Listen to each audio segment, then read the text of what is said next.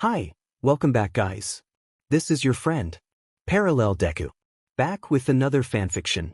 This is the second part of What If Deku Had Secret Dark Side.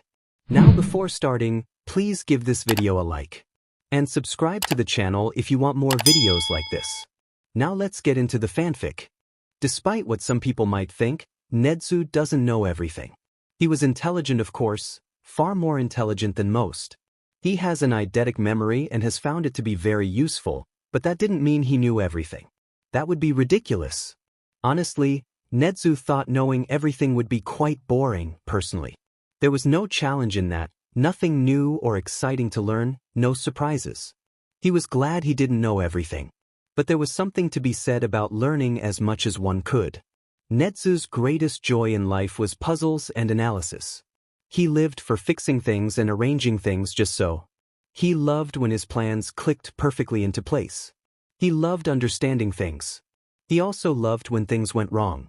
He loved chaos and mistakes. They taught him new things too, though he couldn't always afford to make mistakes. He was a principal after all, so the pieces he was playing with were children. He could hurt and change these children's futures. His mistakes could end these children's lives. He thought of it as folding paper airplanes. He had to fold them just right for them to land where they needed. If he didn't, they would crash and litter the ground. He loved watching young heroes leave the school and sink or swim in the world of heroics.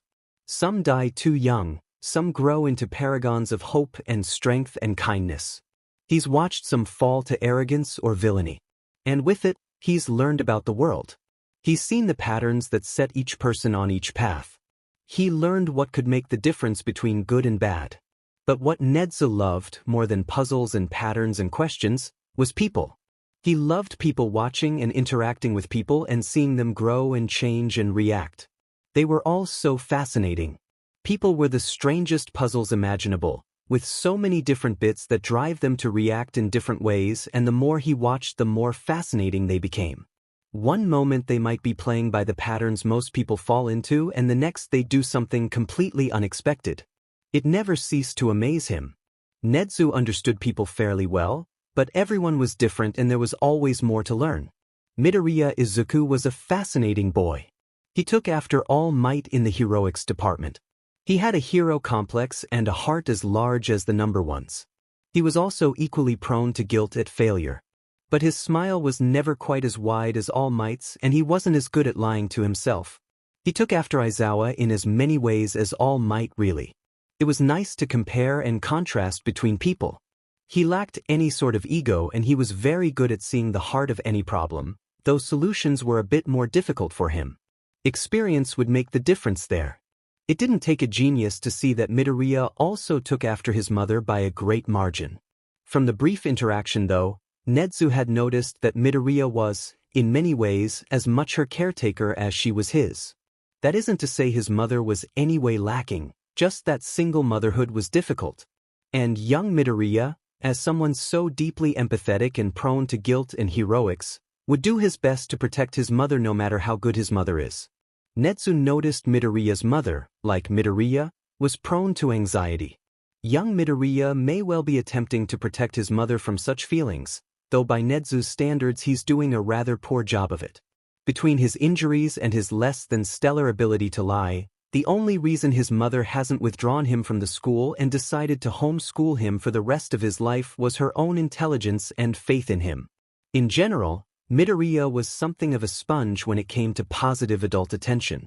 He generally held a skepticism of the adults around him. Knowing that he grew up quirkless, Nezu couldn't blame him. Nezu knew better than to underestimate anyone, especially someone who'd been mistreated by society. He himself had to claw his way past discrimination to get to the position he was at today. It would be very foolish to underestimate anyone else. If he were completely honest, he's a bit disappointed that All Might got to Midoriya before he applied to the school. Nezu has been itching to enroll a quirkless student, if for no other reason than to mix things up. Judging by the boy's intelligence and determination, he would make something of himself whether he ended up in general studies or heroics. A sharp mind, refined by hardship, was an incredibly dangerous thing, especially when given the right opportunities. Nezu wouldn't deny that Midoriya took the far greater opportunity by choosing All Might's offer, as it would take him beyond anything he could achieve while quirkless. But he'll always wonder how far Midoriya could go without a quirk. As it stood, Midoriya was good at taking in information and criticism and positive feedback. He clearly lacked in that department before he met All Might. Poor Midoriya seems to have put all his hopes and dreams into the man's hands because of it. A tricky thing. All Might, for all his good heart, was not someone anyone should put blind faith in. But as the first father figure Midoriya's had, and as someone Midoriya had pure fanaticism for before their meeting, blind faith seemed to be what he has his heart set on. The more danger and pain he goes through, the more skeptical Midoriya has become, but Nezu fears that faith is unbreakable. Nezu could only hope it remains that way for as long as they both live. A symbol in the right hands is a powerful thing. Midoriya could choose a lot worse people to have faith in. A ready example is young Shigaraki Tamura and his blind faith in All for One. That boy is already dead in the water. Nezu could only hope to mitigate the damage. Though Shigaraki was also someone he'd hesitate to underestimate.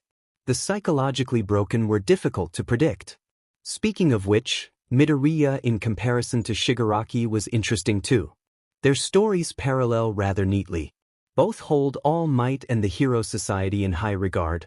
Both were largely failed by society, both are deceptively intelligent. The main differences are who found them, a fundamental personality trait, and an important gift.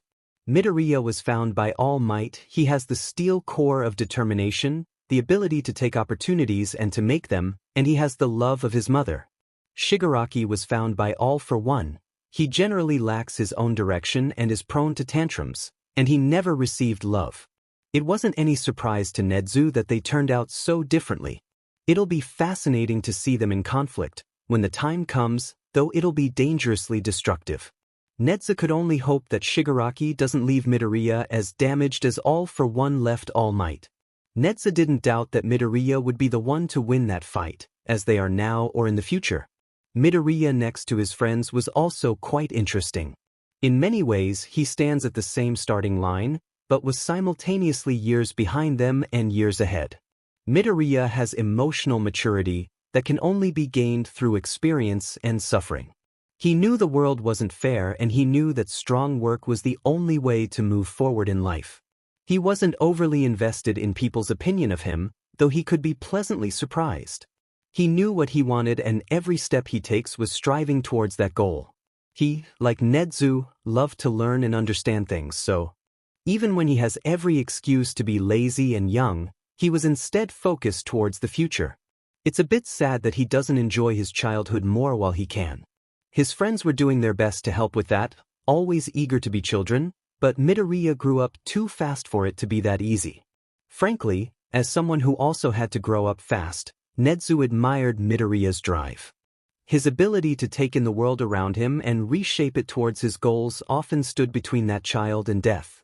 Nezu wasn't about to look that gift horse in the mouth. An asset was an asset. A good example of that ability was Midoriya's relationship with Bakugo Katsuki. They were a tricky combination that Nezu personally wished were simpler. Aizawa's report of former abuse both by the boy and the school system was concerning, but not all that surprising. Nezu had long since learned that the system was too broken to completely prevent abuse. He was, after all, one hybrid in a world full of humans. He couldn't only do what he could when the children were in his paws, in his protection. Bakugo needed to be reshaped, reformed almost completely. But such things were easier said than done, especially when it came to humans. Bakugo needed to learn the right lessons at the tight times or else he would go down the many dark and violent paths he had built for himself. Nezu would do his best, of course. Nothing thrilled him more than a challenge, but the hybrid also believed in karma, or at least push coming to shove. It was after all logical to believe that making many enemies would lead to many people trying to harm you. Bakugo had a long road ahead of him if he were going to be the kind of hero UA would be proud of. Luckily, he had a head start. Midoriya, that fascinating manipulative being, has been trying to shape him for years. He's been planting ideas, acting as the voice of reason, picking apart Bakugo's warped thought processes, so that the good was already planted in the blonde boy's thick skull. Now it was just a matter of nurturing those thought processes and getting them to grow. Unfortunately, much of that effort has come at Midoriya's own expense, and Bakugo was planting negative thought processes right back. Between the two of them, Nezu was sure there is a perfect hero and a perfect villain. Midoriya has the stubborn will and unbreakable spirit, but he also has the fear and disillusionment with society. Bakugo had the drive and a lack of hesitation when it came to reaching his goals, but he also lacked hesitation when it came to harming others. Nezu and his fellow educators had quite the job loosening the grip those boys' darker sides had on them. But as with all students, he would do his best. Abuse was a difficult thing to overcome. Nezu knew this all too well. But he would help Midoriya. In general, Nezu felt Midoriya was good at motivating people towards their best selves. His friendship and occasional fights with Uraraka, Ida, and Todoroki has already shaped them into better people. He's had a positive influence on many of his classmates. Shinso and Kuda have gained confidence through his friendship. Ida has began addressing his potential anger issues. Uraraka has began chasing the heroic ideal far more earnestly. In this way, Nezu sees Midoriya's similarity to All Might the most, and he's sure Midoriya will become a more prominent public figure. His positive, heroic influence was going to spread further and influence so many more to be the best person they could be. After all Might is just one man who can only stop so many villains. But as a symbol, as the hero who saves people with a smile, he has the power to shape society. Midoriya is already becoming a symbol in his own localized way. He is a leader and a friend to his classmates. It is only a matter of time before he becomes that for the world. Nezu is knocked from his thoughts by a timid knock on the door. He knew exactly who it was. "Come in," he called enthusiastically, and in stepped Midoriya, just on time. As usual, he had worked himself into a mild frenzy of stress and was sweating profusely. "Ah, Midoriya, I'm glad you could make it," Nezu smiled. He said that every time Midoriya came in, because it was a genuine fact. Midoriya was the first student in a long time who didn't run screaming from his office by the second lesson. Nezu had had other students, of course, many who had intelligence quirks and considerably higher IQs than Midoriya, but apparently, if the complaints from the school psychologist were any indication, his lessons were too challenging and stressful for those students. He appreciated that Midoriya was up to the task of returning every other day. He admired that dedication. "Hello, Nezu," he said, using the principal's name without honorifics, just as Nezu had insisted. He still wore the timidness he always had when first entering the lesson.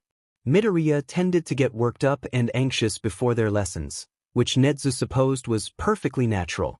He also seemed slightly afraid of him, and Nezu could easily guess why. Nezu did have power over the boy's future after all, and he wouldn't deny that he could be an intimidating figure.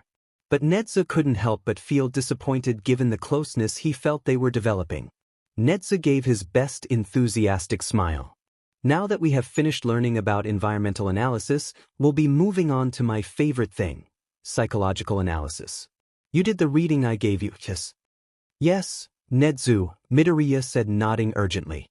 "Fantastic," Nezu smiled warmly. "Do you have any questions?" This was another thing that Nezu liked about Midoriya. He rattled off questions easily and openly. The students that Nezu had had in the past didn't seem to understand that when Nezu said they could ask questions, he meant that they should. It was beyond foolish to assume that you had all the answers. Sometimes the only way to find information was to ask for it. When he brought questions to the school board, he often found information and answers he would never have considered on his own. Some of the puzzles he gave his personal student could only be solved if the students asked him the right questions, but so few did. They let their own egos or the expectations they held themselves to cloud their judgment. That was a failure of their intelligence in itself. After answering Midoriya's intelligent questions, Nezu stood up and beckoned Midoriya to do the same. "Now the first thing we're going to focus on is body language. Your own, the body language of others, micro-expressions, how to detect when people are lying by their body language, and how to lie with our body language." "Okay," Midoriya nodded, fidgeting with his hands. Nedzu's eyes keyed in on the motion, but he wouldn't say anything until the moment was right. Now you, like most people, are probably aware of people's body language on a subconscious level. Human beings are social creatures. They are made to detect faces and expressions on instinct. Emotions are also something you are sensitive to. A change in your fellow human's expression can indicate any number of things. From fear to anger to attraction, detecting the subtle differences can make the difference in survival, hence why it exists as part of your identity. Interestingly, there have been studies showing that human beings' instinctive expressions are consistent throughout the entire human race. A person here will facially express anger the same way as someone in Canada or Nigeria would. Implies that showing emotion is instinctual rather than learned. Language, on the other hand, is something that's learned and is constantly evolving and changing. We'll focus more on that when we have our lesson on language, but I find the difference neat. It seems as though expressions were the universal language first and vocal communication just followed for convenience sake. Midoriya tilted his head to the side, utterly invested in the lesson now that it had started. That's why Kudakuin's animal communication is more reliant on body language, because animals communicate with body language more than sound. Nedzu nodded. Too right you are, though don't be deceived. Tonal communication is just as strong of an indicator of emotion than any visual clue one might receive. We'll focus more on it when we get to that lesson though. For now, I think it's time we enter the first test. Midoriya, what emotion are you showing with your body language right now? Midoriya startled and went ramrod straight. Well, I'm probably showing anxiety and nervousness and tension, right? Nedzu's eyes turned more predatory. And what exactly are you doing to show that in your body language? Midoriya relaxed a little as his expression turned thoughtful. Well, my physical tension would be the most obvious indicator. I'm fidgeting with my fingers, and I guess I'm stuttering. Very good, Nedzu said slightly sharply. And what were you doing before you started acting anxious? Midoriya's face went blank in thought. I don't know, Nedzu. Nedzu smiled in a way that unsettled most. He could never quite smile the way a human could. He had the wrong facial muscles, but he always did his best. And what are you doing now? Midoriya blinked out of his thoughts and glanced down at his body as if the answers lied only there. Well, confused, I suppose, he said slowly. I'm definitely biting my lip and my eyebrows are drawn together. Yes, indeed, Nedzu nodded energetically. But not detailed enough. I notice that your first instinct is to say an emotion. What defines an emotion in body language? Don't just say what the emotion is, say how that emotion is conveyed through body parts. Go on. Well, I guess my eyes are wide and my arms are floppy, but my shoulders are still tense. I keep shifting my weight from foot to foot. I guess I keep moving my hands a lot. I'm not sure what else to say. Midoriya frowned as if staining to think of something. Nedzu smiled reassuringly. Don't worry, my boy, that was very good for a first try. For one of your next homework assignments, I want you to start paying attention to your body language from now. The time limit should be at least a month. By then the awareness should be habit enough that you'll always be aware of it. You can record your observations in your notebook if you like, but it's important, Midoriya, that you don't try to change the habits you don't like yet. Can you tell me why, Midoriya? Midoriya's face took on a considering look. Because awareness fundamentally changes the outcome of an experiment. Close, Nedzu smiled. Try again. Midoriya thought for longer this time. Then a thought sparked behind his eyes. Because if I change my body language, it's not about me learning what I do on instinct, it's about what I think my body language should be. I won't learn my habits, I'll learn something else. Closer but still not quite, Nedzu said, walking around his desk and hopping up on the coffee table. This is about lying, Midoriya. If you want to lie convincingly, you'll need to act how you would normally act.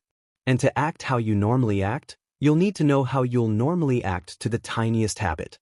Don't worry, I'll help and send you video footage of yourself so you can observe yourself from an outside perspective. If you start changing your behavior, not only will you defeat the purpose of learning your own behavior, but people will notice. They'll be more observant if they notice you acting different. Midoriya hummed in interest. But wouldn't people notice me observing myself as well? If you let them, Nedzu said cleverly. But if you hide your actions within your normal habits, they won't. For instance, when you're muttering your observations, write it in something that looks like one of your hero notebooks. No one will notice the difference unless you let them. Think of it as a special challenge. Don't let anyone notice that you're acting different or observing yourself. Midoriya nodded solemnly. Wouldn't that be a bit like lying to my friends? I don't like lying, but it's a valuable skill to have, Nedzu said plainly. The moral arguments aside, studies show that humans lie at least 24 times a day. Little white lies, lying by omission, big fat lies, lying to yourself. They all add up, Midoriya, and there's no shame in that. Studies show that your brain chemically rewards you when you lie for your own benefit. Because, again, moral objections aside, survival and self-betterment can be improved by deception. Take for instance a hunter laying a trap to lure in an animal. Is it fundamentally dishonest? Of course, but it also makes a hunter more likely to eat that night. Judging by the way Midoriya leaned away from him, Nedzu must have been giving him a dangerous look.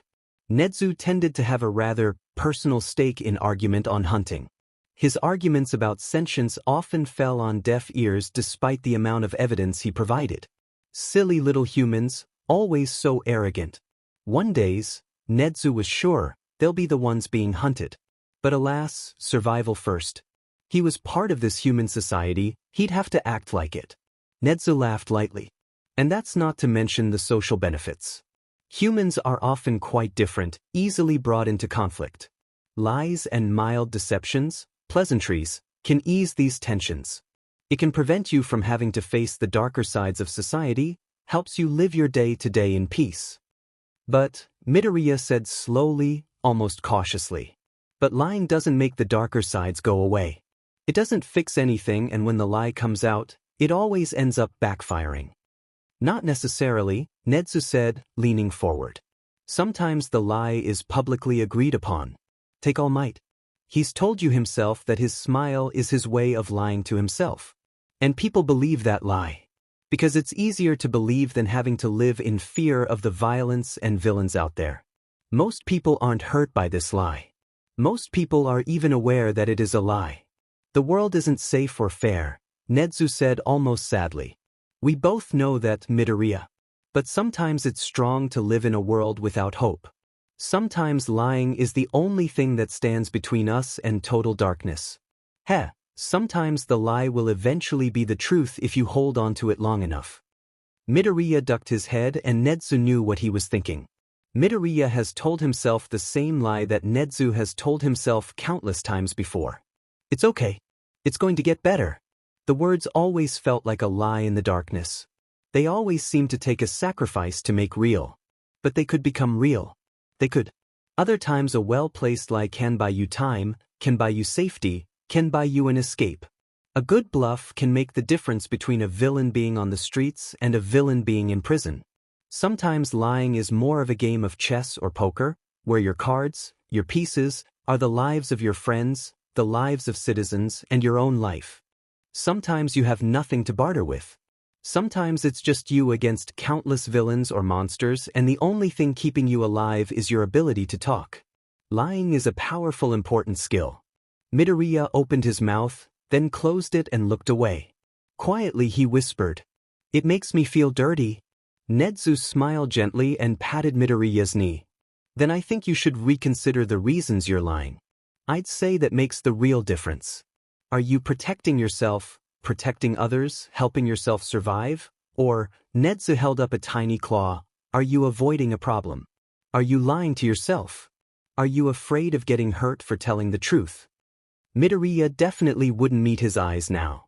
Nedzu wasn't surprised. "All right," Nedzu said, ineffectively clapping his paws. It made the tiniest pat. "Philosophical argument aside, whether you lie or not, people are going to lie to you. So we best start teaching you how to recognize that. Midoriya, do you know what micro-expressions are?" "Not really," Midoriya said, frowning, blinking away his other thoughts. "Fun," Nedzu said, jumping of the coffee table and grabbing his laptop. "That means we get to play the game." "Game?" Nedzu opened his computer and brought up the game. Micro-expressions, Midoriya, is that brief instinctual expression a person shows before they have time to cover the expression up. It's the best way to gauge what a person is really thinking, because it's not something they can cover up. Come watch the videos. Play.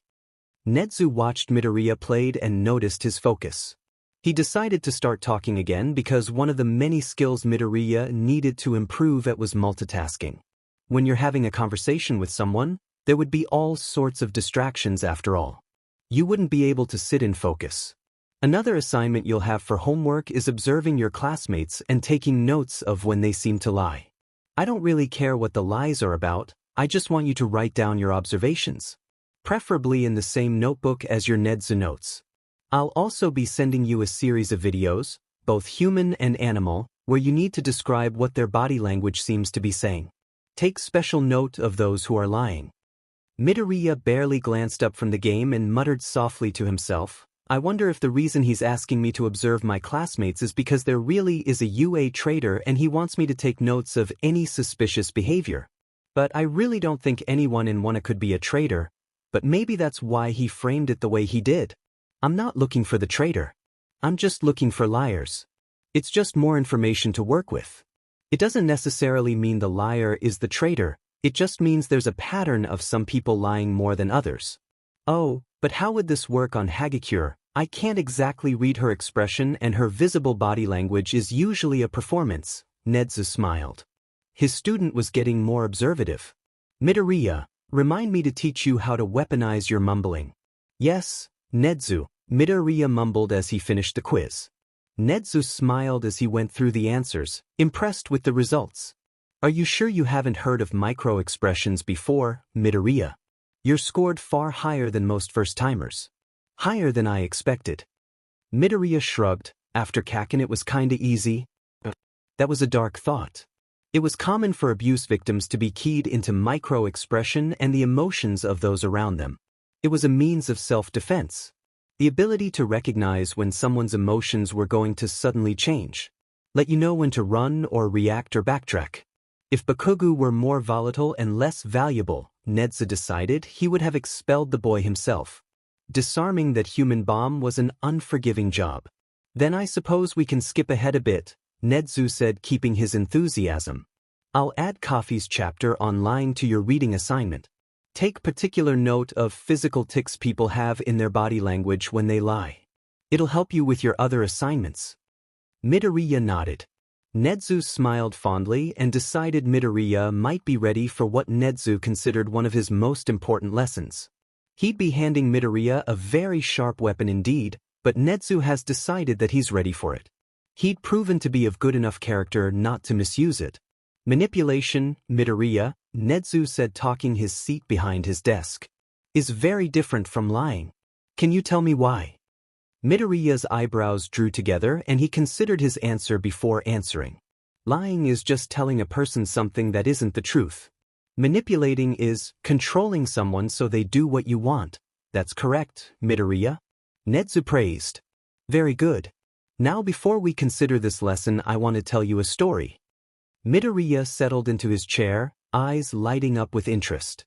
This wasn't the first story Nedzu has told, and Midoriya's interest was yet another reason Nedzu considered him his best student.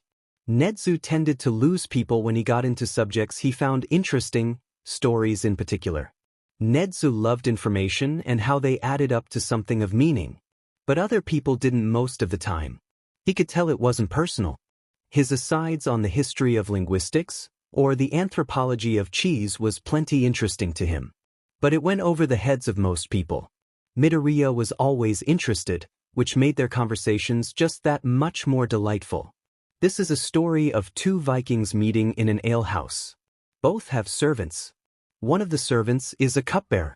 She brings her emissary his drinks and brings him food when he requests it. He beats her awfully and is always berating her for her mistakes.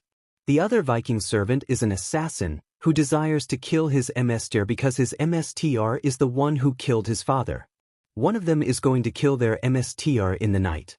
So you have a guess who, Midoriya? Midoriya frowned thoughtfully. I want to say the cupbearer, he said. But that's mostly because she's not the obvious choice, and if the assassin has taken on the role of trusted servant, then he probably has a bigger plan. Does the Viking know his servant is an assassin? You're not wrong, Midoriya, Nezu answered. And yes, the assassin kills for his MSTR regularly. He also does in fact have a plan, as I will explain. The two Vikings had a conversation that foreshadowed their fates earlier that evening. They were talking about the performance of their servants and how to get them to behave. The MSTR of the cupbearer ruled with fear. He functioned under the assumption that if someone was afraid of you, they would never act against you because they know you would cause them pain. They know that you could kill them easily. Their life is in your hand. That's stupid, Midoriya's mutter interrupted.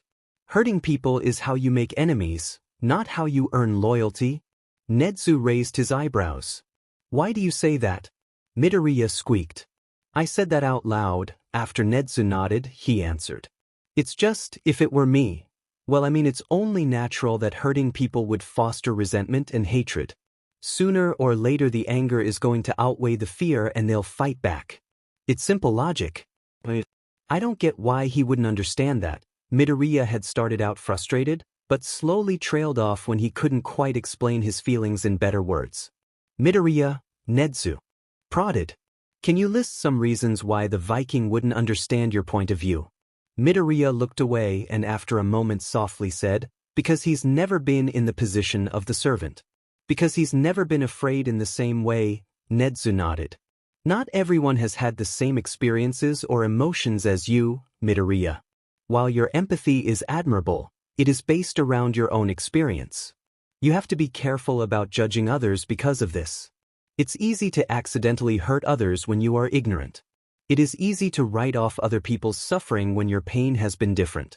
For instance, you can say you've suffered the discrimination of being quirkless, but you can't say you've suffered the discrimination of having a mutation quirk. While you know the pain of being judged for something beyond your control, quirklessness isn't something people notice on sight. Meanwhile, someone with a mutation quirk would be judged immediately by their appearance. It's similar but fundamentally different. Some people have never experienced discrimination at all. Nezu looked at his paws sadly. I've found that hatred is either an act of pain or ignorance. Remember this, Midoriya, you cannot hold on to either. Ignorance is a breeding ground for circular causation. You harm someone out of ignorance, they grow to hate you out of pain, they hurt you back, you misunderstand their reasoning and hate them more. Until there is mutual understanding, the cycle doesn't end until people are dead. Likewise, holding on to pain is toxic to oneself. If you allow it to, your own hatred can fester and bleed into every aspect of your life. It can change your belief in how you treat others.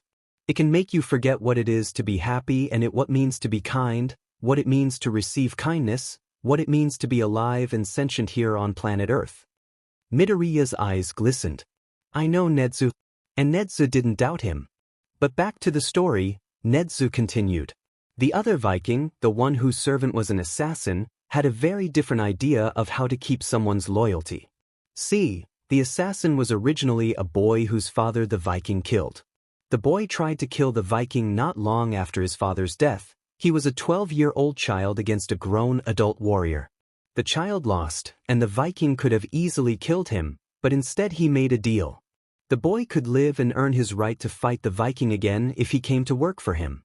In the meantime, he can train and improve and become the perfect weapon to kill him. The boy agreed and has been working as an assassin for the Viking ever since. How did the Viking know the boy wouldn't kill him in his sleep? Midoriya frowned. The other Viking asked that very question, Midoriya. Nezu leaned forward. And the answer was very simple. You see, there are two secrets to manipulation. The first is that you know what a person wants, the second is that you give it to them. Midoriya tilted his head, a question still in his eyes, and Nezu held up a paw to silence him. The Viking knew exactly what the boy wanted. The boy the assassin wanted to beat the Viking in fair and honorable battle. He wanted to return honor to his family name after his father had lost it. He would not betray his father or his own honor by cheating. The Viking knew this, and more importantly, he completely intended to keep his end of the bargain. When he swore to the boy that he could kill him, it was his complete intention to die by the boy's hand. Nedza gave him a strange little smile, and when I say that you have to give the person what they want, I mean it. People can read your intentions. They can see through desperate pleas and bluster. It's like a good threat. If I were to tell you that I was going to rip out your intestines and feed them to you, sure, it sounds scary and threatening, but the words mean nothing if you don't believe I'm going to follow through on them. Nedza gave a small, slightly terrifying laugh. And disemboweling someone is a lot of work and highly illegal. While the gore has shock value, it's strong to believe I'd follow through on that threat. Midoriya's face seemed to disagree. Oppo. On the other hand, Nedza decided to continue. If I told you I was going to hit you with a shovel, you'd definitely believe I'd with you with a shovel, because not only is it an easy task, but if I say it, I absolutely intend to follow through. You get me? Midoriya was looking particularly pale and distressed. You're gonna hit me with a shovel? No, Midoriya. Nedzu waved the fear off. Only make threats that you can and will follow through on. Only make promises you intend to keep. That's how you manipulate someone. Midoriya looked genuinely confused. But I always intend to keep my promises. How is that manipulative? It's not. Nedzu said cheerfully. In this case, we're talking about getting something you want from somebody. How about another example? You've been taken prisoner by a villain and you want the guard to work with you to help you escape. He's not inclined to work with you, but if you know what he wants, say money, or his ransom dog, if you can promise that you'll get him what he wants and fully intend to keep your promise, then you're cooking with fire. You don't have to smash your way out of the situation and break your arm, you can just negotiate. What if I can't keep my promise? Or don't have anything to barter with? What if he doesn't want to make a deal with me or doesn't believe I can get what he wants? And isn't he more inclined to trust his boss than me? And wouldn't he dash? Nedza laughed. This isn't one of our roleplay scenarios, Midoriya. Midoriya promptly shut his mouth. But to answer your questions, sometimes keeping the promise isn't as important as intending to keep the promise. Don't lie, but understand your own limitations. And you'd be surprised at what you have to barter with when you have nothing. I would know. Nedza laughed again when he saw Midoriya's eyes shoot to his scar. Making deals and learning what people want is more about building rapport, a talent I think you already have. Midoriya looked ready to argue, but Nedzu clapped his paws again and swished his tail. Building rapport involves a lot of empathy and listening skills. It's about building trust, and I can assure you, Midoriya, you seem very trustworthy. Midoriya looked away when he said that. Strange. The point is, manipulation isn't inherently bad. It's essentially a you scratch my back, I'll scratch your situation. These moments exist in daily interactions with lawyers, newscasters, civilians, and villains. If you know how to barter and intend to deliver, you can get a lot for a little. Midoriya hummed and began to chew the nail on his thumb, thinking deeply. This time the mumbling didn't make it past his lips, but Nedzu could see the thoughts flying in his eyes. Would you like to try? Nedzu asked. Midoriya startled. What? Would you like to try manipulating me? Midoriya looked horrified. What? No way. I couldn't ever, even if I try. I'm just me, and your Nedzu loved how expressive Midoriya's hands were when he got flustered. There's no way of knowing until you try. Surely there is something you want to know about me. Midoriya stopped flailing and looked conflicted. A long moment passed, with only Midoriya's brilliant eyes speaking. Until finally, how did you get your scar? Nedzu chuckled. How predictable. And Midoriya hummed thoughtfully. You like information, right? Almost as much as I do, and earlier I caught you looking curious. What did you want to know? Nedzu smirked but kept his lips sealed. Nedzu could see more gears turning in Midoriya's eyes. A look of determination overtook them. It was when you were talking about trust. I looked away because I don't think I'm trustworthy. You want to know why? You don't know, do you? Nedzu tried not to look too eager. He had no plan of giving up his story so easily. I admit that I'm curious. Then I'll tell you. If you tell me your story. I'd hardly call that an equal trade, Midoriya. No deal. Are you sure? Midoriya said carefully. I mean, I know why I would seem trustworthy. It's because I have a lot of secrets. Secrets I'm good at keeping. Which is why you would be able to trust me with your secret. You're implying that you're untrustworthy though, Midoriya. That means I can't trust you with my secret? Nezu easily poked a hole in his logic. Midoriya's eyebrows drew together. Well, just because I think I'm untrustworthy doesn't mean I am untrustworthy to you. I'm trustworthy to a lot of people. I just have my own separate reasons for thinking I'm untrustworthy. Reasons that you don't know. Midoriya was falling into a bit of a ramble. There's a lot of things that you don't know actually. You'd be really surprised. I've noticed. You only realized the extent of my bullying with Bakugo when it came out last week. You were unable to predict the villain attacks to stop them even though you act like it's a game of chess, unless you're drawing them into trap. Are you luring them into a false sense of security by making them think they're winning so you can blitz them later when they mess up? But that seems really dangerous. I'm not that much of an evil genius, Midoriya, Nezu interrupted patiently. Not every inevitability can be planned for. The villains having someone with a teleportation quirk is unprecedented and makes tracking their movements incredibly difficult. And I would never risk the lives of my students to create a trap for some villains. Villains are too unpredictable. Death is too permanent. Admittedly, the villains have us slightly on the defense, but I assure you, I would give my own life before I'd willingly let one of my students die. Midoriya momentarily gave him what Nezu had nicknamed the fanboy look.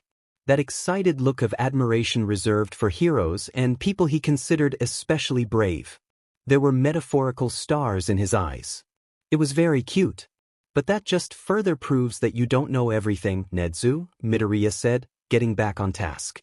I mean, I'm pretty sure I know more about the Todoroki case than you do, and I'm supposedly a bystander in all this. Supposedly? Nezu caught, eyes narrowing on Midoriya. He knew Midoriya was a friend of Todoroki and that perhaps Todoroki had confided in him about his abusive father, but to claim to know more about the case than Nezu was rather arrogant for Midoriya. The only way he'd have access to that information was if he was up to something he wasn't supposed to be. Midoriya squeaked like his hand was caught in the cookie jar, more or less confirming Nezu's suspicions. I just really worry about my friend and how he's doing, his safety. If Todoroki has given you information or if you've witnessed anything, you should take that information to the police, Midoriya. You'll be a valuable witness, Nezu said sharply. Midoriya said, waving his hands and backtracking, I am a witness, that's why I know so much. Don't worry. Midoriya wasn't practicing his recent lesson in lying. It would take work to learn, Nezu supposed. I'm sure you're aware that witnesses aren't given imperative information in the case, Midoriya. They're kept in the dark to prevent bias and interference with evidence. If you're caught, not only your testimony but the information you dug into would be thrown out. Midoriya winced. If I get caught, Nezu gave an amused snort. I won't tell anyone you've been up to trouble. Can you at least tell me what you know? Midoriya asked earnestly. I don't want to mess up Shudo's case. I just want to know that he's okay. You won't have to worry too much, Midoriya, Nezu said calmingly. Until the case goes to court, Todoroki is a ward of the school, similar to Eri. He will not be returning to that house anytime soon. Depending on the results of the case, another smaller case will be opened to decide guardianship. He will likely go to one of his siblings. As for the case itself, well, you already know, but it's going well. Endeavor isn't as good at covering his tracks as his lawyers think he is. Some of the information doesn't equal abuse, but with luck we can bring enough civil law cases against him that we can manage to put him away for a long time. The case is still young, Midoriya. It has a long way to go before it's taken to court, and for now your friend is in relative safety. So you don't have to worry about it too much. Midoriya looked relieved. But we've gotten off track, Nezu said. You still haven't explained why your secret has the same value as my secret, and the class PRD is almost over, so your time is ticking. I don't need to, Midoriya said. Nezu blinked slowly. What? I don't need to explain the value of a secret because your secret wasn't what I wanted to know. Midoriya said, looking like he was afraid he was going to get in trouble. What I really wanted to know was about Todoroki's situation. I just figured if you knew that was what I wanted to know you would intentionally not tell me. Nezu stared at his student for a long silent moment. Midoriya looked like he wanted to melt into his chair. Then the principal burst into laughter. Very good, Midoriya. Nezu practically applauded. The bell marking the end of the PRD rung and Nezu couldn't stop smiling. That technique of misleading is mentioned in your assigned reading. I've got a copy here. Nezu handed Midoriya a piece of paper with all his homework written on it. And I'll start emailing you the videos tonight. Good work today, Midoriya. Good work. Thank you, Sir Nezu, Midoriya said, taking the sheet and packing up his bag. I'll see you Thursday. And Midoriya practically rushed from the room. Nezu remained smiling and he spun his seat leaning back and enjoying the sheer novelty of being surprised. Midoriya had caught him more off guard than expected, but then again, that was probably Nezu's own fault for underestimating him. How delightful. He was truly making a monster. A paper plane like no other. Nezu couldn't wait to see where he'd land. If there was one thing Gyre loved, it was music. All things considered, she figured that was lucky because, like it or not, she was constantly assaulted by music. Whether it be a distant radio or through someone else's headphones, she could always hear it. The power was sometimes inconvenient. For instance, she had heard Eye of the Tiger, a positively ancient motivational song hailed as a classic by historians so many times. Apparently it was either the school song or Principal Nezu just really liked it, but boys playing. The song on repeat curse also applied to basically any top 20 song for the last decade. Sometimes she'd think she'd finally escape a song and all of a sudden it was just there at the edge of her hearing, enough of an earworm to get stuck in her. The struggle was real, but it also meant that she knew a lot about music. By nature, she was exposed to more music than anyone else. So she noticed patterns in the music and she learned a lot about how music was written and what sounded good. She started learning how to play instruments young. It was something she cared about. She wasn't stuck up enough to call people out on their shitty music tastes. She figured it was like one's taste for food, everyone's tongue was different, right? Same for ears. She just had a more refined palate. It was strong, though, especially when they moved into the dorms and she started getting exposed to her classmates' taste in music on a regular basis. Music reflected on people's personalities and she was in the know of what music people were afraid to admit that liked. Ida, for instance, for all he looked like he'd be a classical instrumental type of guy, he loved bubblegum pop. He listened to the positive, cheerful kind of stuff you'd expect to be playing in an 8-year-old girl's room. He jogged to it even. It was slightly obnoxious because Gyru loathed that kind of music, but you can't look at his smile and deny him anything. Ida was a saint so he could keep his happy music.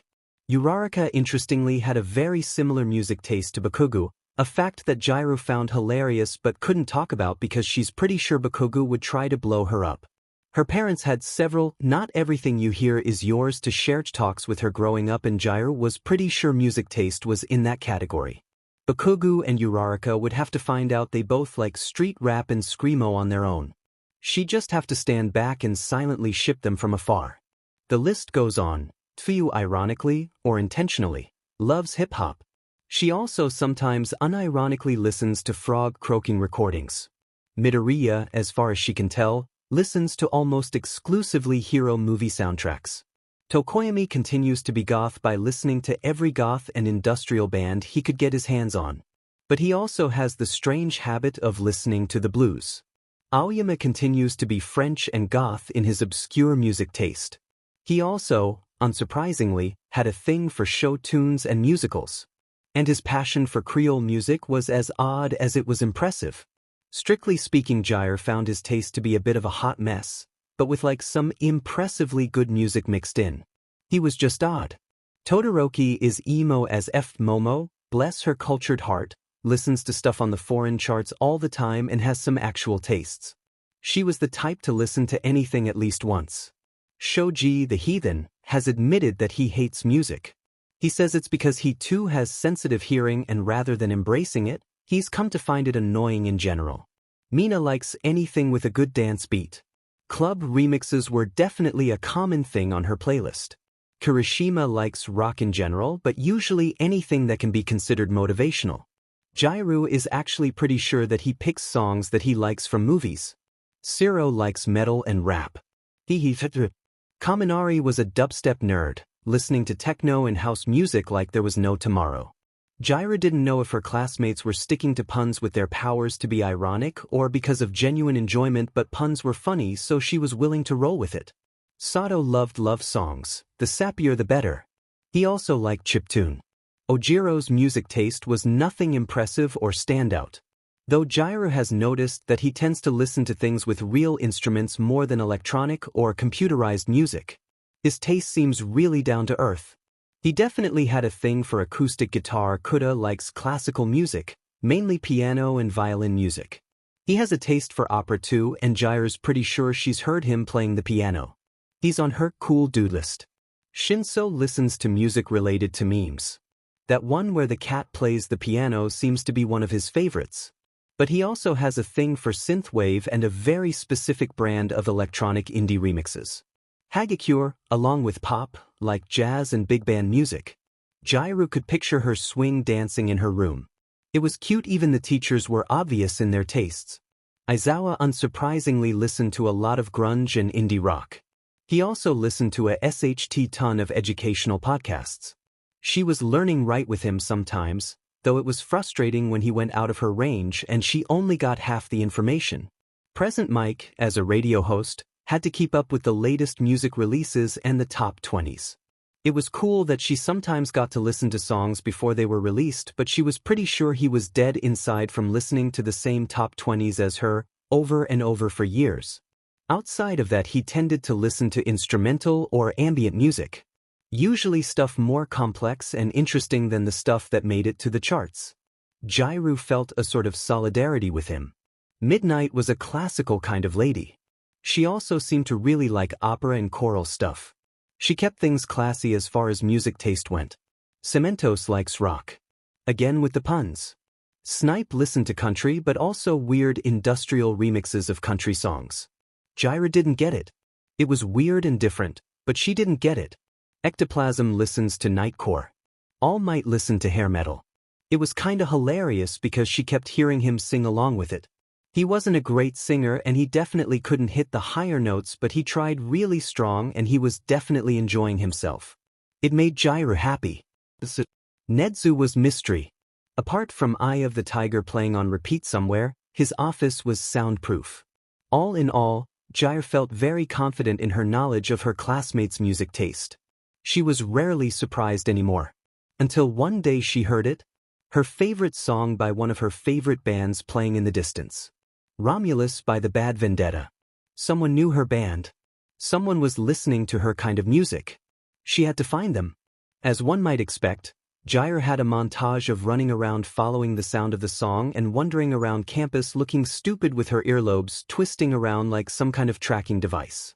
The person continued listening to the entire album of Vendetta, meaning they were on her list of cool people. Her adventure included awkwardly walking in on All Might wearing a pink apron and oven mitts as he baked something, getting into a small, dumb fist fight with a 1B kid. Really, the kid started the fight and she just knocked him out, finding Aizawa in his caterpillar sleeping bag on top of a vending machine of all places. It was like the world's weirdest Where's Waldo. And finally hugging Kaminari and Kirishima outside of the school because apparently they were having some kind of moment that she interrupted. Montage passed. She found Midoriya training in the forest, a pair of headphones in his ears, a focused look on his face. He was training, doing some martial art moves that Jaira was pretty sure he learned from Uraraka. His expression was very focused. In his ears, Vendetta was playing Spirit Runner. Midoriya, she had to sat a few times before she broke his concentration. He startled badly Jaira. What are you doing out here? Followed the music, she said matter-of-factly. He blinked and then blushed. Was I playing it too loud? I'm sorry. I know most people don't like my kind of music, so I try not to dash. Midoriya, Jaira cut him off, mildly annoyed that he was apologizing for listening to her favorite band. Shut up. I love Vendetta. Oh, you do? Midoriya said, looking pleasantly surprised. Oh, good then. I like them too. He trailed off awkwardly. Jaira stared him down. You said your music. So you listen to this kind of music more often than this? Midoriya took a step back at her intensity. Oh yeah. Back before I got my quirk, When everyone thought I was quirkless, I had this whole phase of looking up successful quirkless people, and Vendetta's lead singer, Miko Haritaki, is quirkless. So I listened to them and I found I really related to their lyrics and the music was good, so I just kept listening to them and it kind of spiraled out of control from there. Jairu moved forward and clasped Midoriya's hands in hers. Staring deep into his eyes, she said, "Marry me." Was Midoriya's immediate flustered response. "Aren't we both gayish?" "That's not important right now, Midoriya." Jairu easily brushed their sexuality aside. "What's important is that you're the first Vendetta fan that I've met outside a concert or online forum. I need someone with actual music taste in my life. Midoriya, will you be my platonic music bride?" Midoriya was squinting like he didn't fully understand what she was saying. He was blushing out of control. "Oh, but now tell me what else you have on that little music player you have and why I haven't heard you cranking it in the dorms." "Oh, well, I didn't want to bother anyone. Kaken says it's annoying." "Kaken is a twat," Jairu said sharply. "This is a well-established fact and anyone who listens to Lori Maverick can't be trusted." "Kaken listens to Lori Maverick?" Midoriya snickered behind his hand. "It was cute." "Yes," Jairu snapped. "It's super annoying. Way more annoying than anything I've heard you listen to. Movie soundtracks at least usually don't have bed singing." "You know I listen to movie soundtracks." Midoriya looked mortified.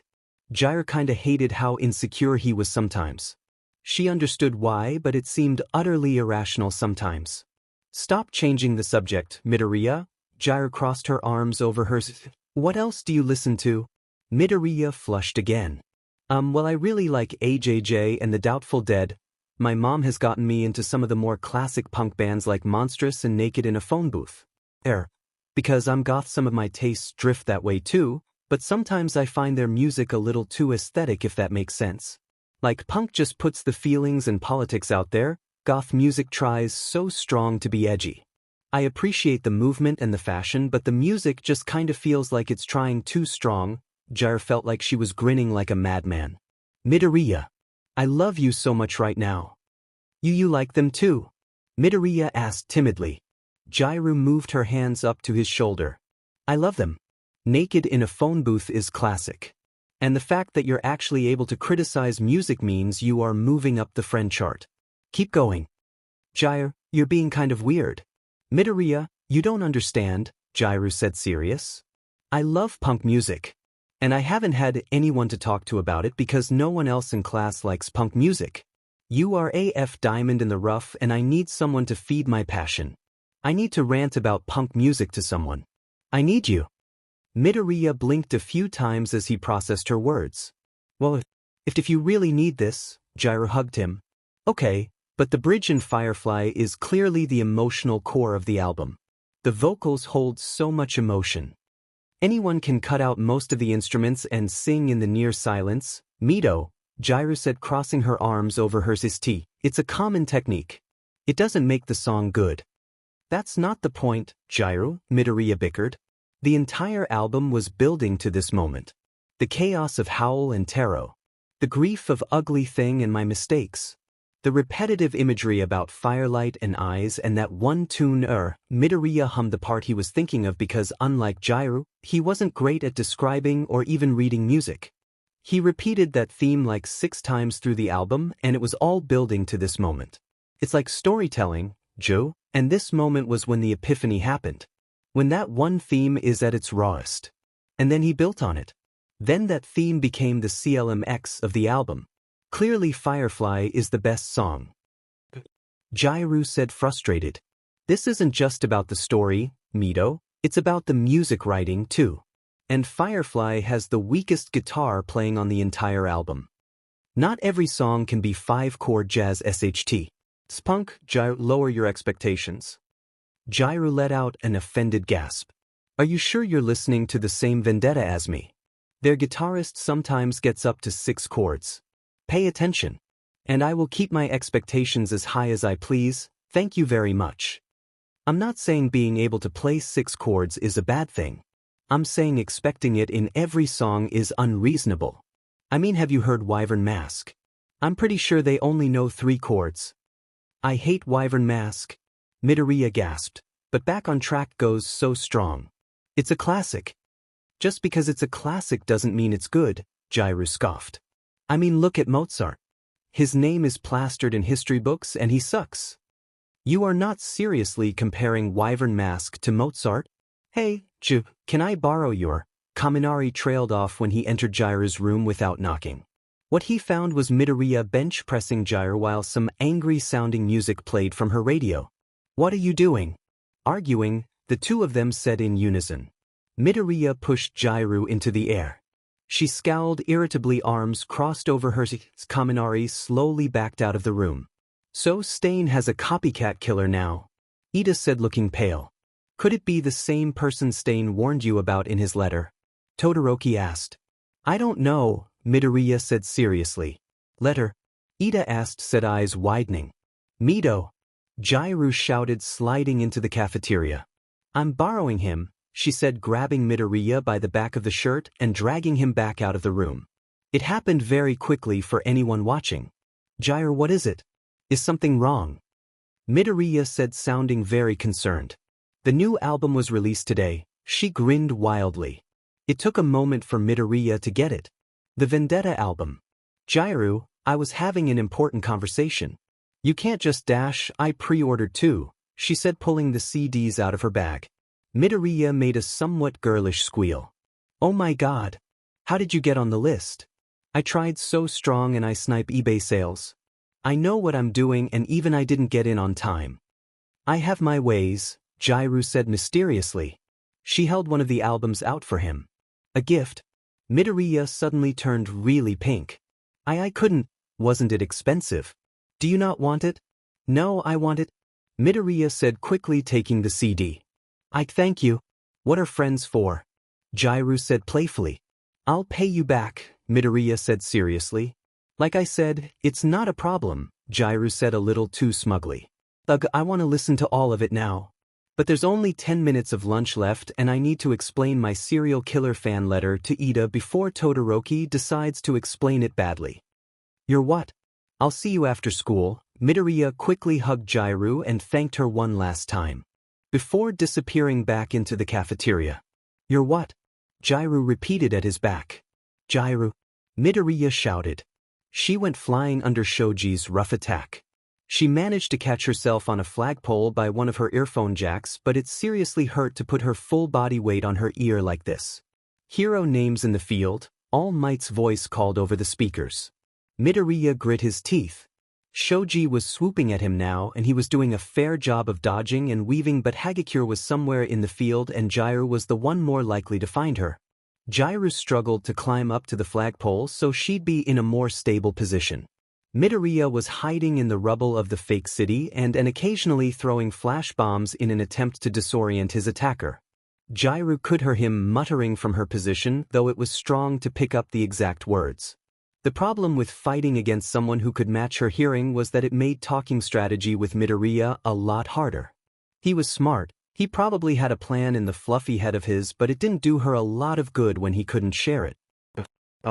Hey, Tentacle! Midoriya shouted. He jumped out from behind a rock and had his arms seemingly wrapped around something invisible. Looking for someone? Invisigirl! Shoji gasped and he took a wild swoop towards her partner.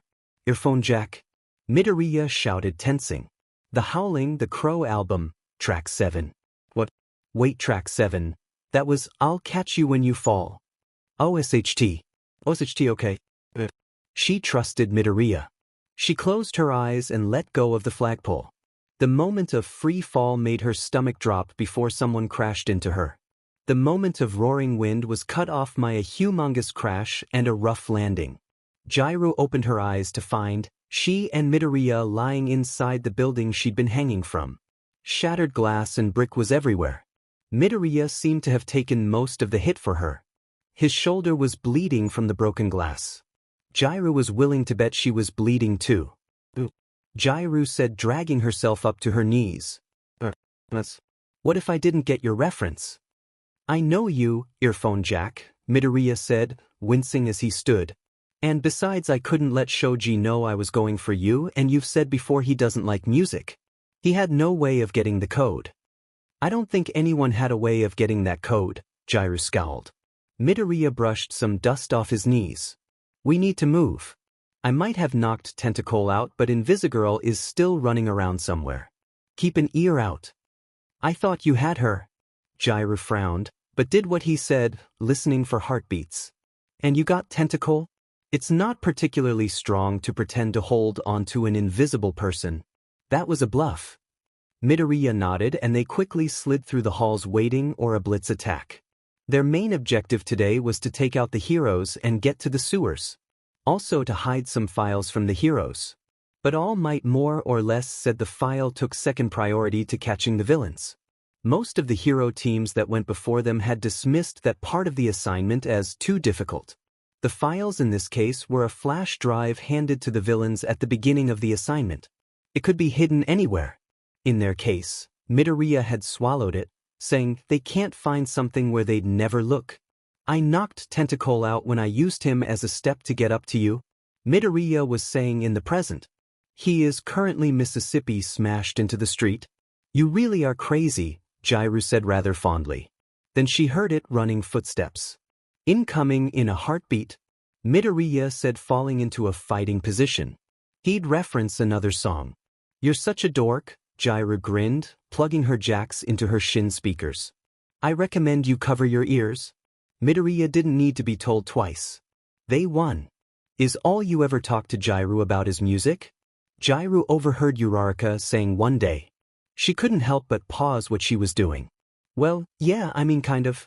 Midoriya said back. Jiru calculated they were in Uraraka's room. Is there something wrong with that?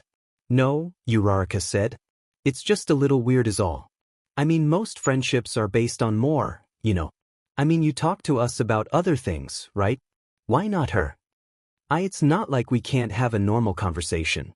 It's just, I don't know, talking about music is fun. Uraraka huffed. Don't look so down. I don't mean any of this is a bad thing. It's nice that you have someone you can talk about music with. Even if it feels like you're speaking a different language. We're not that bad, you kinda are, Uraraka said in a teasing tone. Oh, there was a pause. I could show you the music we listen to if you want. Only if you want. That way you wouldn't feel so lost. Jiru couldn't help but grin. Yes, Midoriya. Corrupt the normals. However, at the back of her head, Uraraka's words stuck. It's really loud, isn't it? Uraraka said, headphones covering her ears. And angry. That's kind of the point, Jiru said, placing one of her cheaper acoustic guitars in Midoriya's hands. We'll start with the basics since you're inexperienced. It'll take work and your hands will cramp like crazy the first couple of weeks. Midoriya said, shooting his scarred hand a look. I'm not sure I can do this. You'll be fine. Everyone sucks at first. It took 15 minutes of correcting Midoriya's grip before Uraraka finally pulled her headphones down and said it. Deku has nerve damage in his right hand. He can't hold it like that. Oh, that made sense. Why didn't you tell me? Midoriya flushed and rubbed the back of his head. I'm sorry. I just really wanted to learn, Jiru huffed, trying to ignore the wave of sudden guilt. Really, this was something she should have already known. She's sure she's heard it being talked about before. We'll find you an instrument you can play. Come on. Uraraka gave her a measuring look before returning to the music. Midoriya and an ocarina was a match made in heaven. They're coming to town. They're coming to town. Midoriya said, hopping and smiling like a sunbeam. Vendetta is coming to town. I know. Jiru said, smiling genuinely. God, I wish I could go see them. But tickets are so expensive. I guess it's just nice knowing we'll be in the same town as them. Oh, I'll spot you your ticket, Midoriya said, like it was nothing. I can pay you back for the city.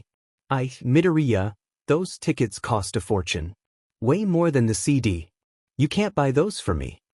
But I want to, Midoriya said, looking utterly innocent. I mean, what are friends for? Midoriya, that is a lot of money, Jiru said seriously. I've been making some money from my podcast, Midoriya said, like that was all there was to it. Besides, I want to go with you. I can't dash, the age-old argument, Shinso said, walking past and using Midoriya's head as an armrest. Midoriya, we've talked about this. It's not a big deal dash. What do you mean? Jairu said, narrowing her eyes, and the tall boy.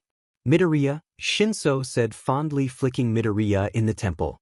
Midoriya turned very pink in the checks and pouted. Has this thing about owing people? I said it was a big deal. And it's not a thing. Midoriya said, shaking Shinso's arm off him. He hates owing people even if it's a gift or just a nice deed. He feels he has to repay them even if no one wants him to. Usually he goes overboard. I just want to go to a concert with Jairu. Just like you only wanted to get Uraraka that space heater. Or to knit Todoroki that All Might plush. Shinso. He and Ida have been having a passive-aggressive gift-off since before I joined the class. I'm pretty sure Ida is winning right now. Shinso. Yet again Jur found herself having an I should have already known this moment. It wasn't like she wasn't aware of her class around her. She was close with most of the class. She and Shinso even shared a similar sense of sarcastic humor. Momo was one of the most attractive and intelligent people she's ever met. And Kaminari was Kaminari, which in her opinion wasn't a bad thing, though he was a great deal more annoying than most. And since finding out that Midoriya was into punk too, she'd felt close to him. It was rare that she got to share her passion with people as loudly as she wanted to, and once she'd gotten past Midoriya's initial shyness, he definitely shared her enthusiasm. His interest wasn't as significant as passion for heroes and analysis, but his interest with analysis could apply to everything including music, so it worked out. Their talks had been smart, and she had the opportunity to introduce him to music and know that he might actually like it the way that she liked it. But guilt was starting to sneak in moment like this. Things that close friends were supposed to know that she didn't. Hell, Shinso knew this, and he hadn't been in their class as long as she had. Hey, Jairu found herself saying. I got to go do something. See you two later. And she left. Shinso, why did you do that? What? Everyone knows you have a thing. It's not a thing. It's a thing. I just wanted to go to a concert with my friend. There's nothing wrong with that. I don't think that's why she ran away anyway. I don't know, man. I don't want to stick my nose where it doesn't belong. What do you mean? She looked kind of guilty. What does she have to be guilty about? I don't know. I'm gonna go after her. Despite her advantage of being able to hear him coming, Midoriya proved alarmingly good at tracking her down. Eventually she let him catch up just to ask, how the hell do you keep finding me? Jairu had her hands on her knees and tried to catch her breath. She knew she had no chance of outrunning Midoriya if he used his quirk, so it felt a bit like he was going easy on her. But she appreciated it because her legs were killing her. Midoriya wasn't even out of breath. Nedzu, he said as if that was all the explanation he needed. Kinda was. Though she had to wonder if it was something Nedzu taught him how to douche thing, or a Nedzu has endless cameras and is directly telling Midoriya thing. It was probably the first thing because Nedzu didn't seem the type to just give answers, but Jesus Christ was it creepy. So are you going to tell me what's wrong? Midoriya asked earnestly. Or am I being nosy? Should I just back off? Do you need me to back off? Am I reading the mood wrong? I only want dash, I don't know you. Jairu said, gesturing at him in exasperation. Midoriya squinted at her in that innocent way that he seems to have mastered. Yes, you do. Then why don't I know things like you have nerve damage or a gift thing or a ton of stuff? I mean, I don't even know your favorite color. Our friendship is based entirely on music. Like, shouldn't there be more? I don't know, Midoriya said, looking unsure. Doesn't that stuff come later? You get to know someone by knowing them, right? You don't know. Jairu said, feeling tired. Friendship in general is new to me, Midoriya said, looking sheepish.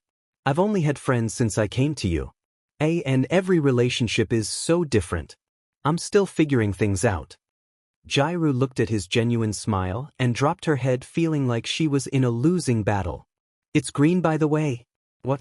My favorite color, Midoriya said, pointing up at his hair. I know it seems kind of obvious, but it makes me think of my mom and nature. It comforts me. It wasn't obvious. Jairu would have guessed that his favorite color was a tie between the colors of All Might's costume color palette. You like nature? Jairu said, taking the bone he was throwing her. Yeah. I used to go hiking all the time when I was younger. Here, Midoriya said, laying a vendetta ticket flat on her desk. Midoriya, I can't take this, Jairu said, shaking her head and lifting her eyes to look at her friend. He was smiling gently. You can pay me back by being the first guest on my podcast. I want you to come with me. I've never gotten to go to a concert with a friend before. I'd like to go with you. Jairu's eyes widened and she felt her cheeks flush. She twiddled with one of earlobes. I've never gone with a friend before either. Midoriya, thank you. Midoriya's smile brightened. No problem. You need to brace yourself for the podcast, though. My fans can get a little crazy, and since our special will be on music, research will be necessary, and some people might be a little rude, but that's just because they're passionate. They might try to quiz you on heroes, too, even if I open with the whole "you're not as into fandom as me" thing. So I'll make you some note cards for you. Jairu grinned. You're really passionate about this, aren't you? Kinda, Midoriya said, rubbing the back of his head. It's just nice to have my hero analysis appreciated and to feel like I'm actually doing something with it, you know. Talking about it on my blog is fun too, but I was never as popular there as I am with this. And I actually get to talk to people, like, out loud. It's fun. I get it, Jairu said, smiling warmly. She looked over the ticket one last time and then leaned forward to ask Midoriya more about his passion. She'd learn. There was always more to learn. The concert was going well. Of course it was going well. That's an understatement. The concert was going awesome. Vendetta was the best, and for once Jairu wasn't going alone. She was with a friend, someone who liked the band as much as she did. Granted, concerts weren't the best place to get to know someone. They were loud, and basically all she and Midoriya were doing friend-wise were jumping up and down, holding onto each other, and sometimes shouting and fangirling. Midoriya had brought out some of his goth garb and had somehow produced a Vendetta t-shirt that Jairu was totally jealous of and also probably going to steal at some point. Jairu was wearing a shirt for a different band. The band was great. The fans were great. Even the mosh pit was great, despite being bruising. The crowd was nice, and that made a difference. Jairu had been to shows before where the crowd were assholes and would intentionally push you down and try to start fights. A Vendetta show, if you fell down in the fit, someone would help you up and take you to the edge to see if you were okay. Jairu lost Midoriya in the crowd a few times, but when she found him again he was grinning like a madman and it made her heart soar. He was way cooler than she expected him to be. Then someone had to ruin it. A freaking villain had to show up and ruin it, because of course they did. The crowd started evacuating as Jairu grabbed onto Midoriya and looked around for a possible hero in the crowd. What are you kids doing here? A man with long yellow hair and Vendetta tank top asked. Present Mike? Midoriya gasped. That was Present Mike. Go with the flow. Fight the danger in front of them. The lead singer of Vendetta was now taken captive by the folder villain. Weird quirk. Whatever. You both have your provisional license? Present Mike asked, turning towards the stage. Both Jairu and Midoriya nodded. Okay, I suggest you cover your ears, this concert is about to get loud. The fight went surprisingly fast between the three of them. That's something else you should know about me, Midoriya said, looking guilty as Present Mike walked the villain to the waiting police cars. I'm a villain magnet. Jairu raised a skeptical eyebrow, but any sarcastic comment was cut off by the lead singer of Vendetta, Miko Haritaki, approaching them. Jairu was cool enough not to squeal like an annoying fangirl. Midoriya was not. Hey, the singer said, smiling a little sheepishly at Midoriya's full-blown freak-out. It was really cool what you guys did back there. I've always been a fan of heroes. Thanks for the save. Jairu felt her fangirl levels steadily rising. Hee hee, no problem. It's going to be our job after all. Always glad to help. We're big fans of you too. Jairu tried to play it cool. She was not very successful. Miko grinned. Well, if you ever want backstage tickets, he handed them each a card. You know who to call. Midoriya passed out. Jairu shook her head. There was always more to learn about this kid. Kagome Natsuki was in the wrong place at the wrong time. Things happened so quickly and at the same time so slowly. One moment she was driving to work, the next thing she knew it, there was a bang and she was skidding out of control, and no amount of struggling with the wheels stopped the car from flipping and skidding. There was screaming metal and sparks, and she was thrown in different directions, only held in place by her seatbelt. She landed dazed and in pain, upside down. It had happened so quickly. So jarringly that it took her a moment to understand what happened. She'd crashed her car. She had flipped her car. "Are you okay?" a voice said, approaching. Someone had approached her car. Kagome turned and saw a green-haired boy kneeling in the shattered glass to peer through her shattered window. "W," she said slowly. "I saw your crash," the boy said, looking around anxiously. "Your car is on the train tracks. So I'm going to have to get you out. This isn't a safe place to be. Can you move?" "Yeah," she said, wiggling her fingers and toes. A shooting pain shot through her leg. "I think my leg's stuck." The boy checked and nodded. "It looks like the dashboard's collapsed. I can pull it free, don't worry. Could you put your hands on the roof? You're gonna fall when it releases and I don't want you to hurt yourself worse." "Yes. Right?" Kagome said, clumsily moving her hand to press against the roof. The boy pulled the door open with another screech of metal, but it seemed surprisingly easy for him. She wondered if that was his quirk. Then he crawled into the car and started pulling along the dashboard. "My name's Deku," the boy said, keeping the conversation going as he carefully moved his hands under the dashboard. "I'm training to be a hero. What's your name?" "I'm Kagome," she said. "A hero in training." That was surprising. There was a loud noise as he finally popped the dashboard free. She was glad he warned her to catch herself because the newfound freedom she almost fell on her head. "It's nice to meet you," Deku said, reaching up and unbuckling her and helping catch her when she did fall this time. In the distance there was the sudden scream of a horn. Deku's eyes widened, and he urgently started dragging her out of the car. There was another blare of a horn and Kagome didn't have time to scream before the shining light of the metro was rushing towards them, and she felt a force slamming into her clear of the tracks and impossible screaming noise of shredded metal and sparks and destruction. Kagome and the boy rolled clear of the train, debris raining around them. Cement burned her skin, and it took a few seconds to catch her breath and understand what just happened. The metro. It had almost hit them. The boy had slammed her out of the way. He acted so quickly. The panic attack that she was on the edge of was taking full control now. She couldn't breathe. She had almost died. They almost died. If the boy hadn't, oh my god, oh my god, oh my god. She would have been a smear of blood on the pavement. She would have been a statistic in the city ledger. Oh god, her mom was right about moving to the city being too dangerous. Oh god. Oh god. The boy, the hero, was beside her, rubbing her back soothingly. "It's okay," he said, voice cracking a bit. "It's okay. I called the heroes. They're on their way along with an ambulance. Everything is okay. You're safe now." "Oh my god," Kagome said, slightly hysterically. "Oh my god. Are you hurt anywhere? Do you feel any pain?" The boy said, still somehow keeping his head even though his face was smeared with grease and soot. "Oh my god." Kagome was shaking. "Hey, it's okay," Deku said, smiling shakily. "You're gonna be okay, we're safe now. Okay, I need you to breath with me." Steadily, he calmed her down and Kagome was finally starting to regain her senses by the time ambulance sirens could be heard. Then her mind put together something she was too panicked to notice before.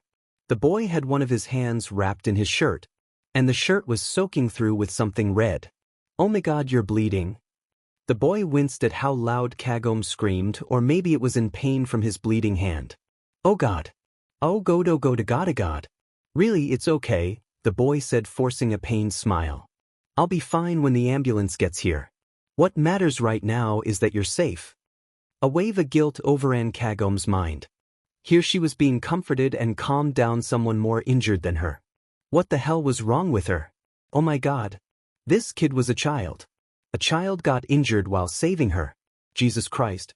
"Well, I should at very least look at it," Kagome said, feeling sick. "To make sure it's okay." "No," the boy said in a tone that left no room for argument. "I need to keep pressure on it until the paramedics can look at it." Are you sure?" Kagome tried to ignore the traitorous relief she felt at his words. "Yes," the boy nodded, still gritting his teeth.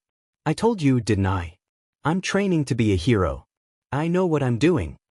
His words would have been more reassuring if there wasn't blood soaking through his shirt.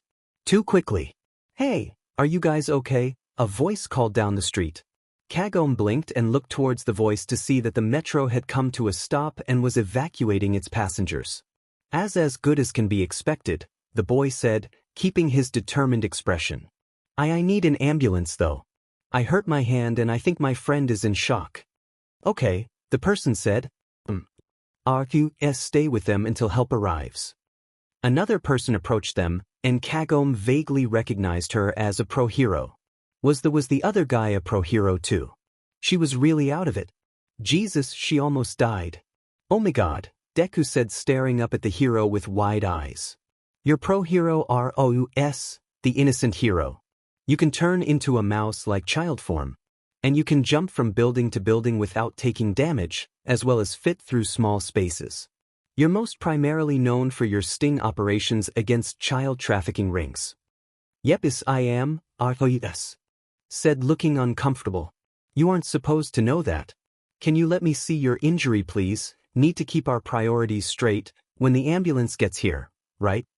If he weren't already ashen, Kagome could have sworn. Deku got paler. Almost shyly he let the hero see his injured hand and quickly covered it back up. It was enough to make the color drain out of the mouse hero's face too. Hey Rule World, ROUS shouted, looking a little sick.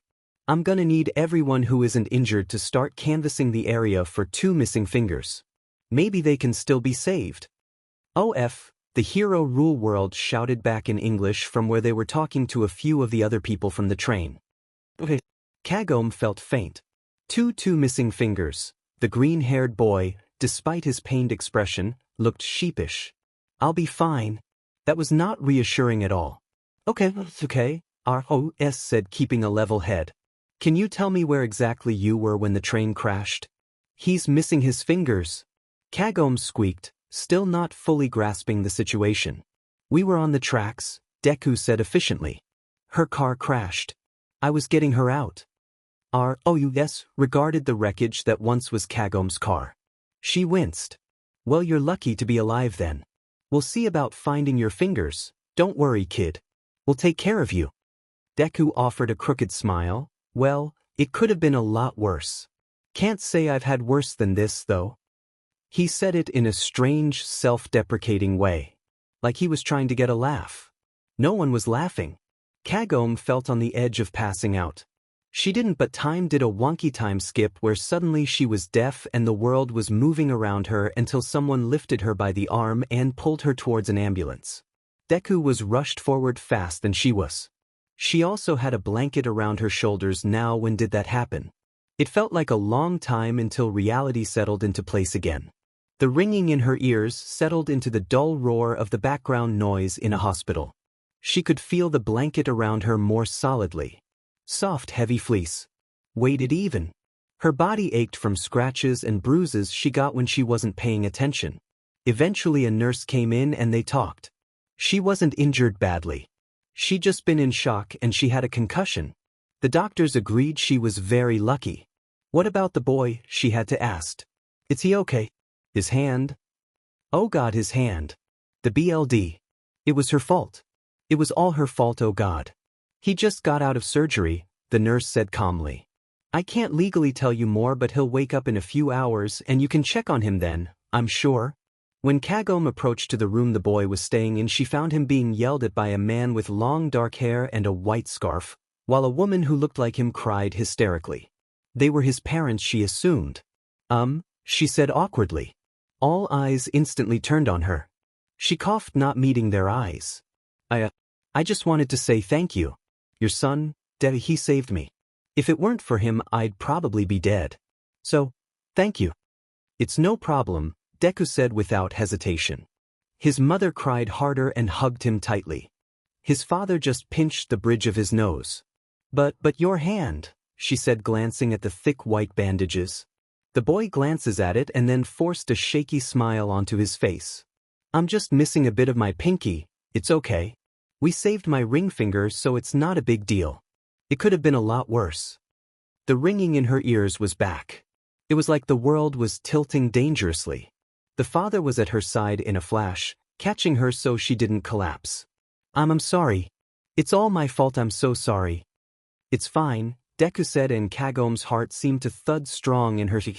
Because he met her eyes and completely meant it. He'd lost a finger because of her. And he didn't care. He really thought it was fine. He didn't care that he lost a finger for her. If anything, his mother cried harder and said something in his ear that Kagome couldn't hear. The father just looked tired. "Thank you for your concern," he said dryly. "He doesn't care." Kagome gasped at him. "Yes," the man said, escorting her out of the room. "He might still be in denial, or he might just be like that. We don't know. It's a problem. It's not your fault." "He's a child," she said, tears running down her face. "He's stubborn," the man said flatly. "He's a hero," she said. "Hero Deku. A hero in training.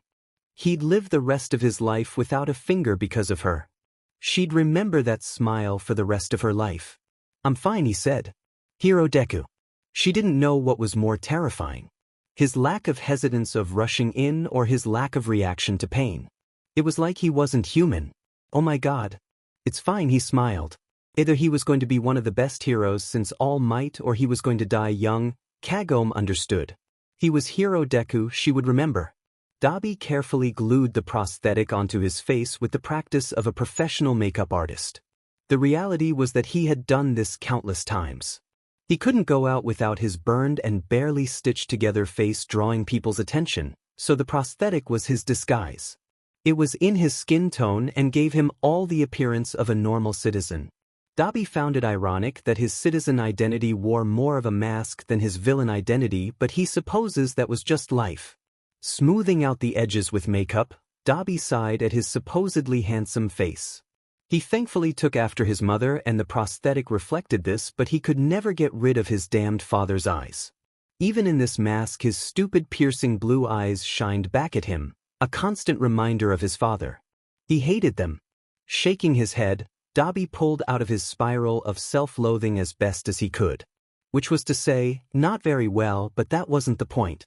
Fuyumi had called him recently and arranged for him, that is Todoroki Tsuya, to meet someone. She was cagey about who exactly he was meeting and why, but she was clear that it was important and that it would somehow benefit them. He knew she wouldn't contact him if it wasn't important. The restaurant was in a nicer part of town than he lived, but it wasn't expensive. It was hero-themed, of course, because what wasn't hero-themed in this shitty world anymore? Oh well, it couldn't be helped. He walked in and ignored the happy music playing on the radio. His eyes traced every person sitting in the store. His eyes landed on Midoriya Izuku, who looked at him with no recognition in his eyes. Dabi considered walking out then and there. But the fact that he'd asked for Dabi's other identity and didn't seem to recognize him was enough to have Dabi intrigued. Midoriya didn't particularly strike him as the stupid type, but he might be dense. And if worse came to worse, Dabi didn't see the boy winning a fight in these close quarters. Plus he was curious. He slipped into the chair, letting an easy smile fall on his lips, though he felt nothing but suspicion. "You wouldn't happen to know a Todoroki Fuyumi, would you?" The boy lit up. "Todoroki Tsuya?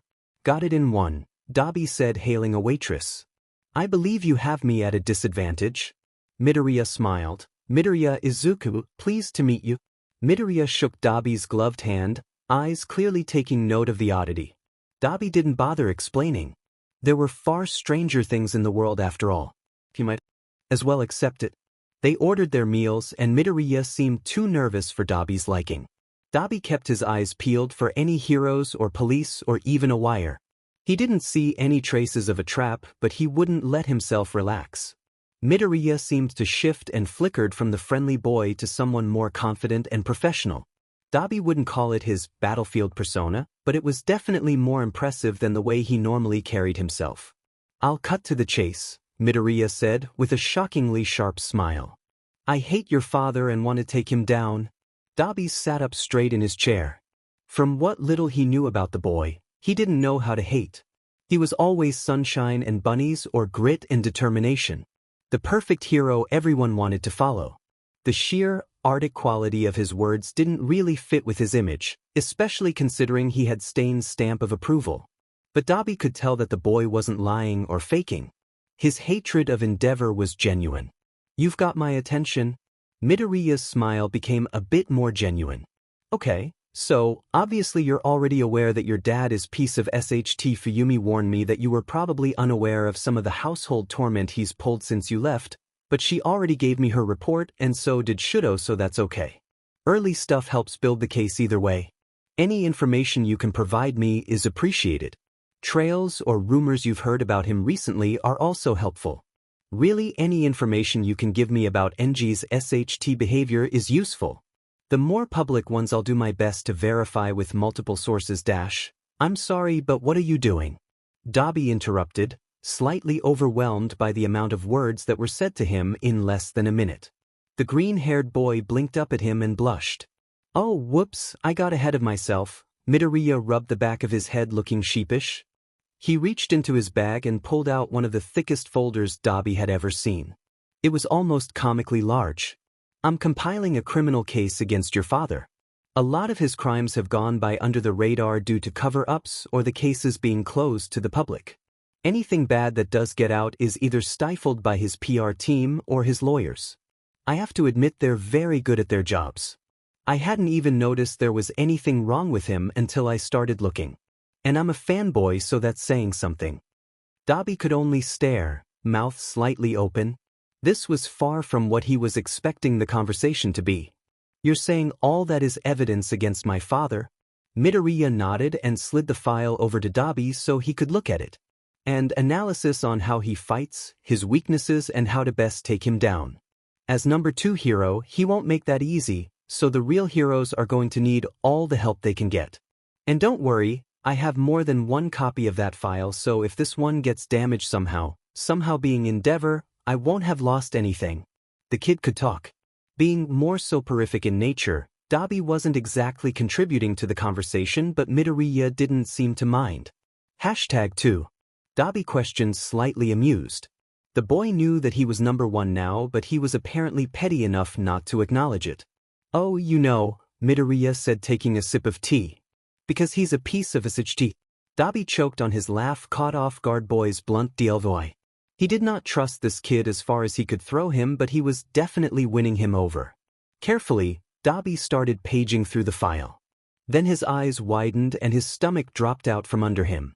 This was detailed. This was scarily, obsessively detailed.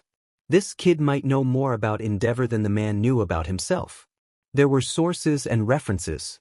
There were newspaper articles and interviews.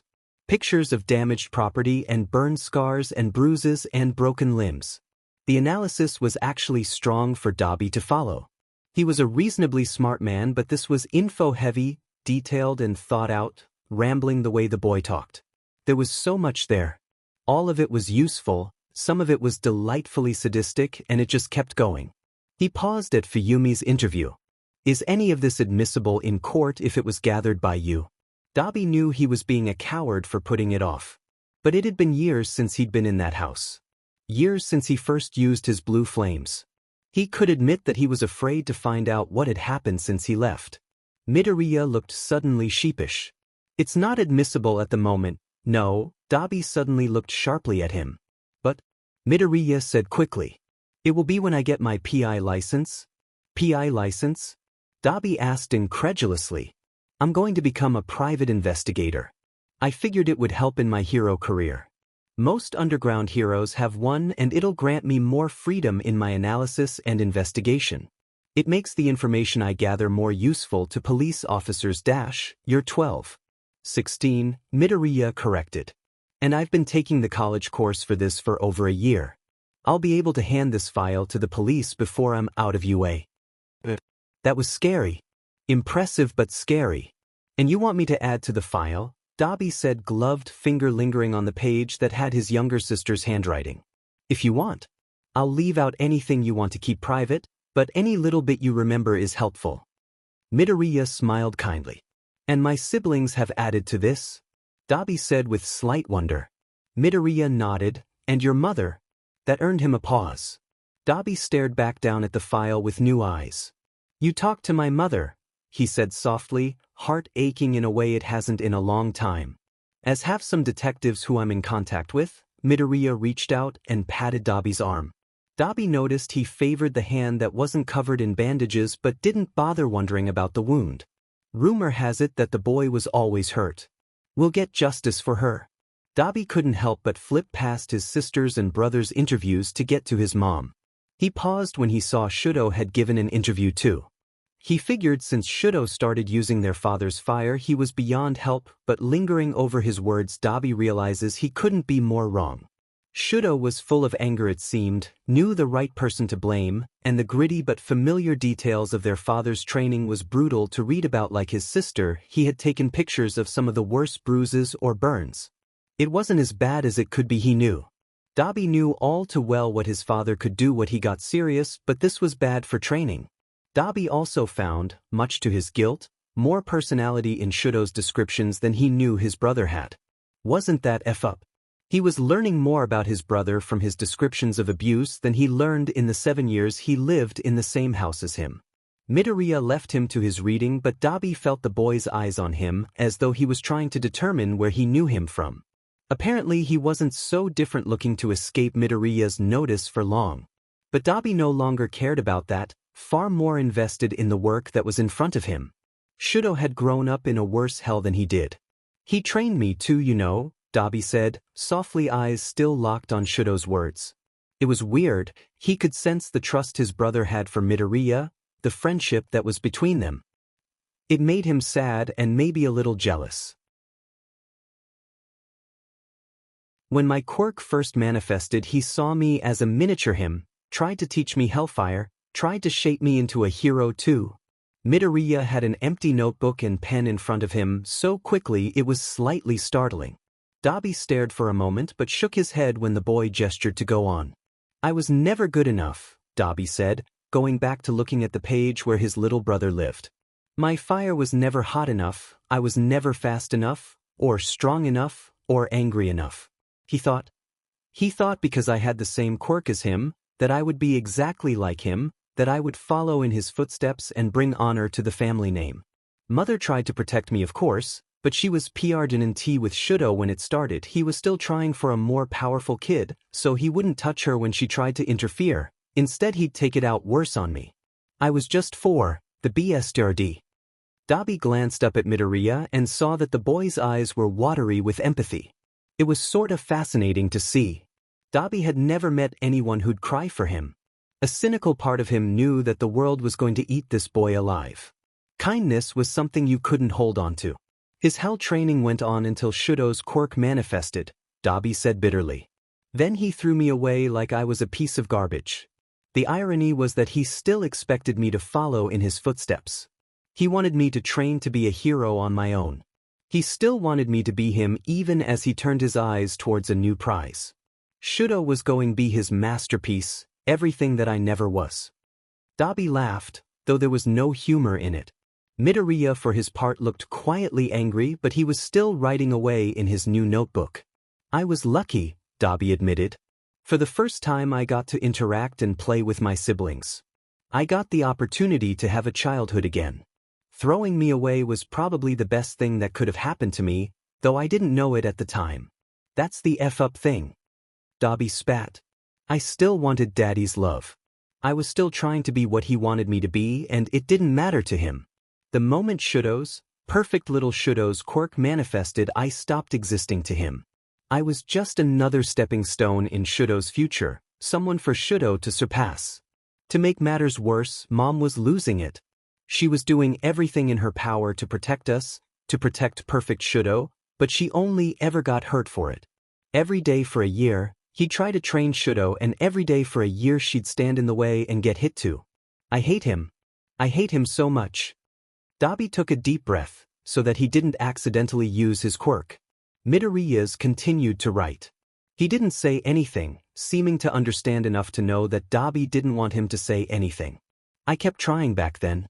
I was 8 and I didn't understand what I did wrong. Even when Mom told me I didn't do anything wrong, I was still trying. I wanted to be better than Shudo. I wanted to prove I could be a hero, prove that I was good enough. I kept training, I kept fighting, and it was still for nothing. He didn't care. He never cared. Dabi was getting too emotional. He hated himself for that. Everything fell apart when Mom lost it. You know about Shudo's burn, he said, gesturing at the notebook? Midoriya silently nodded, and it was like someone was twisting their hand in his gut. It was strange to find something so private and NTMT in the hands of a stranger. We knew she was losing it, me and the others. I don't know about Shudo, but me and the twins knew she was cracking. She was always crying and muttering to herself. She hated looking at me. Dabi shook his head, decade-old hurt still feeling fresh. I looked like him. I've dyed my hair since then. But I looked like him and she hated that. It scared her. Dabi couldn't look at Midoriya anymore. His eyes were left to stare at the file in front of him. His brothers and sisters still children in the pages, but innocence long gone. I started avoiding her, Dabi said softly. I don't know if that hurt her feelings and made things worse or if it was the right thing to do, but I knew that looking at me hurt her, so I didn't let her see me. I might be lucky that it was Shudo she hurt that day. I know I shouldn't think of it like that, but she could have easily hurt me the way she hurt Shudo, and I'm glad it wasn't me. Dabi felt a hand on his arm, and it was very strong not to lash out. Midoriya gave his arm a gentle squeeze, and Dabi looked up to see intense, unreadable eyes. Dabi was suddenly struck by how vulnerable he was letting himself be in front of someone he considered an enemy. He pulled away, and Midoriya quickly turned back to his notebook. Chilled, Dabi forced himself to go on, more aware of where he was than before. Anyway, when she was taken away afterwards, home got a lot worse. Endeavor had never been in such a foul mood. He couldn't train Shudo when he was injured, he couldn't take his anger out on Mom anymore. He was notably much crueler to villains. He threw himself into work, and then there was me. Dabi felt his scars prickle underneath his skin. He turned his eyes back to me. Went back to training me, just in case Shudo was too injured to be his successor. He needed me to be perfect again, only I'd gone soft. Dabi clenched his fists. I'd been trying, I really had, but it wasn't enough. It was never going to be enough. I remember him going on and on about how Shudo was better, how he'd been so far ahead of me when I was his age. He was impossible. I tried so strong, but his standards were impossible. He didn't treat me like I was human. I don't think he knows what being human even is. Not from what I've seen, Midoriya muttered. Dabi was certain he hadn't meant to say that aloud, but he suddenly liked the kid a lot more. Dabi debated for a long moment whether telling the next part was worth it. He'd reveal who he was, but it would give him a chance to turn the world against his father. The real question was, did Midoriya hate his father more than he feared or hated Dabi? Dabi was a villain, but the file made it clear enough that Endeavor was a villain too. One with a lot more power than him. Indecisive, Dabi gently closed the file. Do you really believe this will be enough? Do you really think the government will take our side on this? Midoriya frowned thoughtfully. They will if we make them. Dabi narrowed his eyes, not entirely sure what he meant. They'll cover it up, won't they? Dad's too important to the current political climate. The government will fall apart without him. Dabi filled every word he said with bitterness, and he saw Midoriya's eyes take on a sudden sharpness. If the government can handle the loss of one so-called hero, then it deserves to fall to begin with, he said. Dabi was startled by the radical opinion. We've lost better heroes than Endeavor, and if anything, having someone like him in power does more damage to the public's opinion of heroes and the government than good. I intend to make it so the Japanese government is better off cutting their losses. What do you mean? Midoriya actually smirked. It wasn't an expression he expected to see on such an innocent-looking face, but then again Midoriya wasn't what he expected at all. He seemed far too knowing for someone his age. It was a bit off-putting. I have plans, backup plans too. Basically, when me and Shudo's lawyers take the case before court, we're going to take it as far as it can go without releasing it to the media, and as far as it can go with the Japanese government. If they try to cover it up and don't bring the charges against Endeavor, then we'll take it before the UNHL. The UNHL will take over the case, and then charges will not only be brought up against Endeavor but also the government itself. They'll even send heroes from other countries to help keep the nation stable while things are settled. If the news breaks before the case breaks, then we'll contact the UNHL anyway, and again we have the help needed to keep the country from destabilizing. You can't be serious, Dabi said, staring at the boy, mouth dropped open. He was expecting something naive and cute about how surely the government would do the right thing because goodness and love and heroes and all that stuff. He wasn't expecting an actually insane political power play. If you involve the United Nations Hero League, you'll be throwing Japan to the wolves. You'll tell the entire world our entire nation is too weak to handle its own affairs. If the Japanese government can't take Endeavor out of power, then it is too weak to handle its own affairs, Midoriya said matter-of-factly. Holy SHT, this kid was amazing. With luck, threatening to bring in the big guns will be enough for the Japanese government to get their SHT together before things get too bad. A court case against Endeavor will also bring other issues to light and with luck result in a government overhaul of the hero system. It'll mean there will be a spike in villain activity, but that'll just lead to the heroes picking up the slack and acting as a more unified force.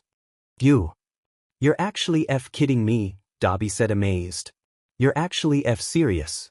You're actually willing to tear down the government to take Endeavor down. You're willing to go that freaking far.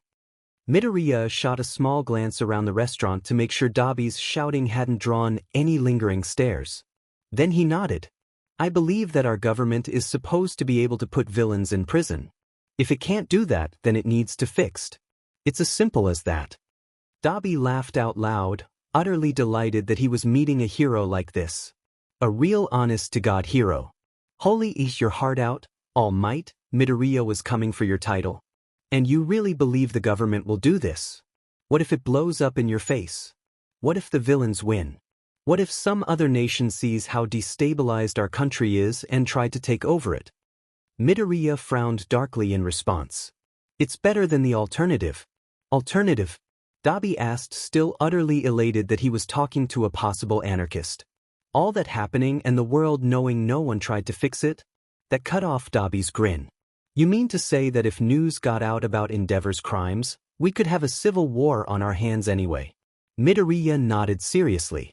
Dabi's eyes went back to the thick file he had on Endeavor. If the government had been doing their jobs, it wouldn't be that thick, he acknowledged. To be honest, Dabi had never had his eye on world politics or the hero system itself. He'd leave the tantrums about that to Shigaraki.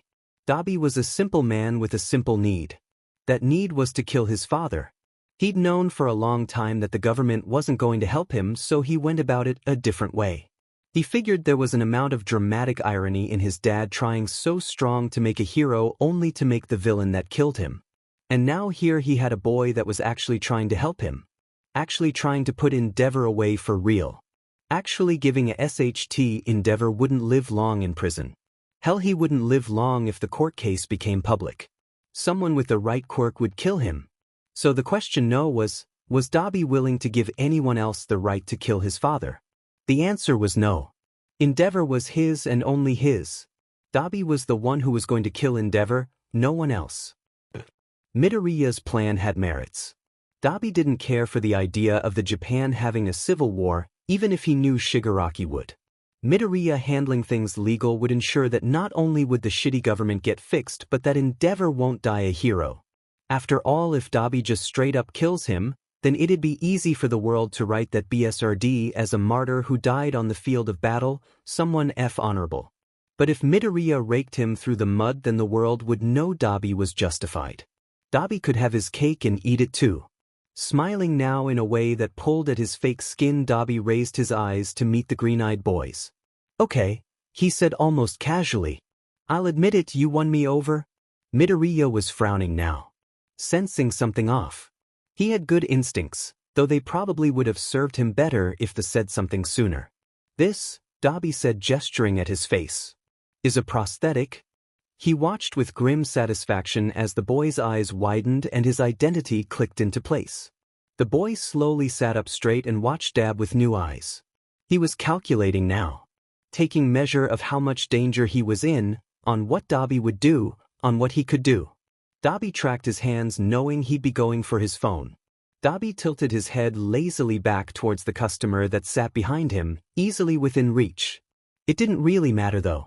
With his range, Dabi could easily burn down this entire restaurant down and everyone in it. He was sure Midoriya knew that. After a long tense moment where Dabi waited for the hero to act, finally the boy folded his hands and forced himself to relax his shoulders. Dabi could still see how tense he was, but it was an impressive effort. We share a common enemy, right? Midoriya voice trembling. I see no reason why we can't both walk out of here peacefully. Me with my information, why you with the knowledge that I am working against your father. Dabi smiled amicably. I'm glad you see it that way. Now would you like to keep going or would you like to run away now? Dabi found he quite enjoyed watching the boy's eyes run calculations in his head. Slowly Midoriya picked his pen back up. He dropped it when he realized who Dabi was.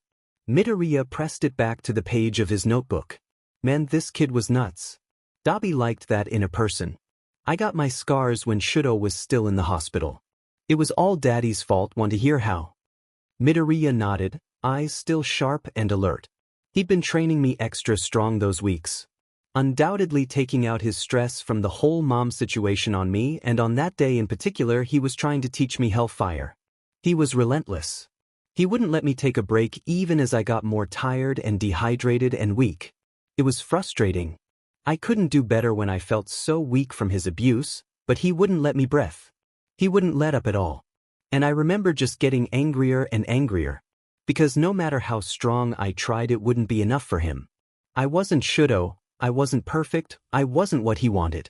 He'd already thrown me away, so what did I matter to him now? I was always going to be second best to him, so why did I need to try so strong? Why did he want me to do this so badly? What did it matter in the long run?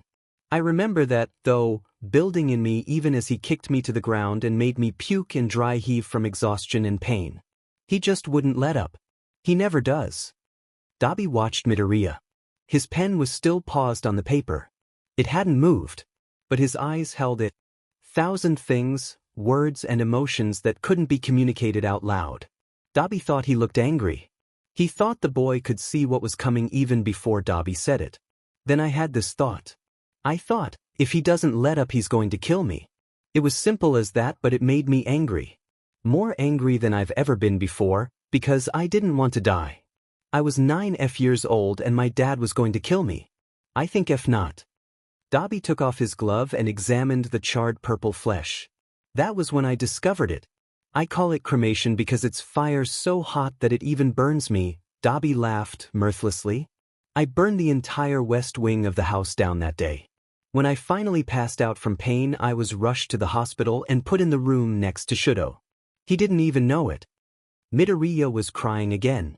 It was funny how it never felt like pity from him. Just empathy. I think Dad was scared of me after that, or guilty. Dabi shrugged. He never looked at me again though. I was a good reminder of how much of a failure he was. Meanwhile, I felt like I was breathing freely for the first time. Deciding to hate him was the best thing I'd ever done. I ran away not long after. I don't think our doctors were surprised by that. If you haven't yet, I recommend you interview them.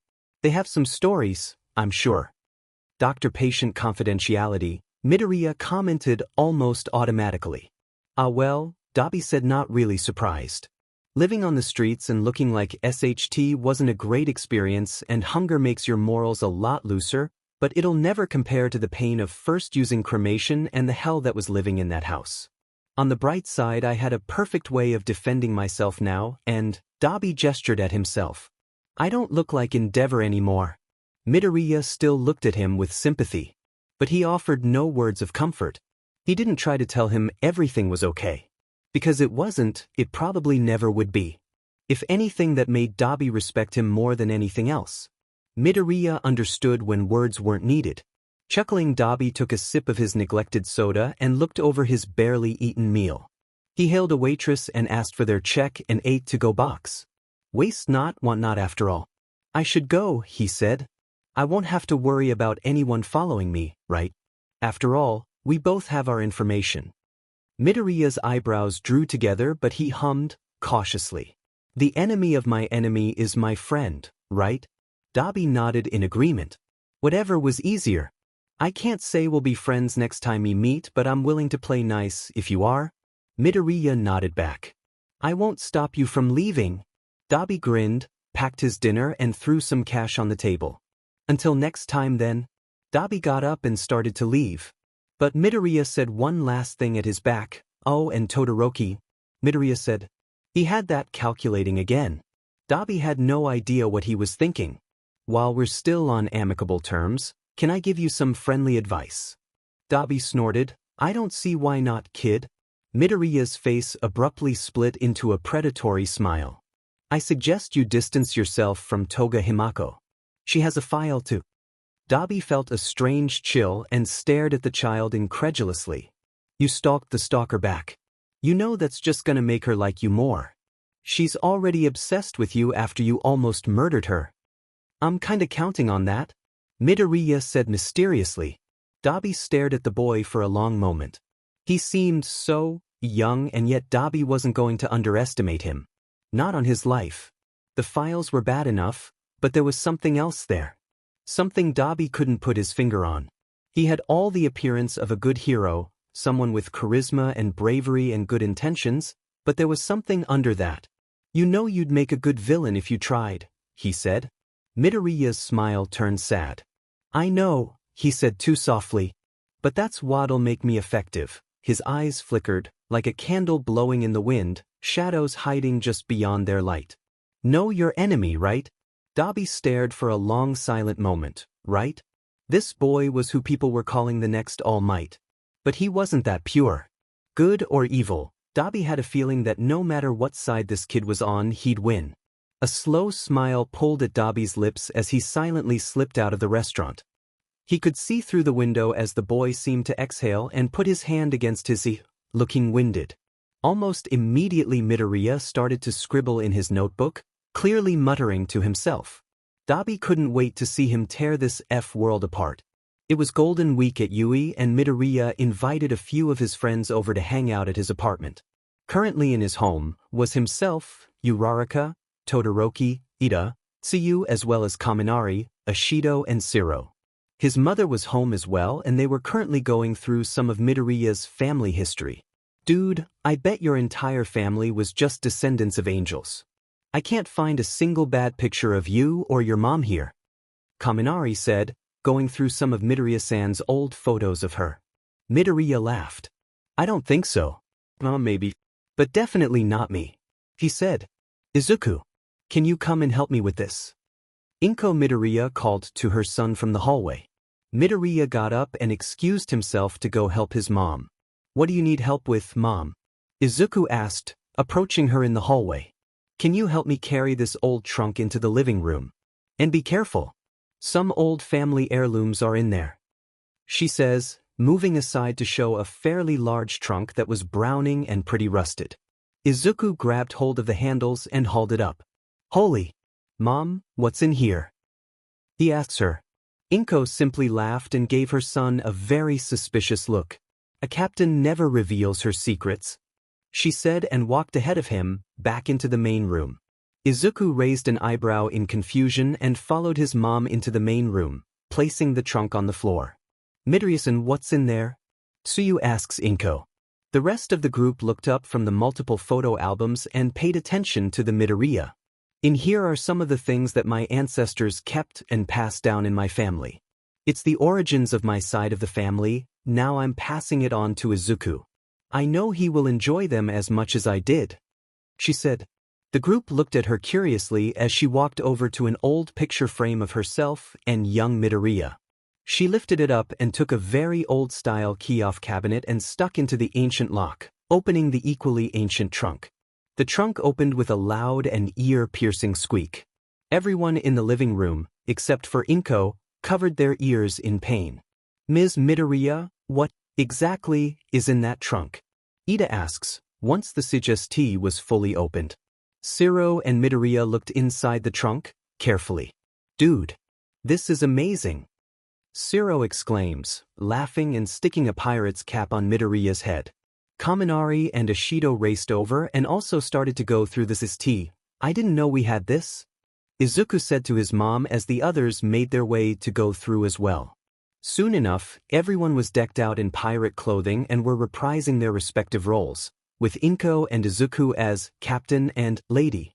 Uraraka took one last look in the CGST and gasped audibly. Deku-kun, why are you wanted? She asks aloud, holding up a sheet of aged paper. Sure enough, there was a Drawing of a person who resembled very closely to Izuku on the wanted poster. Wanted, dead or alive. Terror of the Seven Seas, Midoriya Izuku. Reward, 100 million gold. Todoroki read off the paper. 100 million gold. Everyone except for Inko, Todoroki and Tsuyu exclaimed. Mina collapsed onto the floor of the apartment in disbelief. Holy SHT, Midoriya-san. What did your family do? She asked, in surprise and amazement. Izuku nodded in awe as well. Mom, what did our family do? He asked. Inko sat down on the couch for a bit, trying to recall a few things. I don't exactly remember. Check inside the CHST. I'm sure there was a scroll there that had a list of old crimes Isamu did during his time. She said. Kaminari and Shiro started digging through the CT some more before Shiro found the scroll. Found it? He cheered and opened it. His face paled, reading a bit of the list. Dude, you come from a line of bloodshed. He said. Kaminari ripped the scroll out of Shiro's hands, much to the others' protest, and started reading out the crimes. Piracy, obviously, manslaughter, thievery, destruction of property, kid. Kaminari paled as well, drifting off from saying the next crimes. Kid what? Ashido asked, intrigued. Kaminari swallowed, took a breath and continued to read the list. Kidnapping, torture, slavery, I guess this would have been considered SXLSLT and RP, going off what's written here. And there's so many more, each one worse than the last. He said. He looked up at a pale Midoriya. Dude, he simply said. Midoriya simply took a breath to calm himself and spoke. It's fine. That was hundreds of years in the past, so it doesn't matter now. He said. We should probably pack this all up. Izuku stood up shakily and made his way over to this. Wait, what's this? Izuku asks and brings out an old family album. It looks hundreds of years old. Ida approached the album and looked over it as well. It probably is. Ms. Midoriya did say a lot of old family heirlooms were in this trunk. He said. Open it. Izuku nodded and took the album back to the couch, where Uraraka, Todoroki and Tsuyu were still sitting. Mina, Kaminari and Shiro came rushing over not too long after, abandoning the CT. Once everyone was seated behind or beside Izuku, he opened the album and began looking through the pictures, many of them yellow from age, some with writing, indecipherable, but many of them were intact. Hey Midori. Mina spoke up, looking at a picture that was supposedly taken a few hundred years ago. Doesn't that look like that big villain All Might fought not too long ago? She asked. Izuku blinked and took a better look at the picture. In it there were two men. One wore a well-pressed suit, his curly black hair and eyes, looking straight at the camera. The other figure was also a grown man, but he was hunched over, his grimy, white hair covering his face. Izuku's heart raced as he flipped through the other pictures from that time PRD, many of them of the man in the suit. He then flipped to a picture from 15 years ago. Under the picture, in neat cursive were the word, "My son is finally in the world. Inko and I couldn't be happier." And then signed AFO. Izuku closed the album, taking in everything he just saw. Midoriya. Are you okay? Todoroki asks, looking at his friend. You're very pale. Izuku muttered out something very quickly and quietly, his eyes staring off into a faraway place as his breathing sped up slightly. Deku-kun. What did you say? Uraraka asked, worried. The group was silent when Midoriya spoke these words. I'm all for one's son. Amajiki was going to die. He was surrounded by too many sunshine people and he was going to die. It was supposed to be a joke. Amajiki thought it was a joke when Kirishima said it and Fat Gum had laughed like it was a joke, but apparently it was not a joke because here Togata and Midoriya Izuku were smiling brightly and he was going to die because he was surrounded by too many sunshine people. Was this the universe playing a joke on him? Because he called himself Sun Eater. Amajiki-sensei. Midoriya-san, Kun-chan. What suffix does he use? Asked, looking nervous. Are you okay? Amajiki turned away and leaned against the wall trying to get his heart rate under control. He was not prepared for this. Togata laughed in that okay way and patted Amajiki on the back. He's okay, Midoriya-kun. He's just a little nervous because I may have gushed about you a lot. He'll be fine once he gets to know you better. Why you gush about me? Midoriya said, sounding mortified. Which Amajiki didn't entirely understand because as far as Amajiki could tell, Midoriya was perfect and all Togata said was the truth. Kirishima-kun laughed and slapped Midoriya on the shoulder. Yeah. I have too. There's a lot to gush about, bro. Midoriya made a squeaking noise. Yes. Fat Gum said enthusiastically. I have heard a lot of good things. Some bad. Please do not break any bones or bring more villains to our doorstep if you can help it. None of those attacks were my fault. But I am sure you will be a good fit for my agency. I will take very good care of you. Do not worry. Are you sure you don't want my help rebuilding Nitai's agency? Midoriya asked Togata timidly. It's fine, Togata said, now comforting Midoriya. You'll learn more with a full-time hero. You can't throw away an opportunity like this, and trust me, Fat Gum will take great care of you, and so will Tamaki, right? Amajiki gasped at being suddenly brought back into the conversation. If you need any help, just ask your senpai here. He'll steer you straight. Togata put his arm around Amajiki's shoulder and led him around so he was facing the small green-haired boy again. Yeah. Kirishima loudly agreed. Senpai is great. He knows so much. Were they making fun of him? Togata wouldn't do that, Amajiki knew, but he must know how ill-equipped Amajiki was for this situation. Togata made him promise to look after Midoriya a couple of days ago, but Amajiki didn't really understand why. And now Kirishima was shouting about how great he was. Was this a trap? Were they pranking him? Thank you for having me. Please take good care of me. Midoriya said too loudly and bowed. Remember what I told you about Mido-kun being skittish around new people? Mirio whispered softly in Amajiki's ear. Right now he's just as scared as you are. Amajiki found that very doubtful, but he tried to take the comfort at face value. Midoriya did look very nervous. Well, we should celebrate, Fat Gum said enthusiastically. Mirio-kun, would you like to stay? No, Togata said bashfully. I have to get back to work, but thank you for your offer. I'll see you around, guys. Good luck, Midoriya. Talk to you later, Midoriya continued to look like he was going to be sick. Amajiki related to him on a spiritual level. Amajiki waved goodbye to his friend, anyway feel very awkward with the practical stranger standing beside him. Well, Fat Gum said clapping. What do you want to eat, Midoriya? Nothing brings people together like food, and from what I've heard you need all the support you can get. What exactly have you been hearing about me? Midoriya said, sounding distressed. Don't worry about it, Fat Gum waved the subject off easily. Which in Amajiki's opinion was absolutely a reason to worry. It was a little surreal to see those words said to someone else. Does this mean that Amajiki is in on the joke? But he's not. And now he was worrying too. What exactly were they not worrying about? What was going unsaid? What has Fat Gum been hearing about Midoriya? So food. Do you like fried chicken, Midoriya? Ramen? Takoyaki? Fat Gum started listing a lot of foods. And Midoriya started looking overwhelmed. I'm actually on a really strict diet, the boy said, looking mortified at having to interrupt. Fat Gum cut off his list and raised his eyebrows. But surely for a celebration it is okay if you have a cheat day. We'll take your diet into account, but just for today, I don't know, sir, Kirishima said consideringly.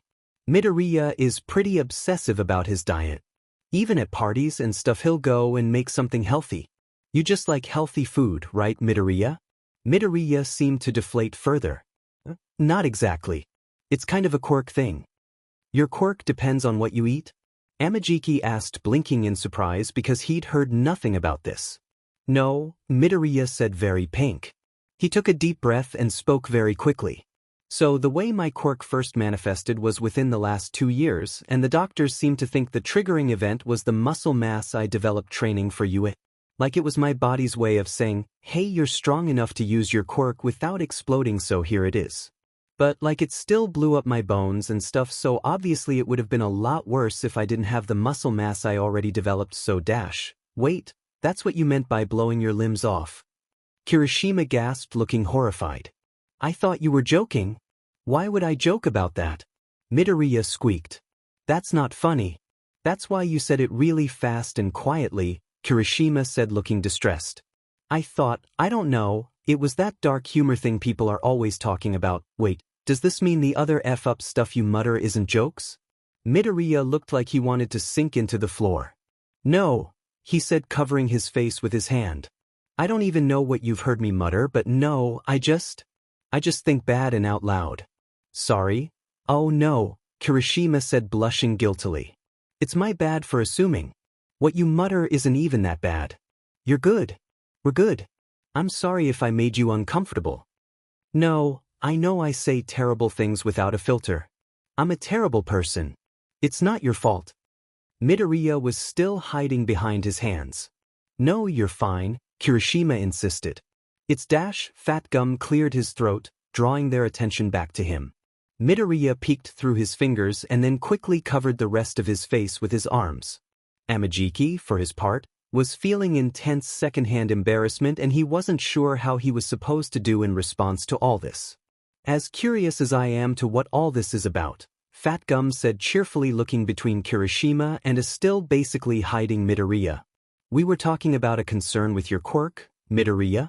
You right, Midoriya said doing his best to fight down his obvious blush. Yeah, my quirk. Kind of figured that, if it blows up my bones even at my current muscle mass. If my muscle mass were to drop below a certain point, well, rather than just go back into hibernation my quirk might do something bad, like blow off your limbs. Kirishima nodded, looking perturbed. Amajiki was also feeling perturbed but he understood better than most. His best friend, after all, constantly lived at risk of getting stuck or bisected by the things he passed through. And Amajiki constantly lived with the paranoia of getting stuck in some terrifying half-transformation. It took a lot of focus to use his power the way he wanted to, and aesthetics often wasn't the point. His thoughts would often spiral out of control into all the worst-case scenarios from there. Obviously, it wasn't the same as living with the risk of blowing off your arms at any moment. Midoriya actually blew up his bones sometimes and that didn't stop him. Oh geez. Amajiki needed to stop thinking. He needed to stop before things got too dark. So, Midoriya finished his thought. I'm justifiably paranoid that if I don't keep up my workout regimen and diet, Fat Gum reached out and ruffled Midoriya's hair. We'll get you your diet foods, he said quietly. The look of soft gratefulness that crossed Midoriya's face was not missed. After all, Fat Gum shot the entire office a smile. There is nothing we know better in the Fat Gum office than the value of a good meal. Amajiki smiled genuinely at that, getting this joke. A lot of people in the office had eater quirks, so dietary restrictions were as common as they were weird. Kirishima's smile suddenly turned up in wattage. I'll surprise you, he shouted. Midoriya said, already looking surprised. I already know your meal restrictions. So I'll surprise you with what we get. It'll be the best thing, I promise. Can I, Fat Gum? Fat Gum's face split into a wide smile too. That's a great idea. Surprises for a surprise party. Come, Kirishima. To the supermarket. And then they were gone. It happened so fast that Amajiki and Midoriya were just left staring at the empty spot where they were. Midoriya turned to Amajiki, eyebrows raised as if to ask, did that just happen? Amajiki swallowed thickly and nodded. Things can be energetic around here. Oh, Midoriya said. And they lapsed into awkward silence. Silence that just kept going. And going. And going. Amajiki was, predictably, mid-negative thought spiral and internally shouting at himself for being too awkward to say anything. He wanted to say something. He wanted to say, hey, do you want a tour of the building, or something reasonable like that? But now they've both been quiet for too long and it would be awkward anyway. It wasn't this awkward with Kirishima. But Kirishima actually broke the ice. But Amajiki couldn't blame Midoriya for this. He was supposed to be the senpai. He was supposed to be cool and helpful, and instead he was just sitting here in complete silence. Occasionally Midoriya would open his mouth and look like he wanted to say something or ask something. But then they would make eye contact and he'd freeze and shut his mouth and look away. In disgust or nervousness. And his attempts weren't actually helping Amajiki's anxiety at all. Because what was he going to say and why was he so afraid to say it? Was Amajiki being too intimidating and weird? Someone as cool as Midoriya probably thought he was the lamest senpai out there. He was probably thinking about how he'd much rather be with Togata right now or his friend Kirishima or just anyone that wasn't Amajiki with the exception of hopefully villains. Oh god, what if Midoriya thought some villains were cooler than him? Some villains probably were cooler than him. That's so embarrassing. Yuahai, senpai, Midoriya said, voice cracking. Amajiki wanted to cry. He was so nice. He'd already succeeded where Amajiki was failing. Amajiki should say something back. Before the silence got awkward again. But it already had. Oh geez. Oh no. Tour of building go on? Amajiki inwardly and outwardly cringed at his own outburst that was definitely too loud. Midoriya winced but pasted a smile on his face. Sure, he said sounding confused. Amajiki abruptly stood and gestured for Midoriya to follow because clearly body movements worked better than talking at the moment. Midoriya blessedly started following and kept up with Amajiki's awkward gait. The next 20 minutes went about as awkwardly. Midoriya kept giving him a supportive smile the way Togata would and Amajiki was starting to relax, but every time he opened his mouth monosyllabic words still kept slipping out like office or copier room, and the more he did it the harder it was for him to stop. Midoriya was polite and started muttering about interesting things he saw in each room, but Amajiki was torn because was this muttering he was supposed to hear and reply to? Or was it just Midoriya talking to himself? This was just all of it was going terribly. Eventually they were called to the lunchroom and Amajiki tried not to look too relieved. He and Midoriya kept shooting nervous looks at each other. And before they stepped into the room, Midoriya said, awkwardly but kindly, "This was fun, senpai." Amajiki doubted that.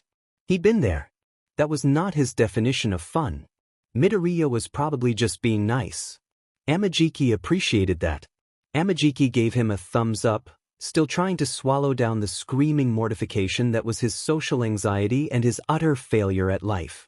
When they stepped into the room, everyone pulled confetti poppers and Midoriya and Amajiki flinched in unison. Amajiki was beginning to like Midoriya, not only for his obvious kindness and similarity to Togata, but also his clear understanding of what is known as fear of people or anthropophobia. Like obviously not the actual phobia, he'd probably be screaming if he had that, or a hermit. Amajiki wanted to be a hermit. But he also wanted to be hero. Where was he? Oh yeah, but like social anxiety phobia of people.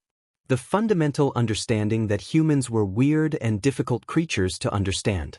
For a lot of people it was easy. They could just talk and understand people and be happy. Or they couldn't do it and thought they could do it and they just ignored other people's feelings. But for Amajiki, and he's guessing, what if he's wrong? For Midoriya it wasn't easy. Amajiki genuinely wanted to understand people and be kind, but he tended to miss cues and overthink things. So, actually, phobia of people wasn't the right description. He should stop this line of thinking before he embarrassed himself. Anyway, aside from that thought vomit, he ended up basically completely avoiding Midoriya for the entire small party. Midoriya didn't seem to notice, caught up in the sunshine energy that was Fat Gum and Kirishima and most of the other members of the agency. Midoriya started radiating sunshine right back and Amajiki was just left in the corner to watch, unless someone tried to bring him into the circle of smiling people. Which happened a lot actually because everyone was so nice and he really liked them a lot and they seemed to like him too, so that was cool. Midoriya notably would occasionally shoot him those looks like he wanted to say something but he didn't and it was stressing Amajiki out. But not enough for him to change the weird holding pattern of awkward he and Midoriya had fallen into. Later, after the lunch party, where they ended up eating katsudon and for some reason protein bars, they gathered around in the boardroom and started actually working. Okay, Fat Gum said seriously. Now we need to focus on the next mission. He showed them that the most recent corkboard had a map of the city.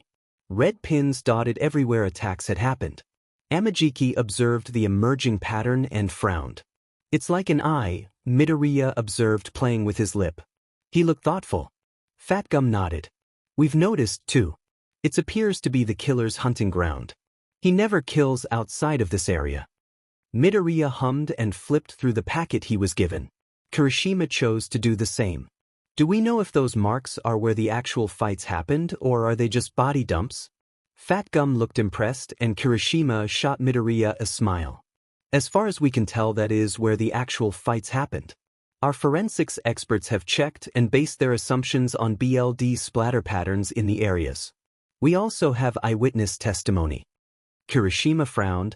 That's a really specific pattern to be having fights in. You'd think it'd be more chaotic. Midoriya nodded, meaning either this killer is setting up traps or he has a way of knowing that his victims are going to be where he wants them to be when he wants them to be. Do we have a red on his quirk? Not exactly, Amajiki said, honestly impressed by the intelligence Midoriya was already showing. Amajiki had already been briefed on the case. What you said is most of it. But he's also fast and precise. Some witnesses said they've seen his eyes glowing, but that's been strong to confirm since those testimonies are rare and he knows how to not be seen. While he shares the hero killer's MO, he also has some very distinct differences, Fat Gum said seriously. The pattern is one of them. He's also been known to play with and taunt the heroes he deems worthy. He'll attack, defeat them, and then leave the hero alive. It's like he wants to get caught. Or he's gloating, Kirishima said, holding his chin. Midoriya started muttering, and Amajiki felt his ear flick slightly to catch the words, same as in the letter. If Stain really did train him, then that could probably account for his speed. It's not necessarily his quirk. What's that, Deku? Fat Gum asked. Midoriya jumped. Sorry. Sir, just thinking out loud, Midoriya said guiltily. Kirishima smacked him on the back, a move that Amajiki knew hurt despite its innocence. Midoriya took it in stride, however. He does this all the time at school. He's the mumble machine. Midoriya flushed, and yet again Amajiki found himself wondering if that was a joke or not. He flashed a crooked smile just to be safe. Midoriya turned redder.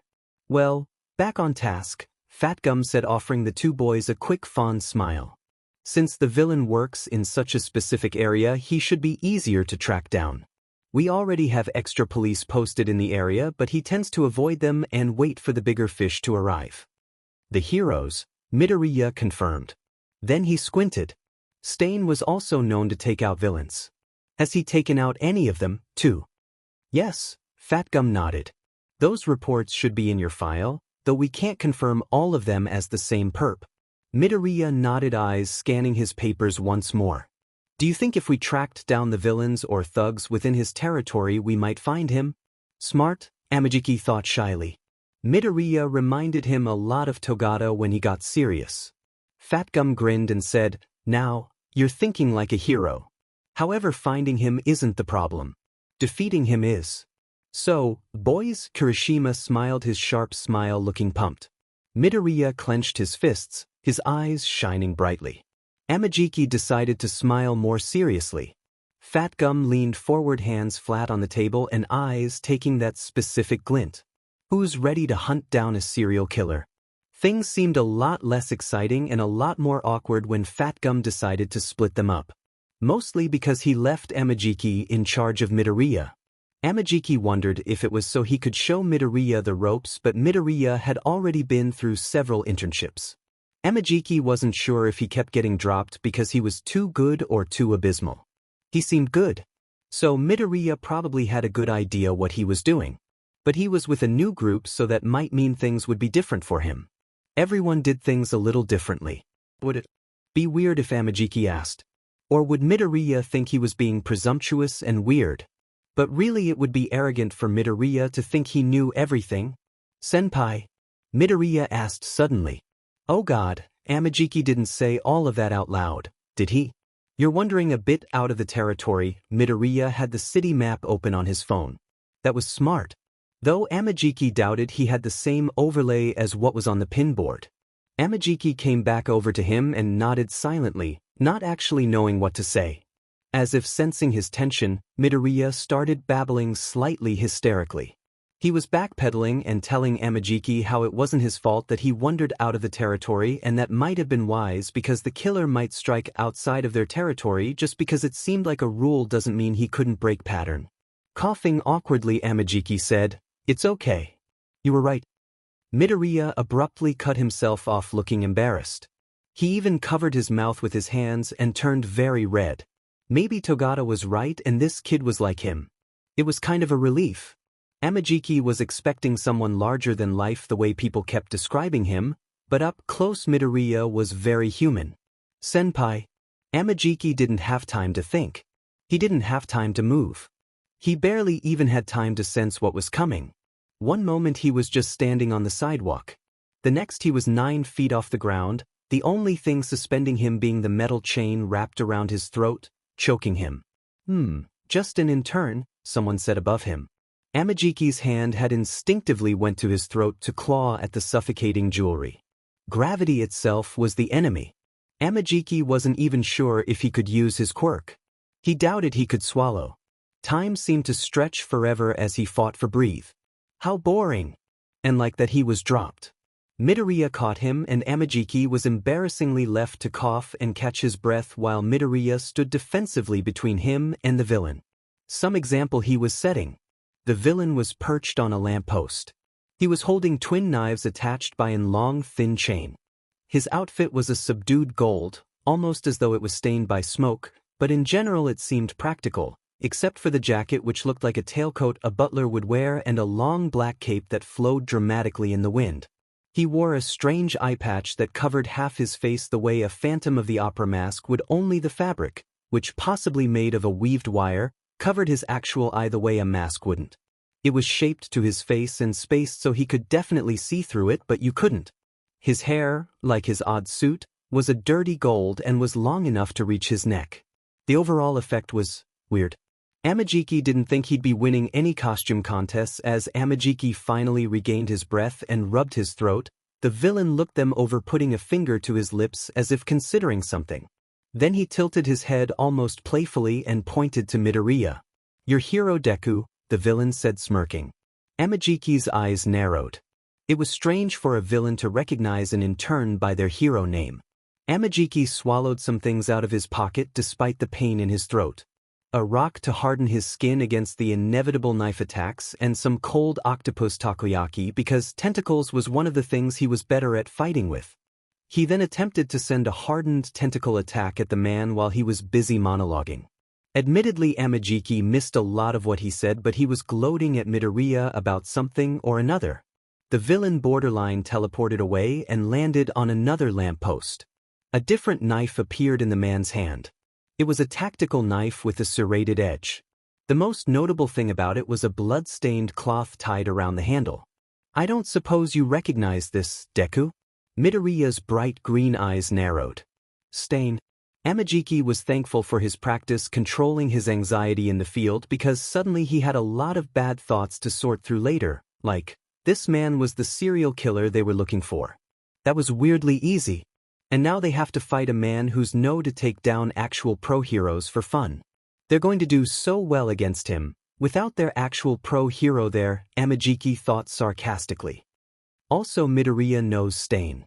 Why would Midoriya recognize the knife? Why does the villain already know Midoriya? Amajiki debated his options. People were already clearing the area because bad guys on lampposts who attempt to choke out heroes is something you want to avoid getting in the middle of. But some rubberneckers had stopped down the street to gawk. He couldn't let the man get to them, but at the same time, based on his first attack, Amajiki wasn't fast enough to hit the man. He needed speed. Abruptly Amajiki found himself across the street. Midoriya had tackled him out of the way. Where Amajiki had been standing before, there was a knife on a long, thin chain embedded in the street. Okay, he'll put that panic attack to the side for now. "I see he was right about you," the villain grinned. He was now standing where his knife was. He pulled the blade out of the street with an obnoxious amount of ease. "I think such bravery deserves a reward. I'll let you in on a secret. You can follow his movements?" Amajiki said lowly. Midoriya gave the smallest nod, eyes hyper-focused on the man. It was like the time he and his class had fought Togata. Amajiki could see the gears turning in his head. He could recognize the intelligence there. "My name is God-Eye," the man said with a fancy bow. Then he was speeding towards the civilians and Midoriya was on him, fingers grazing the cloth of the man's jacket. He was jumping back just as quickly avoid the knife that came swing his way. Midoriya underestimated the range the chain gave the man, though in front of his costume was cut open and a thin line of BLD appeared on his pale skin. Amajiki focused his attack on the distracted figure and this time managed to graze him, but it wasn't enough. The two heroes fell back into a sort of formation, now standing between the villain and the crowd. Some of the crowd had the sense to start running. The man appeared a good distance ahead of them, smiling smugly. "And I see y'all." "Deku," Amajiki said, doing his best to keep his eyes on the target. "I'm fine," he said, barely glancing at his injury. Amajiki figured if it were deeper his guts would be on the ground, but that was too dark of a thought to focus on right now. He didn't have a lot of options. He'd hardened his skin to be less cuttable, but that made him slower and it took too long to focus his attacks. Midoriya could follow the guy's movement and match his speed. "Deku," Amajiki said, jaw set with determination. Midoriya thankfully caught his drift instantly, and without so much as a nod he was flying forward at God-Eye. Amajiki felt bad about basically throwing the intern at the villain, but at the moment it was their best plan. Midoriya blitzed him with his speed and Amajiki struck at his distracted back. It was too obvious a tactic to last long. The man changed targets, intentionally going for Amajiki now, seeing him as the weaker party. It was a scary moment, the knife only glancing off his skin because of his rock shield, and it was an attack that clearly upset Midoriya because the boy sent a debilitating kick into the villain's side, green. Lightning crackling across his skin, eyes blazing. The villain just grinned despite being winded and in obvious pain. He put some distance between them and coughed. "Stain wasn't wrong about you, Hero Deku," God-Eye grinned dangerously. "I'd like to dance again. Until next time." And then the villain flashed away. Frowning Amajiki looked at Midoriya, eyebrows raised. Midoriya looked like he was ready to go after the villain, but moments later Fat Gum and Kirishima arrived on the scene, concern painting their faces. Amajiki and Midoriya ended up getting rushed over to a waiting ambulance. Amajiki winced as one of the EMTs yelled at Midoriya for aggravating a stomach wound.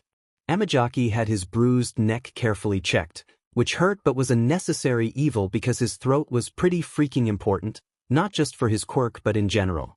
After a lot of fussing and some reporters, that thankfully Fat Gum handled for them. Midoriya regarded the reporters with a nervous smile. Some of them even recognized him and called out his name. It was telling of how much Class A has been through, that a first year was already publicly recognized. It felt like too long before they got to the office to debrief Fat Gum on what happened. By then, Amajiki was exhausted and the painkillers one of the nurses gave him was just starting to kick in. Midoriya was lucid because of course he was. Maybe he wasn't injured enough to get the semi-sedative Amajiki got, or maybe he just refused it because he was hardcore as heck. After going through everything twice and getting the paperwork for the day, they were sent home without much more comment. The entire train ride back to UA was spent with Amajiki half asleep on Kirishima's shoulder while Midoriya's eyes remained bright and distant. "So how do you like him?" Togata said excitedly. He'd always been an eager puppy of a human. On his shoulders sat their unofficially adopted, by law only. She was family, little sister, Erichun. They were heading to the park. Her eyes were big and eager too, and Amajiki was reminded that Midoriya was just as much her big brother as Togata was. Did that make them brothers too? Stepbrothers? Brother-in-laws? "He's cool," Amajiki said in that easy way he only managed around the people he was closest to. Eri counted because she was a shy little thing that deserved the world and he would literally commit murder for her. "Midoriya and I fought a villain together. He could see the villain move when I couldn't. He saved my life." Eri's eyes lit up with stars and admiration. Togata's expression turned thoughtful. "You didn't have a counterattack for him?" "Not on me," Amajiki said self-consciously. Guilt over how useless he was once again washing over him. He could have been more clever, he could have done more, he knew that he shouldn't let himself get into these thought spirals about hero work, or it would never end. But he couldn't help but think about how much more capable Midoriya had seemed fighting that villain. He was the senpai, he had more experience, and he did nothing. "Well, you'll just have to be super prepared in the future," Togata assured him. That was one of the things that helped with his anxiety. Planning ahead rather than dwelling on mistakes he'd made. Fixing things was always easier than actually doing things, if that made sense. Like in the moment, Amajiki would make every mistake imaginable, but backtracking and recovering the situation was easier. He could learn from his mistakes. Unless it involved talking to people. But that didn't really count. Because talking was just a whole different art when it came to fixing problems. No amount of planning could make a talk go the way you want it to or stop you from messing it up. He was getting better, at least he thought he was.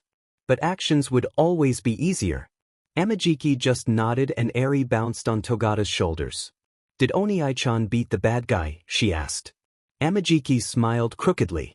We didn't catch him, but Midoriya did chase him off. Oh, Eri seemed to frown but nodded to confirm something to herself. He'll get them next time. They probably will, Togata agreed, reaching up and pulling the girl off his shoulders. Then he swung her around and she gave an excited shout. It was unspeakably adorable. Hey, Amajiki said. While we're on the subject of Midoriya, I think you mentioned before that he's been through several internships. Why so many? Togata frowned and put Eri down. You want to go play now? He asked and she nodded and went off towards the swings. Togata shot a smile after her, promising to push her in a moment, and then turned back to Amajiki with a more serious expression. You already know about what happened to Night Eye. But since then he's been through 3 other heroes. The first was the hero Ingenium, and he more or less set the tone of Midoriya-kun's other internships. Ingenium is working again. Amajiki found himself raising his eyebrows in surprise. He'd heard the hero was paralyzed from the waist down after his fight with the hero killer. Togata nodded. Someone in his agency's support department made him a pair of robotic pants, from what I hear. He's trying to take it easy. The robotics are still pretty fickle, so he's only taking on small cases. But that's the thing. When Midoriya started interning with him, he had a huge spike of criminal activity in his area. The same thing has happened for every hero who's taken Midoriya on since. People are saying he cursed. Amajiki found himself frowning back. But that's ridiculous. It's not his fault the crime rates are going up, and increased crime rates or not, it's still the heroes' jobs to catch the villains. Are you telling me they're dropping him purely because they can't handle the higher workload? Togata shrugged and watched as Eri shyly talked to a girl her age by the swing set. Amajiki hoped they'd become friends. Eri deserved all the friends she could get. That, and some think what happened to Night Eye might set a precedence. No one wants what happened to him to happen to them. Amajiki scowled slightly. That wasn't Midoriya's fault. Togata beamed at him, though Amajiki could see the sadness that had come over him. I know. That's one of the reasons I think you and Fat Gum are a good match for him.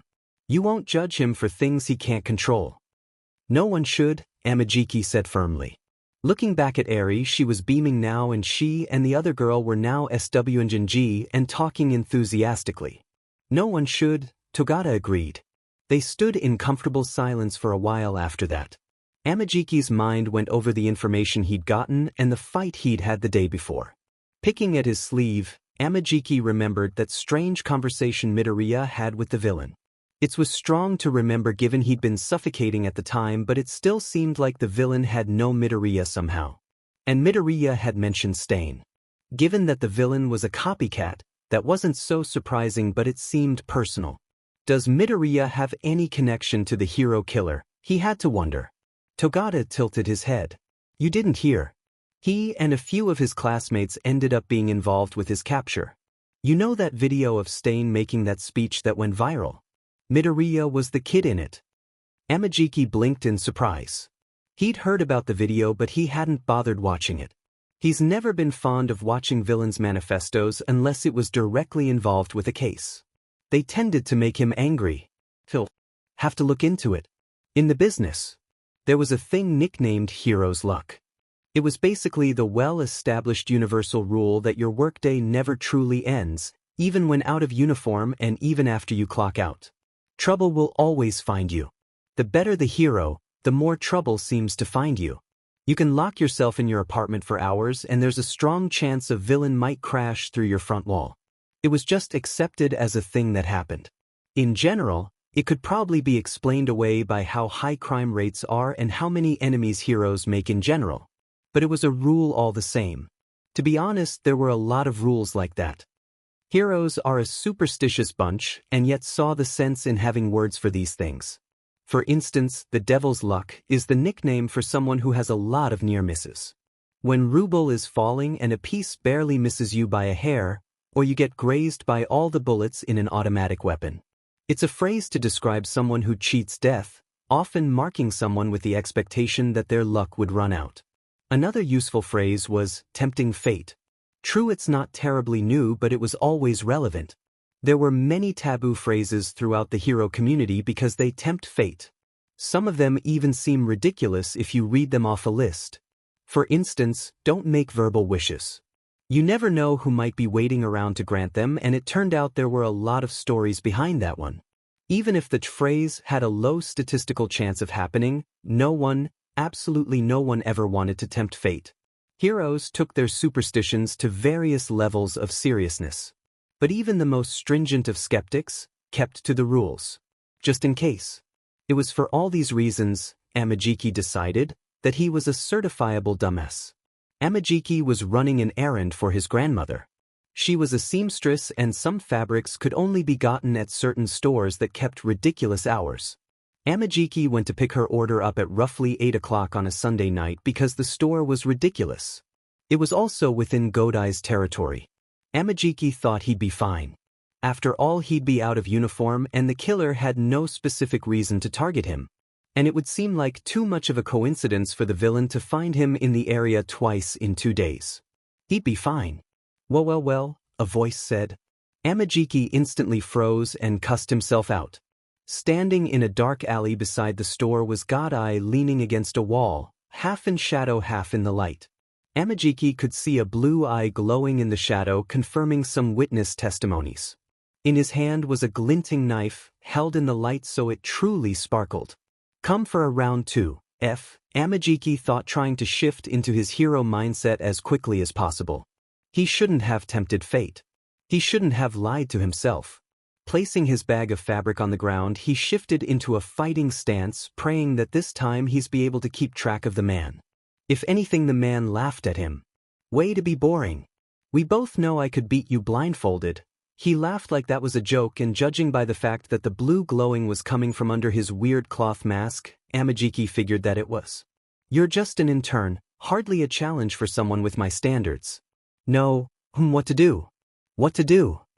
I have to arrest you, Amajiki said seriously. Boring. Godai said, pointing his knife at him. I hate being bored. And I hate lame heroes. If you don't shape up, then I'm just going to off you to further Deku's story, and I'm not ready to play that card yet. What do you know about Deku? Amajiki asked firmly. Arching his visible eyebrow, Godai leaned out of the shadows and leered. A better question is, what do you know about Deku? Amajiki couldn't hide his slight flinch. The man definitely saw it. Oh, now that has merit, doesn't it? The man said slickly. How about a mystery? A crime drama, and you and Deku are the stars. Not knowing who to trust. Not even being able to trust each other. Now that is juicy. I don't think so, Amajiki said, moving forward to attack. But the man was gone in a blink. Right in his ear someone whispered, "You don't have a choice." And then the villain was gone. Amajiki didn't sleep well that night. The problem with villains being vague and creepy instead of outright trying to kill you is that it is horrible for anxiety. Amajiki was already paranoid as a rule. It wasn't totally irrational most of the time. Knowing so much about crime meant you know patterns, you know what criminals look for. So it's best to be things villains don't target. Also, being a hero means being a target in general, so you have to be extra careful to lessen the likelihood of getting stabbed in the night. Sure, the UA dorms have great security, but Godai is faster than the normal I can follow. And also apparently Midoriya isn't trustworthy and he lives in the dorms, so that might be a problem. And also the League of Villains has a guy with a teleportation quirk. Amajiki doesn't know what's stopping them from using it to break in again. That is definitely a thing that could be happening any moment now. So basically Amajiki woke up exhausted and still anxious. He could instantly tell that today was going to be a bad day. The thing with bad days was, on a good day, Amajiki had made considerable progress with his anxiety and could function almost like a normal person. On a bad day, It was like his anxiety dragged his progress into a dark alley and shot it twice in the head and heart, making all the progress seem useless in the end. Sure, his progress would return zombie-like from the dead on another good day. But on a bad day, when he really needed it, he was left basically floundering and barely functioning as a human being. Amajiki hated bad days. Midoriya, Amajiki notices, was also having a bad day. He too had bags under his eyes and wore an expression of stress. Amajiki did his best to put aside his suspicions about the kid, because obviously he was a good person and Togata trusted him and he was in the hero course and All Might liked him and so on and so forth. But also anxiety. Also general paranoia. The kid was creepy and there was talk of there being a UA traitor. And the kid seemed to know things that he shouldn't know. He seemed to know how villains thought. And then this new villain shows up and knows who Deku is. Deku just happened to be involved with the original hero killer case. Crime rates went up around Deku. It was weird. Not strong evidence but weird. Okay, Midoriya said as they gathered around Fatgum's murder board to go over the new evidence they had. Amajiki had reported his encounter with God Eye and they were talking about him possibly targeting two heroes. Here's what I have on his quirk. That earned several surprised blinks as Midoriya pulled out a tablet from his backpack. He pulled up an encrypted file before pulling some computer magic. Amajiki was not good with computers, and ungibbrished it. A shockingly thorough analysis of God Eye appeared on screen and was quickly emailed to Fatgum's main computer. Wow, Deku, Kirishima was the first to recover. You've upgraded from the notebooks? Midoriya blushed and stuttered. It's more secure, and I still take notes in my notebooks to just get my thoughts down.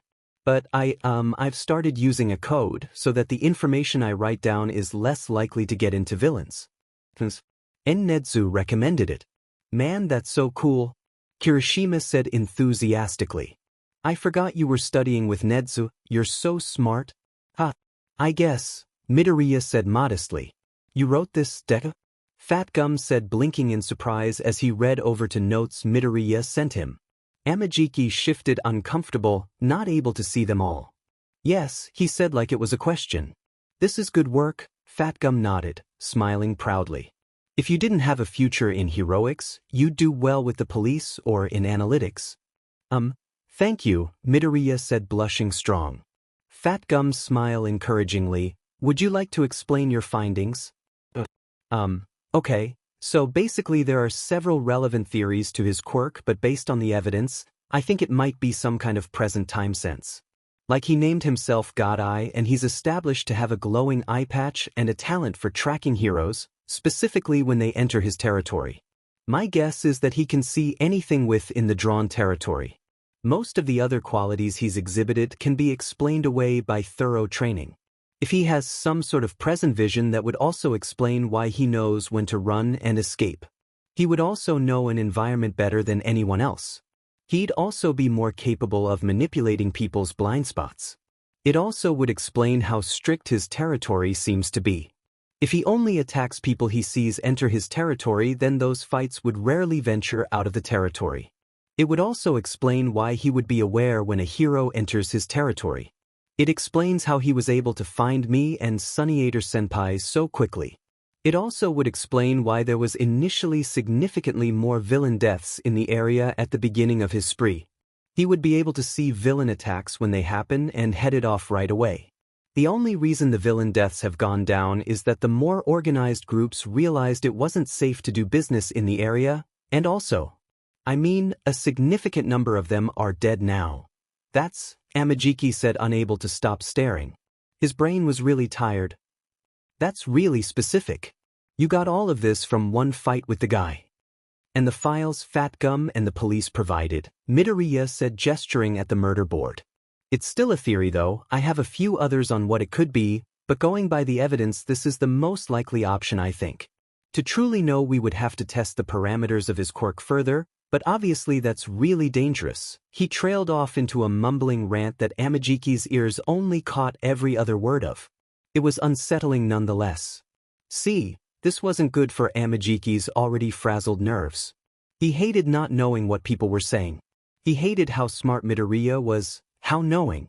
Amajiki would bet that Midoriya knew all of his weaknesses just from the short time they've been together.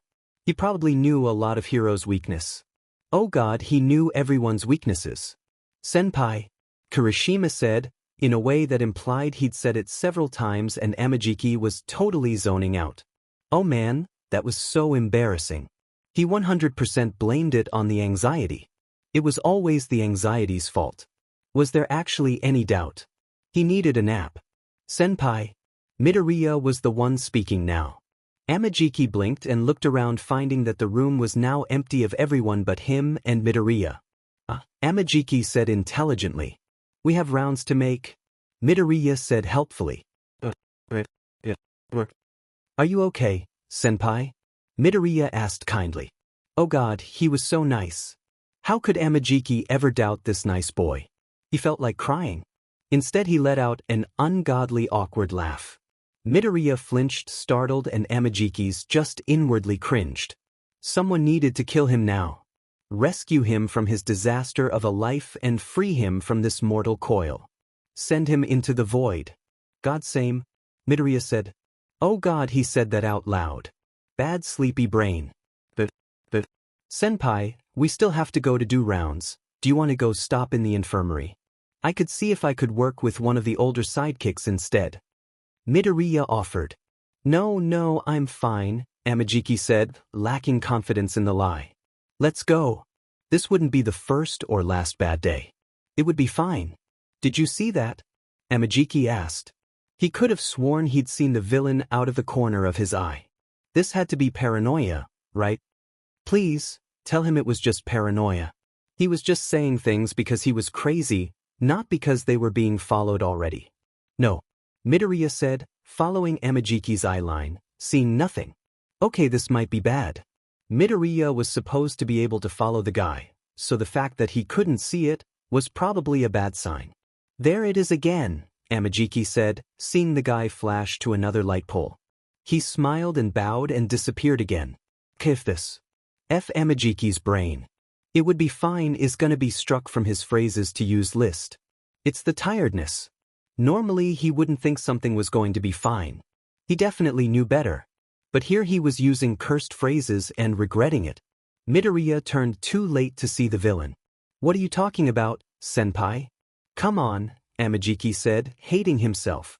But his instincts were screaming to head towards what he was seeing. It was, okay, he might be crazy, but what if he wasn't crazy? What if it was something and he was just doubting himself because he was tired? What if ignoring it was the mistake? Midoriya seemed to trust him because he followed him down the street. Amajiki's cape flowed in the wind behind him, making the entire situation feel more dramatic. He pointed up at the corner of a building. He was right there. I swear he was up there. Senpai, and Midoriya's voice cracked badly. Amajiki turned back towards him and found Midoriya wasn't staring up at the building but down the alley at the building's side. All the BLD had drained from his face. Amajiki followed his eyes and his heart thudded in his ear. It was a body. It was a dead body, missing its eyes and covered in BLD. He must have been a teenager, someone Amajiki's age. With dark blue hair and freckles and who knows what quirk. And now he was dead. The smell hit suddenly and strong, all at once, too sweet and sickly, and mealy, almost like infection and feces. Feeling utterly sick, Amajiki pulled the younger boy back. Don't look, Deku, he commanded. The boy was breathing harshly and his eyes were impossibly wide. It's okay, just breathe. He looks like us, Midoriya said in a daze. What? Amajiki said, not wanted to process that information. Midoriya looked at him with shiny blank eyes. He looks like us. Okay, Amajiki said, putting aside his problems with physical contact to hug the boy. It was what he needed. Even so, he gently moved them off to the side so that the body was out of sight. Hey, just breathe, Deku. Is this your first body? Midoriya murmured. Amajiki said, rubbing the boy's back. It's okay. You're safe. Everything is going to be okay. I just need to make a call. Just sit here and don't move, okay? Everything is going to be okay. Amajiki felt sick, but unfortunately this wasn't the first body he's found. It probably wouldn't be the last. But he never wanted to be used to it. He made the call to Fat Gum and the local detectives, stomach twisting as he explained the situation.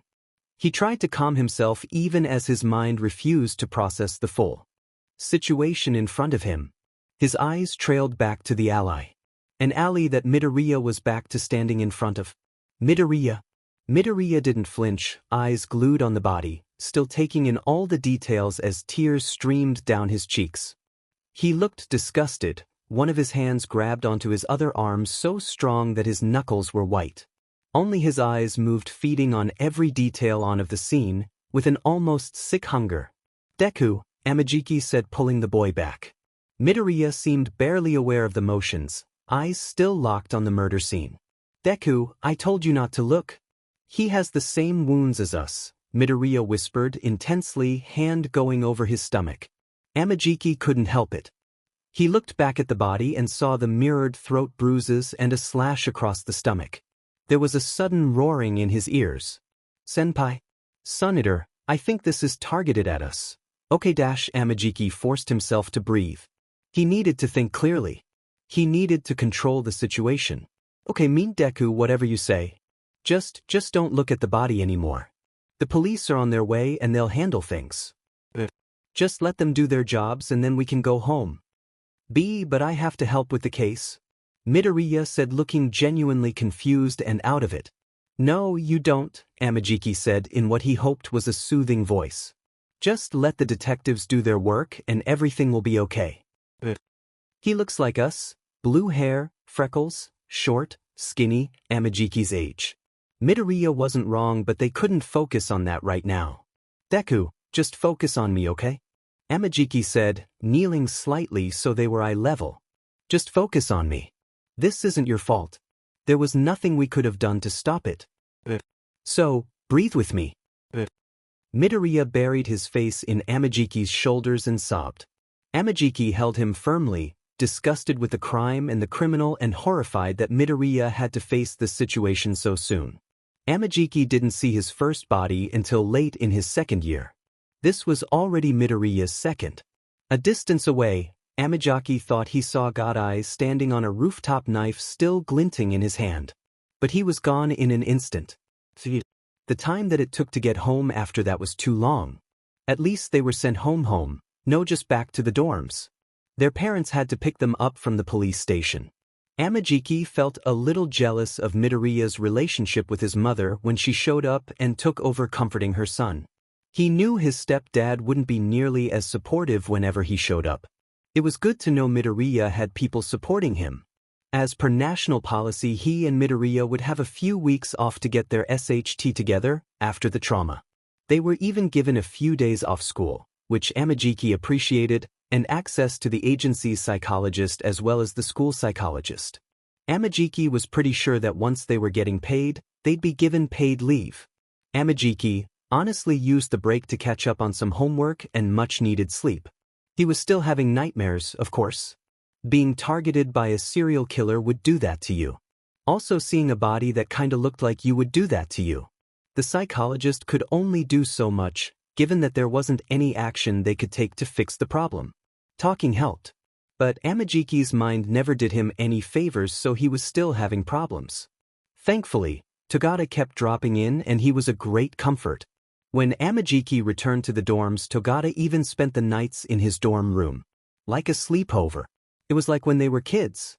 Amajiki imagined they'd still do this as grown-ups, anytime something bad happened to one of them. Amajiki hoped so. When he returned to the dorms, he also checked on Midoriya, who still looked peaky from the experience. Amajiki didn't blame him. When he'd seen his first body, he was in a 10 times worse state. If anything, it was impressive how well Midoriya was holding up. That day, when they normally would have been heading out to work, Amajiki met up with Midoriya.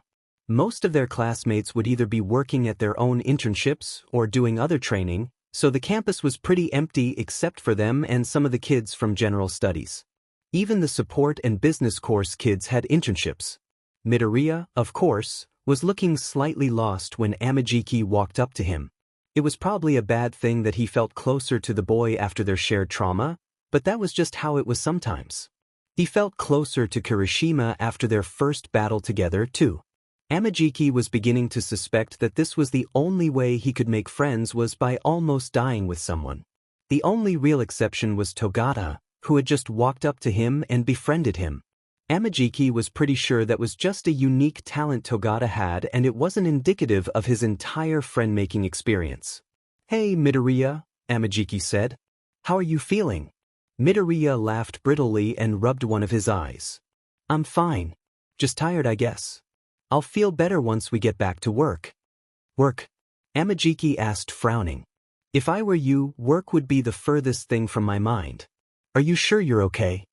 "Yeah, of course, senpai," Midoriya said in a wobbly kind of way. "I just need to start in on the case and I'll feel better. The sooner we solve the case, the sooner we bring justice to the victim." Amajiki shifted slightly, hand messing with the edge of his sleeve. "Midoriya, the people who solve crimes is the detectives. We just fight the villains when necessary. It's not our job to solve the murder. I mean, we already know who did it pretty much." "That doesn't mean we can't be doing more," Midoriya said. Amajiki stared at him, mouth slightly open.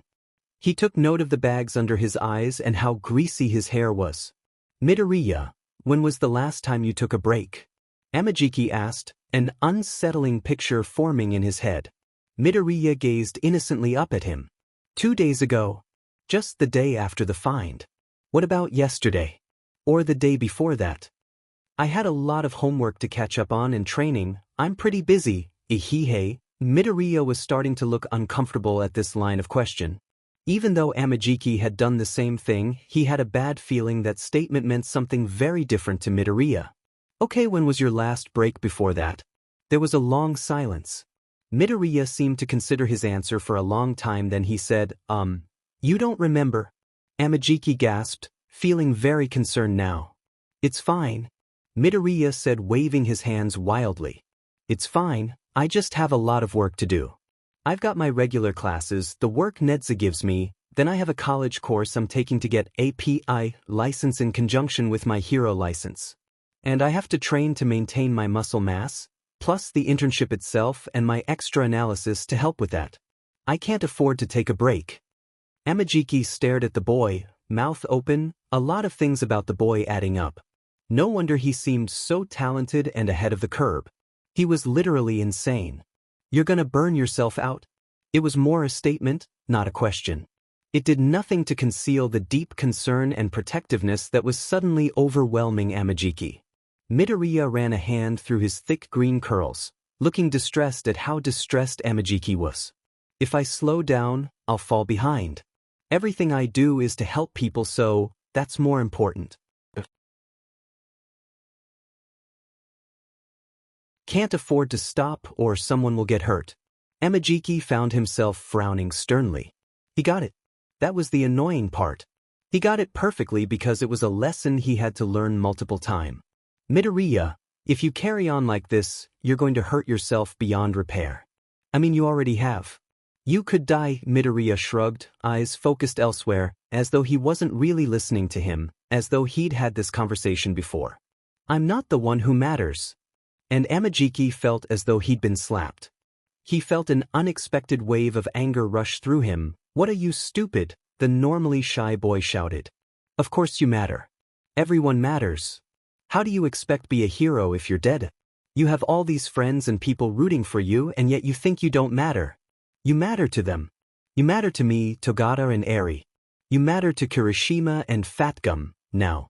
You obviously matter to All Might. Does that mean nothing to you?" "Of course it matters." Midoriya's voice broke. "Then act like it," Amajiki shouted. "If you destroy yourself, you're hurting more people than you're helping. Support goes both ways, and I think it's pretty arrogant of you to assume that you matter so little that no one would care if you hurt yourself. I mean, Amajiki pulled at his hair. How many times has he had to go through this lesson? How many times would he have broken down if not for the support of Tegata and Nijire-chan? Too many times to count, and he would never take their support for granted. So how could some like Midoriya do such a thing? I mean, just look at your hands. You haven't even become a hero yet and they're already mangled. And just, you've been with the Fatgum agency for barely a week and you've already been injured a few times. And you don't sleep. And you think you can be a hero acting like this. You think you're going to live long enough to become a hero if you treat yourself like this. It's not like that, Midoriya shouted back, and he was crying. Oh God, Amajiki made someone cry. It's not like I'm trying to get hurt all the time. It's not like I want to hurt the people I care about. There's just more important things than me. There's always been, and I'm always going to put them first. Amajiki fumed for a moment, a conflict of emotions warring within him. The guilt of hurting someone's feelings against the frustration that someone could be this dense. You're acting selfish? That seemed to catch Midoriya off guard. It's selfish to treat yourself like SHT when so many people care about you, Amajiki said firmly. His skin was beginning to itch with anxiety, but he stood his ground. When you hurt yourself, you're not the only one you're hurting. Do you not understand how terrifying it is to watch someone destroy themselves? Midoriya's eyebrows drew together and he looked down at his hand, the one missing a finger. For some reason his other hand fell to a place on his ear, just below his heart. His entire expression remained pensive for a long moment as he seemed to go over evidence in his head, and finally he slumped and said, "You're right. Of course, I'm right," Amajiki said. He almost laughed in relief. But now was not the time for that. Just set some limits. There's a difference between going beyond and running yourself into the ground. Put your own health first sometimes. Yes, senpai. Now, he said, starting to lose confidence. What do you like to do for fun? Midoriya shifted, suddenly looking much shyer. I guess I used to play video games a lot. I was third in the district at Lords of Lore before I started focusing more on training. Lords of Lore? Amajiki questioned. He'd heard of the game, he'd even been told that he looks like a character, but he'd definitely never played it and he didn't know what it was about. It's an MMO, Midoriya supplied. You play as fairy tale characters mostly. The whole thing pulls from a lot of different countries' folklore. It's kinda neat. Third in the district is pretty impressive, Amajiki commented. Midoriya smiled bashfully. I guess, it's not like I'm third in the nation or the world or anything. It's still impressive, Amajiki said. He wondered if he was doing this right, but he couldn't bring himself to regret yelling. Hey, do you want to go to the arcade or something? The arcade? Midoriya blinked up at him. Are you sure that's okay? Yeah, Amajiki nodded, coming to a decision. It'll be fun, I'll even pay. This kid needed more of a childhood, and Amajiki was willing to give it to him by force if necessary. Midoriya smiled shakily. I couldn't ask you to dash, he said, politely. I want to, Amajiki insisted. Midoriya blushed. Thank you, senpai. Midoriya bowed, and it was kinda embarrassing for both of them. But Amajiki was kinda grateful that some of the tension between them had finally eased. An hour later, pocket lighter, and having just been thoroughly thrashed at Didier, Amajiki still couldn't bring himself to regret it. Especially when Midoriya smiled up at him at a point and said, You know, senpai, you're really cool. Amajiki couldn't help but smile back. There's been another victim, Fatgum said when they entered. A detective was with him and the three students shared looks of concern. What have we learned? Midoriya asked, eyes narrowing with concern. That was a strange question to be his first, but was efficient as far as the work went. The detective cleared his throat and stepped forward. The victim was a boy named Kimijima Kino. Amajiki felt the BLD drain from his face. 18 years old. Same MO as the last cases except dash, I know him, Amajiki gasped when the words had started to process. I knew him. I went to middle school with him. He was Siju's. Amajiki trailed off, feeling all eyes on him. He flushed guiltily. The boy had been a bully. One of his bullies. The detective regarded him. That's very serious. When we're finished here, I would like to interview you for any additional information you have. Amajiki nodded, feeling somewhat faint. Someone he knew had been targeted. That couldn't be a coincidence. Oh God, was this his fault? As I was saying, the detective continued. We have reason to believe, more reason now, that this villain, God Eye, is targeting you too specifically. Midoriya drew a sharp breath. Amajiki felt sick. This wasn't good for his health, this wasn't good for his anxiety, this wasn't good for anything. Oh no. Oh God, this killer was going on a killing spree. What if he killed more people that Amajiki knew, like his parents or his brother or Togata. Or just one of his neighbors. Oh god, this was so bad, and it would be his fault too because he didn't catch the guy his first fight. Oh god. Oh no. This was bad. He left a letter, the detective went on, heedless to Amajiki's and Midoriya's inner turmoil. Addressed specifically to you, Deku. It said some very concerning things about both of you, and it seems that he's come to fixate on you after your fight. If possible, we'd like you to read it and provide further information on that as well. But as of this moment, since you are both underaged and the danger he poses, the Skywaka Police District and the Fat Gum office have agreed that it's best to remove you from the case for your own safety. We also request you avoid his territory at all cost until further notice.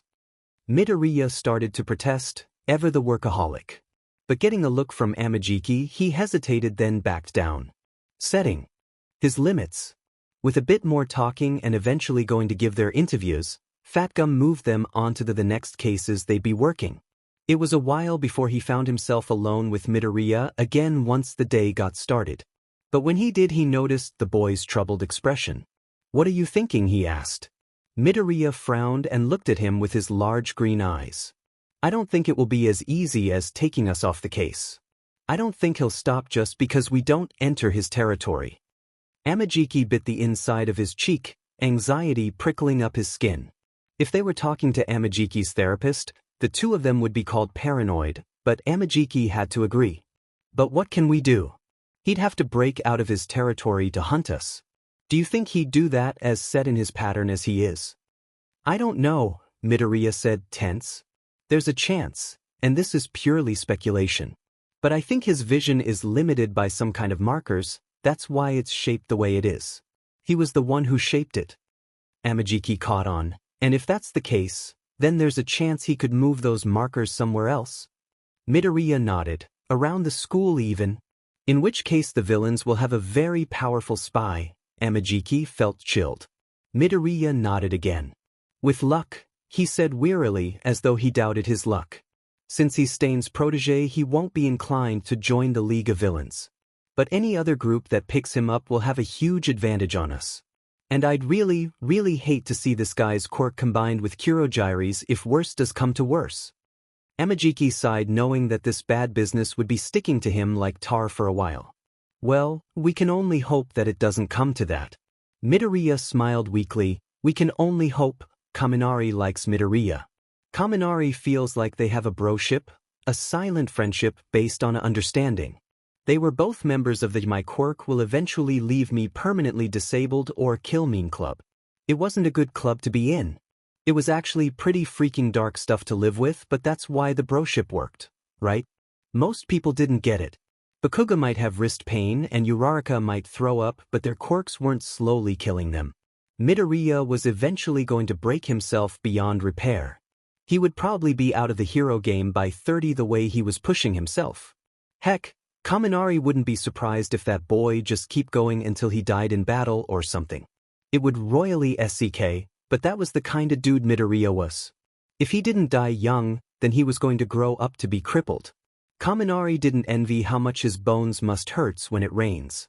Midoriya drank all the bone-hurting juice. All of it.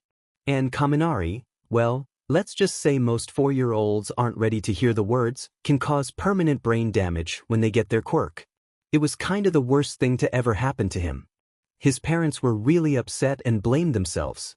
He was pretty much told to avoid using his quirk at all, which is kinda like being told to keep one eye closed for as long as possible.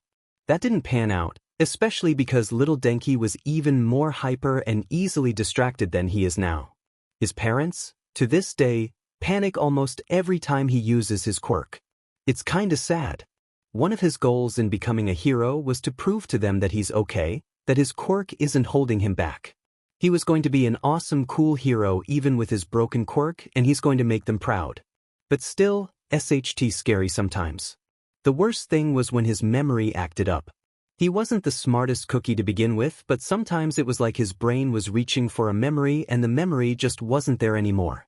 Like walking into a room and forgetting why you did that, or walking upstairs in the dark and missing a step. Those moments made him feel crazier and stupider than anything else. It was like there was all this empty space in his brain, and where there's supposed to be stuff, you know. It bugged him. But there wasn't anything he could do about it. There never was, and if he was gonna move forward at all, he just had to keep going. Go with the flow. Keep smiling. That was probably why he never mentioned the whole inevitable vegetable thing. People get weird when they find out. They start treating him like he's a baby that needs 100 blankets, and they get really scared for him. He figured the whole "my power fries my brains" thing would make the whole dangerous thing obvious, but shrug, if you don't make a big deal about it, no one else makes a big deal about it. Except Recovery Girl, but she doesn't count because she knows. He likes it better that way.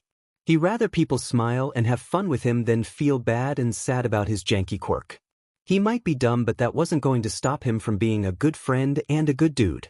He was going to be the best dude no matter how bad his brain got. That was all that mattered in the end. He'd save the day and be the coolest hero out there. Where was he again? So Kaminari liked Midoriya, but right now he was being super freaking creepy. It was a little before 4 am, the class was on another retreat, which seemed like a bad idea considering they were attacked every time the class went off campus, but meh, that was the teacher's problem. One could take care of themselves, and like the amount of pros with them right now was ridiculous. Anyway, Kaminari ended up with his sleeping mat by Midoriya's for a change. Usually the arrangement was either alphabetical or by friend group, and to be fair, Todoroki was sleeping on Midoriya's other side and Kirishima was on Kaminari's other side. But Ida had decided to sleep by the door, and Shinso, who was still awake somehow, was trying to sleep by him. So that left one of Midoriya's sides totally open, and Kaminari was the one to get it. There was a whole weird argument about sleeping arrangements when they set out the mats because Bakugo really loudly refused to sleep by Deku, and no one was even going to make him do it until he refused. Kaminari and Kirishima teased him about it until he got really mad and loud, and Aizawa settled it by making Kaminari take the mat. Everyone slept differently. Midoriya was a restless sleeper and so was Kirishima, so a rough kick to the spleen woke Kaminari up at 3 am, and he wasn't sure who did it, but it was probably Kirishima. Because Midoriya had his eyes wide open and was staring right at Kaminari. His breathing was heavy too, but he seemed frozen in place. When Kaminari tried to whisper to him or move his hand in front of his eyes, he didn't react, so Kaminari was pretty sure he was still sleeping. Meaning he was sleeping with his eyes open. Which was kinda cool, but also must hurt. Didn't that cause dry eye or something? Kaminari was pretty sure Aizawa wasn't willing to share his eye drops. But yeah, now Kaminari couldn't get back to sleep. Midoriya was just staring at him, and it was creepy. Midoriya also started twitching, which was creepy. It was almost like he was possessed. Some time went by and Kaminari ended up trying to make eye contact with Shinso, who was playing a game on his phone. All he got from that exchange was a raised eyebrow before Shinso returned to staring at his phone. Cold-blooded. He probably couldn't see Midoriya from his position. Midoriya made a weird little unsteady breathing noise. Denki was now seriously debating just waking Midoriya up. Kirishima kicked him again, and Kaminari instead ended up glaring at him instead. Welp, fortune favors the reckless, that's the phrase, right? Midoriya, Kaminari whispered, shaking the kid. Midoriya. The effect was more immediate than Kaminari expected. Midoriya was awake and on his feet scarily fast. He had his fist raised and he was staring around instantly on alert for enemies. Kaminari wasn't expecting that. Most of the time, when he fell asleep in the dorm, he was pretty chill when he woke up from his naps. Maybe it was because he was having a nightmare. They all had nightmares after all, and in Kaminari's experience, they were more likely to happen at night in private for some reason. Hey, bro, it's okay, Kaminari whispered, looking around to see if they had woken anyone else awake. Todoroki briefly opened his eyes to glare at them. He's always been a light sleeper, but her fell almost instantly back to sleep, looking surlier than before. Shinso was sitting up too, looking unsure about what was happening. It was just a nightmare, Kaminari whispered. You're safe. Midoriya froze for a moment, processing the information, then his shoulders slumped slightly and he suddenly looked nauseous. Next moment he was running from the room, hands clasped over his mouth in the telltale, "I'm gonna puke" look.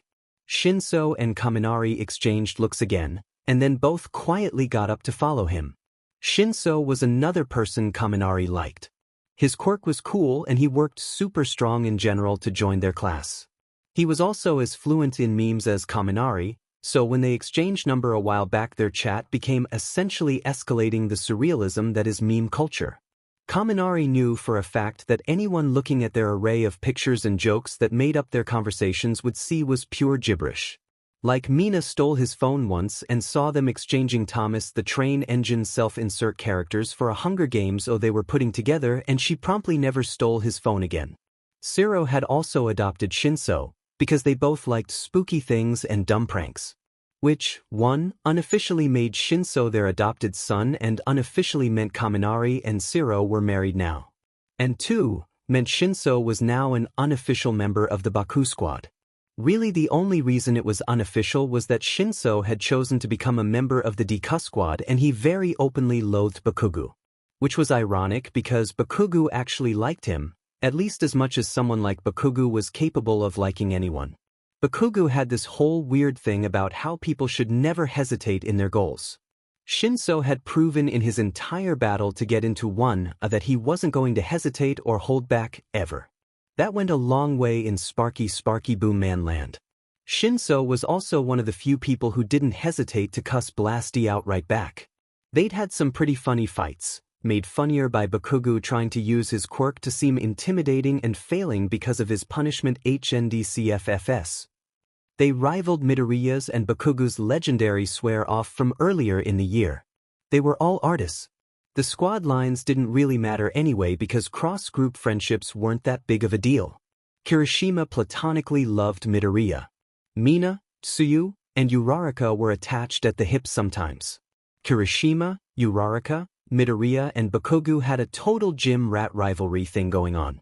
And even Ida and Zero had a weird thing where they talked about car and leg engines. The only real thing that mattered was whose side you took on game night.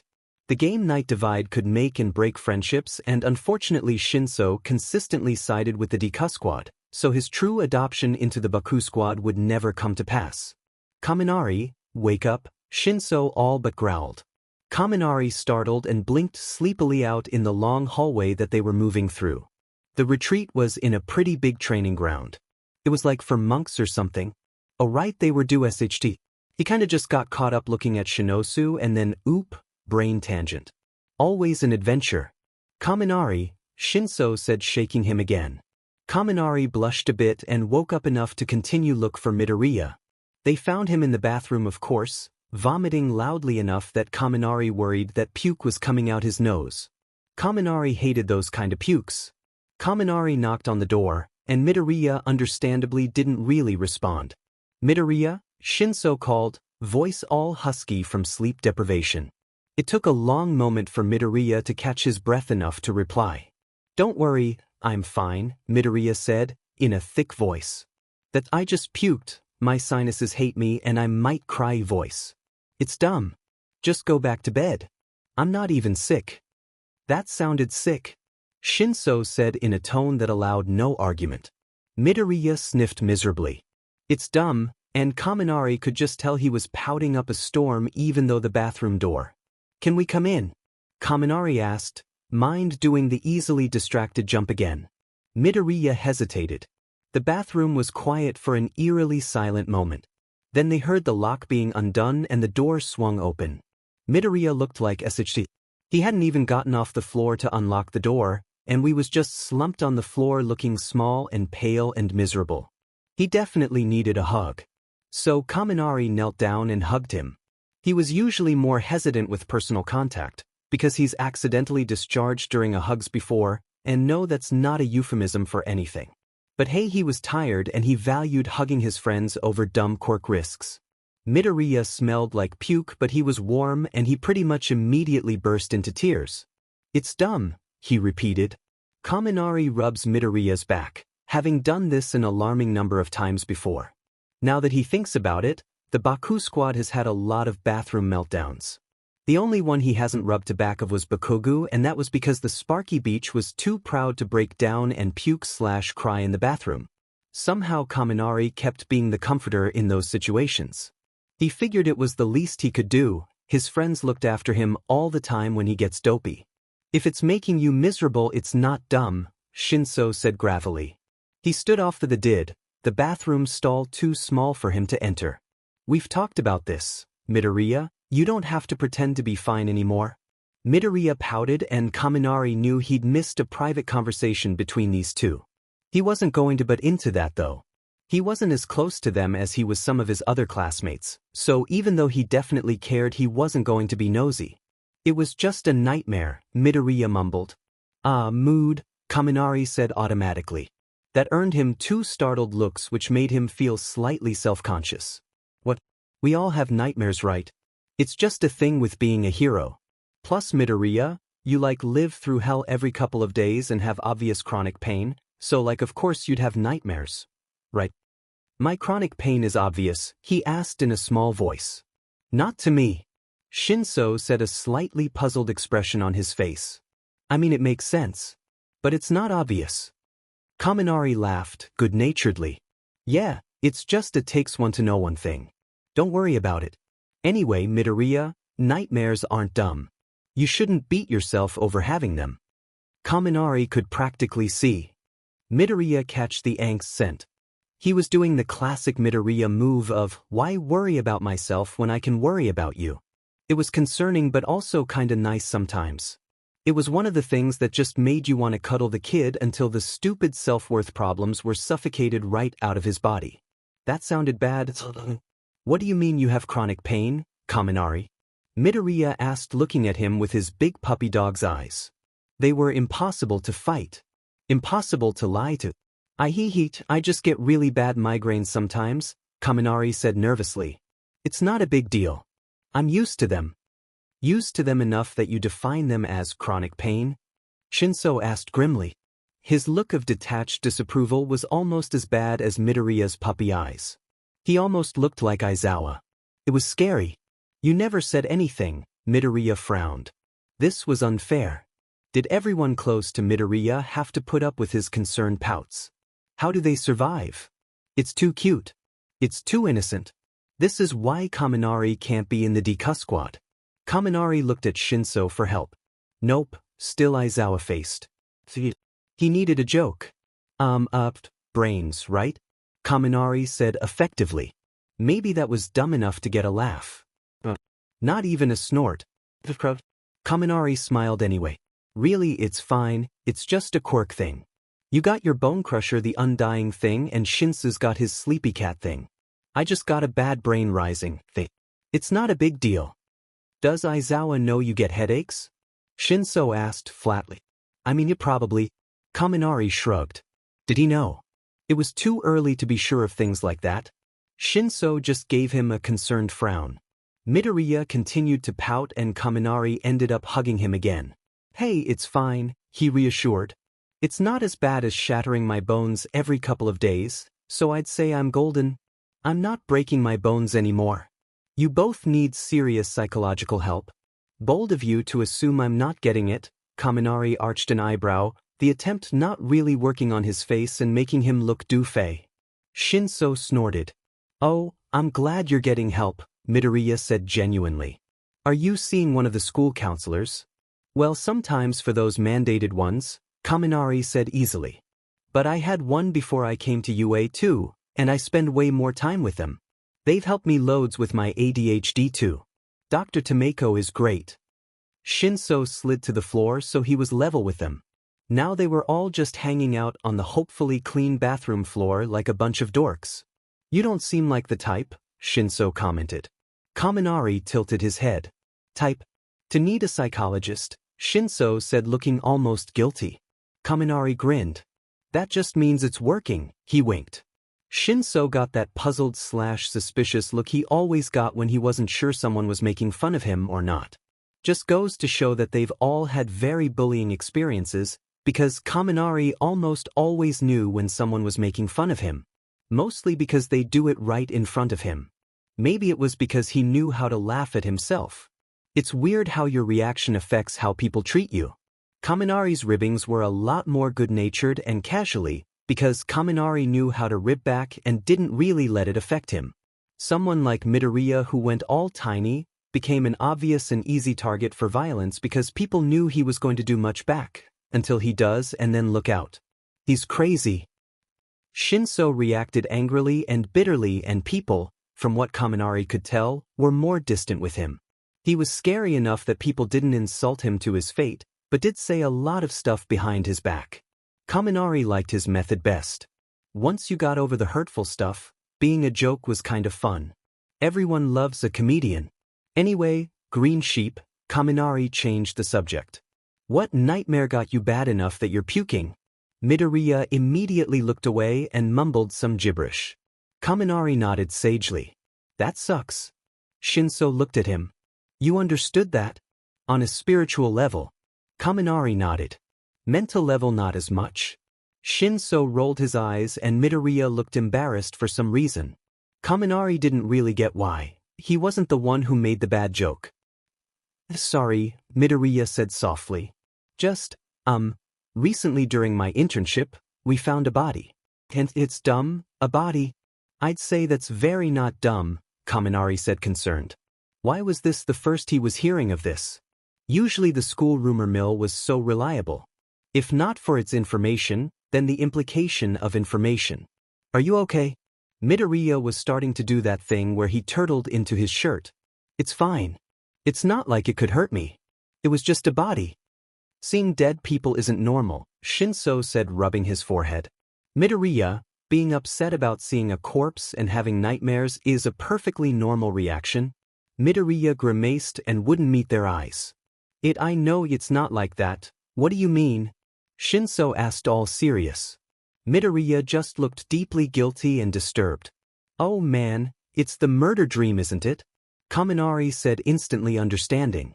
That earned him startled looks from both boys. Why yeah, how did you know? Midoriya gasped, looking pale and anxious. Shinso pressed his lips into a strong line.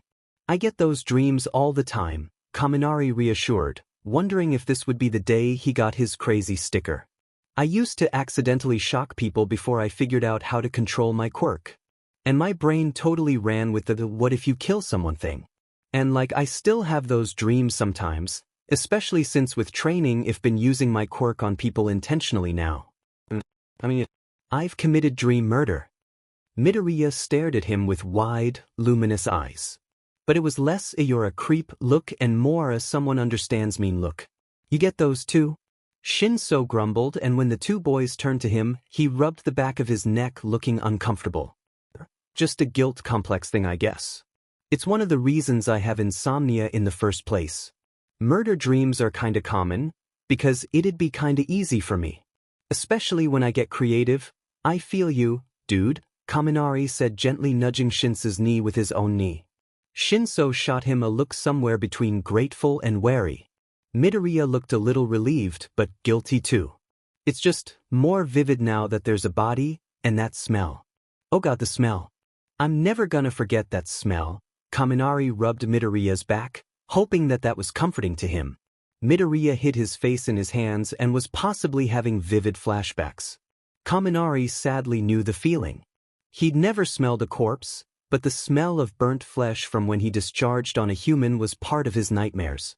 Sometimes Kaminari struggled to eat cooked meat because of that smell. You'll be fine, Kaminari reassured. I figure the fact that you have the morals to feel guilty about dream murder mean that you're probably not gonna be a murderer, right? Like it's nightmare because you're scared of it. And if you're scared of it, you aren't gonna do it. That's weirdly profound, Shinso said in a slightly skeptical voice. Like he expected Kaminari to have gotten it from a fortune cookie or something. It's been known to happen, Kaminari said proudly. Midoriya gave a watery chuckle. Weirdly that does make me feel better, thanks. No problem, Kaminari grinned dopily. If I'm gonna be up at 4 in the morning, might as well be helping a friend, right? Shinso snorted, get on my level. Real friends don't sleep at all. They die of exhaustion like men. Midoriya giggled. And Kaminari's eyes sparkled with mischief. Women can die of exhaustion to you, Shinso. Are you really going to play your female friends like this? My female friends have the self-preservation to not die of sleep exhaustion. Touché, Midoriya said. I have self-preservation, Kaminari defended himself. I just also have ADHD. So it's easily distracted. Sure, January. Shinso smiled smugly. Having it around sometimes is better than having no self-preservation at all. Kaminari crossed his arms over his tea. Are you really going to play Midoriya like this? Shinso said. Right in front of him. It's not that I don't have self-preservation, Midoriya said defensively. I just value other people's lives more. I'll have you know I haven't died even once yet. As opposed to the many times everyone else has died, Shinso said sarcastically. Don't tempt fate, Midoriya. You know what happened last time, Kaminari reminded, only have teasing. That villain attack wasn't my fault, Midoriya scowled. I'm not saying it is, Kaminari tilted his head. I'm just saying you have a track record of getting shafted by the universe. Gee, thanks. And I wouldn't be going out of my way to step on anyone's toes. Midoriya rolled his and gave a dramatic fine. Fine what? Shinso said, still rocking the teacher vibe. Fine. I won't tempt fate to kill me. Midoriya promised. It's already trying strong enough as is, Kaminari said, thinking about all their near-death experiences. Giving the setup for an ironic but whooping is just too dangerous. Sure, thing Midoriya said, putting crazy emphasis on the word. Kaminari just stuck his tongue out and Midoriya giggled again. Akam, a tired voice drawled. All three boys froze and the tired glare Aizawa gave them was enough to kowi all of them. But, no. Yes, sensei, they said, trudging out of the bathroom, Midoriya pausing to rinse his vomit mouth with mouthwash. Kaminari had a feeling they were gonna catch hell in the morning when Aizawa was more awake. But he couldn't regret it. He felt closer to both boys now. Kaminari thought as Midoriya instantly drifted off, back to sleep. Midoriya was still sleeping with his eyes open. Creepy. Okay, so here's the dealio. Bakugo and Midoriya are awkward as F and it's kinda Mina's fault. Like she admits that she messed up when trying to get the juicy gossip about all the secrets Mido was keeping. She stepped over a line and she is really sorry about it. She'd be sorry even if Aizawa hadn't given her an essay on consent. That paper was hell. But fair. Lesson learned. Never again. She apologized. Bakugo apologized. Everyone in the Baku squad apologized and Mido accepted the apologies like a good, forgiving, heroic good boy who's too pure for this world. Works out right. But it didn't. Because now all that drama is out in the open and everything is super awkward and tense, and like things are less tense than that first week after Midoriya dropped the truth bombs, but it's still super weird. Mido and Blasty kinda made up, but Midoriya started avoiding Bakugo if he could help it, and Bakugo is trying to pretend everything is normal by acting like more of an but than usual. And the class is very clearly still mad at Bakugo and even Mina, even if most of the tension has faded. It was obvious to everyone that Baku has no idea what he's doing when it comes to fixing this atmosphere. He knew the way he used to act was wrong, but he doesn't know how to act right. So everything he's been doing lately is kinda stilted or over the top. He's aggressively trying to improve, but beyond Kiri's and the crew's positive reinforcement, he has no idea what better is. So he's sort of flailing helplessly and falling back on old habits naturally. It's kinda weird to see Blasty fail at anything, but that's just how it be. Meanwhile, Midoriya's been caught up in the wild life he's leading outside of class. Between his internship and training with Nezu, he's always doing something and doesn't actually spend much time in the dorms anymore. He hangs out with his closer friends, of course, and is somehow getting closer to random people when no one's looking, but he still seems pretty cut off from the rest of the class, which is a shame because he's their sunshine boys and everyone needs a daily dose of Mido. Maybe he's not avoiding Bakugo per se, but he was not in the same room as him often, and the Deku squad are on the defensive, randomly bundling the Sunshine Boy and absconding or shooting glares at Blasty like a pack of wild dogs protecting their puppy. The point was it was awkward. And Mina hated it. She hated that she was responsible for making everything so awkward. She hated that it wasn't a problem she could fix by just throwing love and support at it. Mina was what some would call a busybody. But really she just cared about a lot of people and wanted everyone to be happy and having fun. Seeing people smile was one of the reasons she wanted to be a hero. If she saves people, if she gets famous, she can make even more people smile. Like All Might. That'd the coolest thing. But currently she felt like that was kinda the opposite of what she's done. So she had to figure out a way to fix this. She started by trying to get closer to Bakugo. He should be the easier of the two because she was a lot closer to him already and Midoriya was so shy. It didn't work out as well as she wished it did. One of the things Mina liked about Blasty was that he was always so honest and straightforward. You'd think that would mean he had nothing to hide but blue. It turned out his sweat made him slippery as hell. Every time she tried to talk to him about feelings and stuff it felt like jumping on a live grenade. Usually he either got angry or frustrated or kicked her out of the room. Normally annoying him was fun but when it came to anything remotely Midoriya, he got extra flustered and growly. He even bit her once, which wasn't cool or safe probably, she could have melted his mouth. So it wasn't going well. Kiri and Cammy weren't much help either. Kiri was all about giving the boys time to work things out on their own because forcing emotions is unhealthy and blah blah blah. Cammy told her that maybe she should mind her own business because they all saw how last time turned out and she got it okay, she really messed up. But she was a fixer. She was a problem solver. And she couldn't just let a problem that needed solving not get solved. On top of that, Bakugo was in a bad place in general. While the Baku squad and Midoriya had forgiven Bakugo, the rest of the class, not so much. He was being punished what with the anti-quirk cuffs and all. She knows it's mean, but it's kind of fun to watch Blasty try to blow stuff up and then 5 seconds realize he can't. It was always really anticlimactic. But then on top of that he was being punished by having most of the class treat him coldly. He was definitely feeling the negativity and Mina kept catching him get this longing, rueful, Baku taught her that word, looks as some of the other classmates turned their back on him. It was really sad and especially because he'd only recently started earning the class's trust and respect. And he lost it almost instantly. So any attempt that Mina made to even bring up Mito resulted in him getting really defensive. So she went after Midoriya next.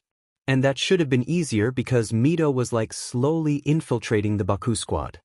He'd gotten close to Siro, Kiri, and Cammy recently. That meant she was next. She had an in. But he was always busy and even trying to get in on his crazy schedule was ridiculous. Mina already knew about his insane workout schedule because she took the Deku's death regimen challenge. She was not going back. She was never going to the gym with him ever again. He was a secret SDST when it came to his workout routine. Never again. Then he was always busy with his internship and never around. He was at least hanging out with Kiri then, but Kiri wasn't helping her so well. Then on top of that he was always doing homework or researching something. Mina did not understand how anyone could spend that much time reading. She physically rejected that scenario. If she read as much as Mito she'd break out in hives or puke or something. And good luck talking to Midoriya when he was like that. Even the words that were said loud enough to be understood were gibberish to Mina. So she was not getting involved with that, which meant there was no other time she could talk to him. Even during meals he had a book with him. How does he do that? How has his head not exploded? So the next step was going through her friends. Kiri and Cammy already refused. Ida had gotten really uncomfortable and pretty much ran for it. Tsuyu just stared at Mina until she got really uncomfortable. And even Uraraka, who was usually down for shenanigans and helping people, said she didn't think it was a good idea. So Mina tried to drop it. She really did. Nedzu set her up. She knows he did. She didn't know what planning and chaotic energy made this plan happen. But he gave her the opening and it was impossible not to use it. She didn't trust it. Nedzu absolutely terrified her. The fact that he was gradually corrupting her by Mito was even scarier. But she wanted to help. So it was okay, right? Okay, so it was the final exam for the semester and Mina, Bakugo, and Midoriya had gotten teamed up to go against Cementos. To change things up they'd all be wearing quirk suppressant cuffs to signify the times when the fights they won't be able to use their quirks. After the year they had, the staff had apparently decided that they had enough experience fighting with quirks and needed a taste of a wider range of fighting styles. This probably explained the afternoon martial arts classes that a few of the teachers started offering. Not Aizawa surprising, but Mina suspected that was because he already had too much work. Mina was kinda excited. She'd been working pretty hard on her martial arts and being paired with two of the most powerful students couldn't be a bad thing even if things were awkward between them. And it was Cementos. Granted he wasn't the best person to fight when it came to hand-to-hand combat, but it was better than fighting Nedzu again. Hi, Mina, Mito greeted, raising his hand in a wave. He looked tired. Kaken. Baku shifted uncomfortably and grunted. Hi, Mito. Mina said, bouncing on the ball of her feet. You ready for the exam? You got a plan. I bet you have a plan. You're the plan man. Man with the plan. Plan of the man. So, what's the plan? Mito looked slightly overwhelmed. Blasty rolled his eyes exaggeratedly. Well, with Samantos and the quirk cuff limitation hand-to-hand combat will be ineffectual. So the best plan is escape and avoidance, he said, half mumbling. I got some flashbangs that'll probably help aid our escape, and if I'm right, Kaken's suppressant cuffs don't prevent him from producing nitroglycerin sweat because that's a mutation. They just prevent him from emitting the triggering sparks. So in theory his gauntlets should still work if they have a different igniter. What? Baku's eyes widened and he turned to give Mito a, why didn't you tell me, look? It was kind of funny. Why didn't I think of that? He growled angrily. Mito smiled awkwardly. I'm sure you would have figured it out eventually, Kaken. I don't need your pity. The radio outside the training field spoke up and told them to enter and various time limits and rules and stuff. And they entered and it was a maze. A cement maze with pretty tall walls. Escape and avoid, Baku muttered. Right? I think I have chalk in my utility pouch, Midoriya said, examining the wall. But it would be easier if we walked along the top of the wall than brute forcing the maze aspect. Isn't that kinda cheating at maze? Mina wondered, not really complaining. It's a villain fight, Midoriya said seriously. You need to take advantage of any advantage you can get. All right, Raccoon Eyes, Bakugo said, linking his fingers together and giving her a leg up. Mina grinned wildly. She loved climbing stuff that she's not supposed to climb almost as much as dancing. Thank you, Blasty, she said, smiling wildly as he pushed her up, and she dragged herself over the wall. The thickness of the wall was only about 5 inches, so she was straddling it instead of balancing on her feet. She looked out with her better view of the maze, and she was really glad that they were taking this route instead of blindly wandering the maze. Mina glanced down as Baku and Mito argued typically. Then with shocking grace and determination Midoriya ran up the wall and caught the edge and climbed up beside her. It was so freaking sick. Dude, she enthused. Hardcore parkour? Midoriya grinned bashfully. I've been practicing. Ochako and Shirokuen take it really seriously. Oh, she's Ochako now? Mina teased. Mito's face instantly turned pink, Mina's favorite color. It's she just she said it was fine cause we've known each other so long and everything, so it made sense, and we've been to this kinda weird, but it's not a big deal, please don't make a deal out of it, we're just friends. Mina laughed. I have no idea what you just said. Bakugo, never one to be outdone, scaled the wall too, looking like an angry cat the entire time. Mina would give the style points to Midoriya, but she knew Bakugo would be using his rocket power if he had the option, so he had to adjust. Really, their parkour skills were pretty equal. Okay, Midoriya said, getting back on task. The exit should be that way. Would you guys rather climb safely or jump from wall to wall? Jumping might be faster, but it's more likely to lead to injury if something goes wrong.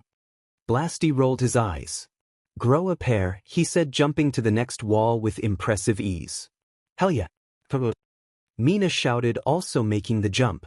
Midoriya frowned at the noise but followed behind, and they started making progress like that. Jumping and crawling along the top of the walls until something shook beneath them.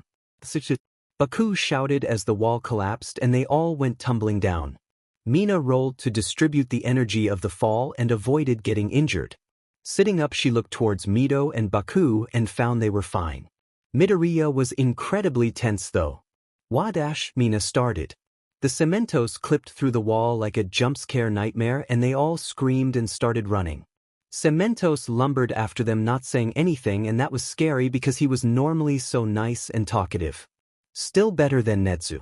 Mina reminded herself. Still better than Netsu. Get behind me. Bakugo cried, and he threw Mina ahead of him where Midoriya already stood. He turned back towards Cementos and grinned manically, pulling the pin on one of his gauntlets.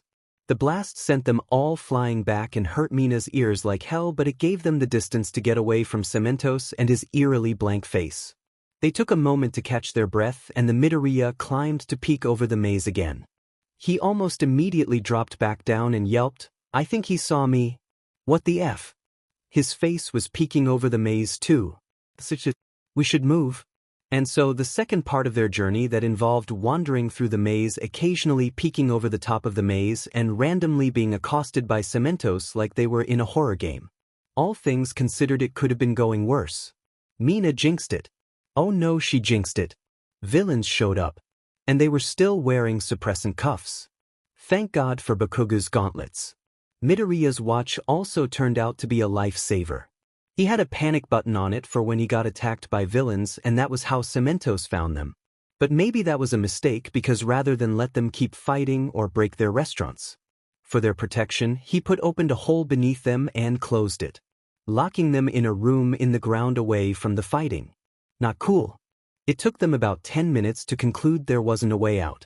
Even if Bakugu refilled his sweat gauntlets, it probably wouldn't be safe for him to set it off in their room. They were properly trapped. Mina got bored really quickly. That was the thing with her. She needed to be stimulated. But hanging out in a dark room, lit only by the flashlights off their utility belts, was boring, and Mito and Baku were still awkward.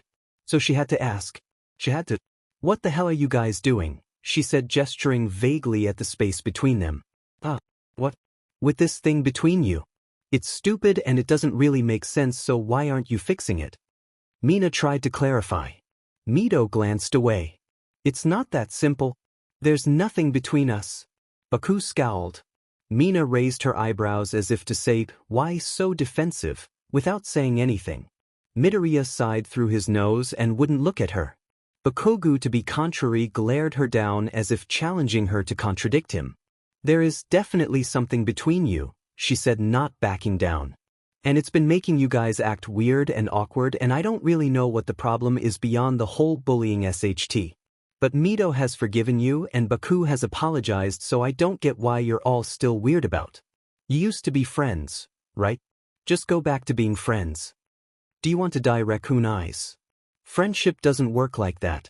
And even if it did, who says I want to be friend with Deku? Even Midoriya gave him a skeptical look and Mina heaved a humongous sigh. I just don't get what your problem is, Mina said, gesturing vaguely. Like, I know you've always been a bit of a PP blasty, but I don't get why you'd be mad enough at Mito to tell him to kill himself. Or like, why Mito is so forgiving all the time. She looked at Midoriya and noted, that's really weird, you know, or just what kind of HT is bad enough that you have to be so dumb about this? Your friend's right. Baku and Mito's eyes met for a moment and then they quickly glanced away. It's complicated, Mito muttered. Then uncomplicated, Mina said, pouting slightly. Look, I had a fight with one of my middle school friends because she threw my favorite pen out the window. We got over that. I mean, how serious would your fight have been? You were like 10. The boys shared a quick look again, and this time Baku looked angrier when he glanced away. Midoriya looked more anxious. I don't see how it's any of your business, Pinkie Pie, Bakugu bit out. It's in the past, so just drop it. But it's not in the past. You guys are always avoiding each other and yelling and fighting. And like that makes sense for Midoriya given how you treated him, Baku, but still all these weird looks and awkward silences are driving me crazy and making everyone else in class really tense. So let's just, Mina made a rainbow with her hands. Work this out. Like therapy. We clearly have the time. Mina-chan, I'm not sure, Mito started. You know what if it? Bakugu interrupted. She's right. I'm tired of this bullshit edging around each other. What is your problem, Deku? What's my problem? Midoriya repeated incredulously. Yeah. I've been trying to make things right for weeks now, but you keep avoiding me. So what's your deal? I haven't been avoiding you, Midoriya said, sounding slightly annoyed. I've had a lot going on. That never stopped you from bugging me before. I've never been this busy before, Midoriya said reasonably, then he tacked on, and it's not like my life revolves around you. I'm not always bugging you. Bakugu scoffed hotly. Yeah, sure. Every other minute you're like, Kakin, let me play. Kakin, wait up. Kakin, don't do that. You mean for the 15 minutes after school before I walk home? Midoriya said, pouting slightly. That was barely any time out of my schedule, and if you haven't noticed, I don't do that anymore. Bakugu snorted. Yeah. Because you're busy. Sure. I'm not the one with the problem, Kaken, Midoriya said tiredly. I've been trying to make up with you for years. Just because I have better things to do now than bend over backwards to accommodate you doesn't mean I'm not making an effort. Bending over backwards. Is that what you called it? Bakugo pulled his lips back from his teeth. More like spreading your butt cheeks to get F. You were weak. Something flashed in Midoriya's eyes and his expression dropped to something colder than normal. Whoa, Bakugo, Mina said, sensing something amiss. That seems a little far dash. Well, it's true, isn't it? You only grew AF spine when you got AF quirk. Every other time you tried to stand up to me, you were a stuttering, crying mess. It was pathetic. Yet instead of get mad and actually throw a punch, you just roll over like a goddamn dog and let me kick your butt. If you were going to stand up to me at all, why the F did you stand there and take it? I was trying to do the right thing, Midoriya declared. You were trying to be a victim? And suddenly Midoriya was standing, cheeks flushed with anger. Do you think any of that was easy for me? Do you think I was giving you second chances for shits and giggles? I wanted to give you a chance. It's not my fault you decided to spit in my face every chance you were given. Only a dumbass would give me all those chances, Bakugo shouted back, also standing. Mina leaned back, not expecting things to escalate so much. That's what I don't get. Only a complete moron would keep going back to someone who hurt them the way I hurt you, and yet you kept on smiling innocently like a stupid wooden doll, and I doesn't make sense. I don't get you. What the hell is wrong with you? Why do you care about me? Midoriya paused and bit his lip before quietly muttering. I care about everyone, Kaken. Bakugo scowled darkly. But what possible reason could you have to trust someone like me? To give any piece of SHT like me the time of day? How can you put yourself out there like some kind of dash? I don't trust you, Kaken. Midoriya said as though the thought of trusting him had never crossed his mind. Bakugo froze. What? I don't trust you, Midoriya repeated, pulling a face. Bakugo seemed to be doing some heavy mental math to get over this new hurdle. Then you were lying all those times you complimented me? Bakugo snapped, and Mina felt kinda annoyed at him because that obviously wasn't the point. You have been looking down on me. What? No. Midoriya huffed, frustrated. Of course I mean it. Trust doesn't have anything to do with liking and respecting you, Kaken. Huh. And despite how aggressive the shout was, he sounded genuinely confused. You like and respect me, but you don't trust me. How does that make any sense? Why don't you trust me? You don't deserve my trust, Midoriya said flatly. You haven't for years. And Bakugo still looked confused, but Mina caught the inexplicable flash of hurt in his eye. He hunched his shoulders defensively but didn't say anything. Apparently he didn't know what to say. Midoriya heaved a long sigh and seemed remarkably like Aizawa-sensei. Mida was always attuned to other people's emotions whether he liked it or not. Look, he said, searching for the right words. I'll be honest, Kaken. I can't say this isn't personal. I mean, you aren't the only person I have trust issues with. Apart from my mom and like 3 teachers here at UA, adults in general haven't exactly been reliable to me. I just don't think there's anyone I can tell everything to, not even my mom, not even All Might, not even Ochako and the others. And for a dark moment, Mina got the strange impression that Midoriya had a looming shadow behind him, full of secrets and dark thoughts that he'd never say out loud. It was kinda disturbing to see over the resident sunshine boy. But it made her more sad than scared. But Midoriya said, gesturing at the strangely subdued Bakugo. There was something raw in his voice, like this talk has been a long way coming, and Midoriya barely had a hold on his emotions. You've chosen to hurt me every chance you've been given. Even when we were making up, it was a fight. I can see the good in you. I know you're going to be a great hero. I admire your determination and your intelligence and how strong you are. But I can't trust you.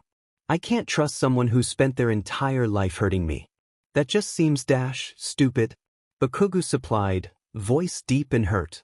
It was strong to tell if he was finishing Midoriya's sentence or just calling himself stupid. Bakugo ran his hand through his hair and looked almost as though he was having a life-altering revelation. I'm an idiot, aren't I? He laughed ruefully, tears beading the corner of his eyes. All this time, I thought you were being stupid and naive. I thought you were forgiving me, but you weren't, were you? Midoriya bit his lip. I don't have to trust you to forgive you, Kaken. I forgave you a long time ago. Bakugo just shook his head, not truly understanding Midoriya's forgiveness. Mina didn't really get it either, even though she's seen him pour his heart out to people so many times. Midoriya was always reaching out. Mina supposed forgiving the pain someone caused him was part of that. Now that she thought of it, Midoriya's ability to keep reaching was admirable as hell. But, Midoriya said, eyes taking that determined glow. That doesn't mean I'm not trying. It'll take more than an apology and some stupid quirk suppressant cuffs to fix this. I'm sorry for that. Bakugo's shoulders slumped tiredly, but it was like a weight was coming off his back. Dumbass, he grumbled. You apologize too much. Don't apologize for actually making sense. He ran a hand through his hair one last time and then turned and banged on the cement wall. Hey, you bastards, you ready to let us out, yet? No one responded. 15 minutes passed. They still didn't have any ideas on how to break out. The air was starting to feel incredibly tense and stale, and even though the boys had gotten some of the angst out into the open, things were still painfully awkward. Mina honestly didn't know what to make of the argument they'd had. It seemed so much worse than what she was expecting, even with the knowledge that their fight had escalated to the point of Baku telling Mido to kill himself. They'd always seemed so in sync. Mina figured their friendship had to be pretty strong for them to have such a good read on each other. And they were always looking at each other and making eye contact and motivating each other. They seemed like better friends than enemies, but that argument was a thing. Honestly, Mina was feeling like she'd bitten off more than she could chew. She thought she was doing the right thing, but maybe Midoriya was right. Maybe this wasn't something she could fix. Could you stop shaking your leg? Baku snapped at her. He looked like he was working himself into a fighting mood, and honestly Mina was kinda down for a fight.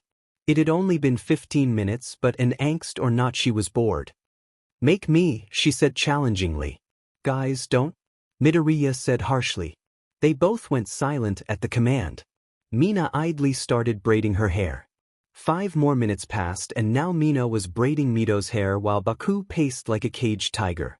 5 more minutes and Baku was laying flat on his back staring at the ceiling, while Mina tried to do a handstand. Midoriya was doodling in his notebook. He offered to let them draw, but he only had one pencil and she figured it was better to let him do his thing. They did get a few games of tic-tac-toe out of it. 10 more minutes passed and it was really apparent that their boredom wasn't going anywhere. They kept checking their watches and finding no time had gone by. It was maddening. 5 more minutes of dumb small talk and doodling and Mina was ready to get angsty again. Midoriya, why do you hate yourself? Mina asked finally. It was a question that had been a long way coming. Ever since he first admitted it when under the effect of the truth quirk, she had wanted to know. But this was about more than satiating her curiosity. It was a question that he needed to answer if they were going to move forward. She knew it in her gut. Midoriya's face darkened, but it was Bakugo who grumbled, "You don't have the right to ask that." Mina glanced away self-consciously. The room was too quiet. All she could hear were the other two's breathing and their subtle shifting. When she got up the nerve to look at Midoriya's face, he wore an expression of steady determination, at odds with the situation. He usually only got that expression when he was in a fight or getting pumped up for a battle. The tension held for what felt like hours more, but Midoriya spoke all the same, voice soft and holding a startling vulnerability that chilled Mina. Like it was being forced out of him even though he didn't have to say anything. It's irrational, he began, and he wouldn't look at them, instead focusing on a spot on his favorite red shoes. I know that. Logically, it doesn't make sense to hate myself. I haven't done anything wrong. Not really. Midoriya's expression was intense and distant. He went silent for a long moment. It's like Midoriya tried to come up with the words to describe it, but trailed off, finding none. Sometimes He tried again and went silent. Bakugo gave an irritable huff and said with startling bluntness. It's like looking in the mirror and seeing your own worst enemy. It's knowing every shitty thing you do, and every shitty thought you think is all on you. You did it. You're responsible for it. And that says everything about who you are. Even if everyone else is too stupid to see what a piece of SHT you are, you know. You always know and you can't escape that fact. Both Mina and Midoriya looked at Bakugo in surprise. Midoriya's eyes had gone wide and there was something there that Mina couldn't really parse. It wasn't surprise or vulnerability or even empathy. It was almost calculating. But that wasn't it either, irritation. Whatever it was old and it was strong and it was gone quickly to be replaced with a look of guilt and tiredness. Yeah, Midoriya said, and the word definitely had the weight of understanding behind it. He knew exactly what Bakugo was talking about, and that was sad. Mina felt the weight of her own insecurities on her back, but she ignored them as usual. But why, she asked quietly. She didn't get how these two paragons could hate themselves. Like, to an extent she knew they had issues, but those could be overcome. They have so many other good things going for them.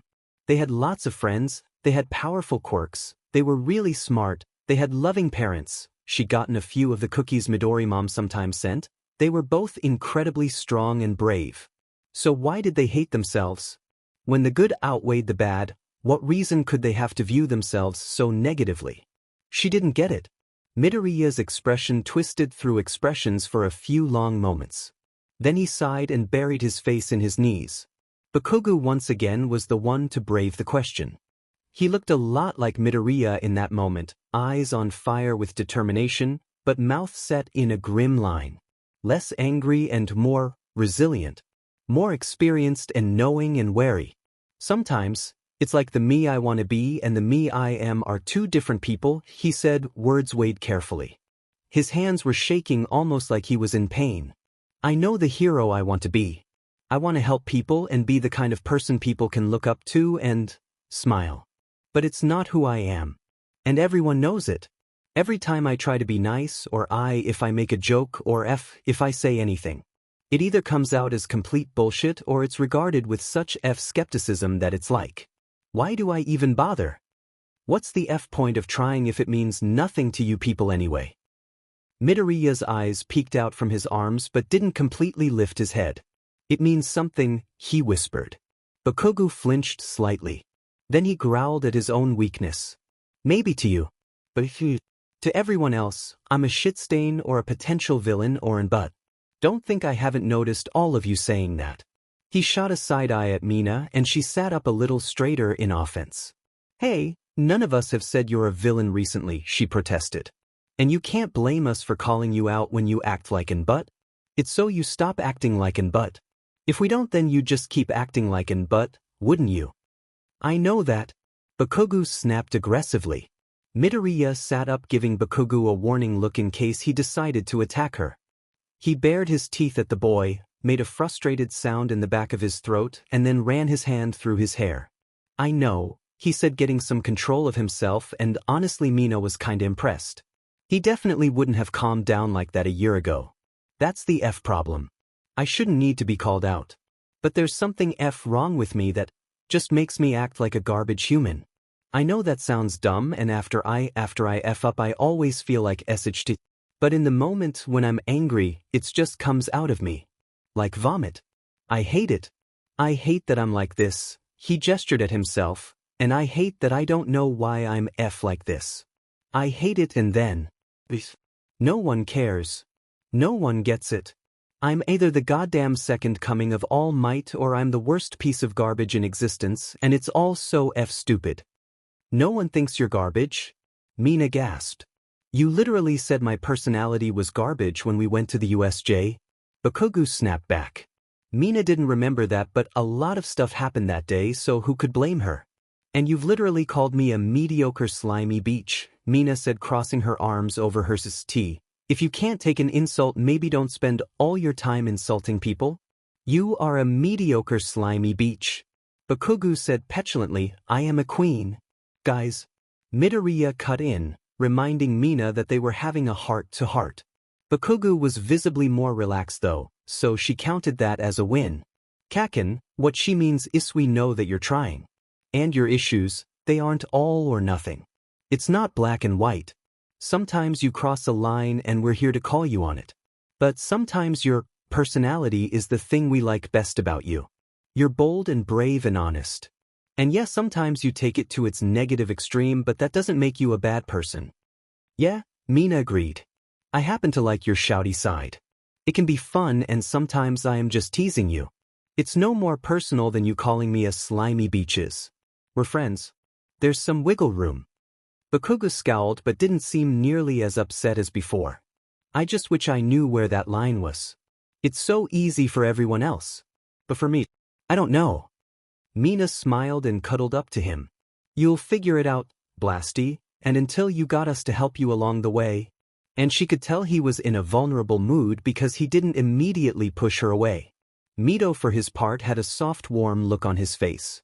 But it slipped away when his thoughts came back around to her question. Mina bit her lip and considered not saying anything. But, knowing they had really gone out on a limb just to accommodate her selfish questions.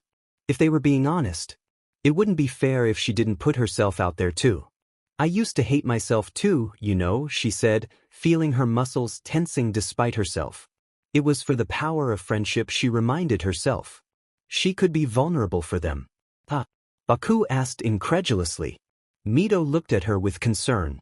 Outside, explosions rumbled as the villains and heroes fought. It felt miles away. Okay, maybe she couldn't do this? Friendship. I'm trans, Mina said, closing her eyes tightly so she didn't have to see their reaction. Like ripping off a bandage. Please be worth it. Bakugo asked in the exact same tone. There was a noise and Mina could only assume that Mito had kicked him. We support you no matter what, Mina, he said. Mina took the chance of peeking out of her eyes, and Midoriya's expression was still soft and warm.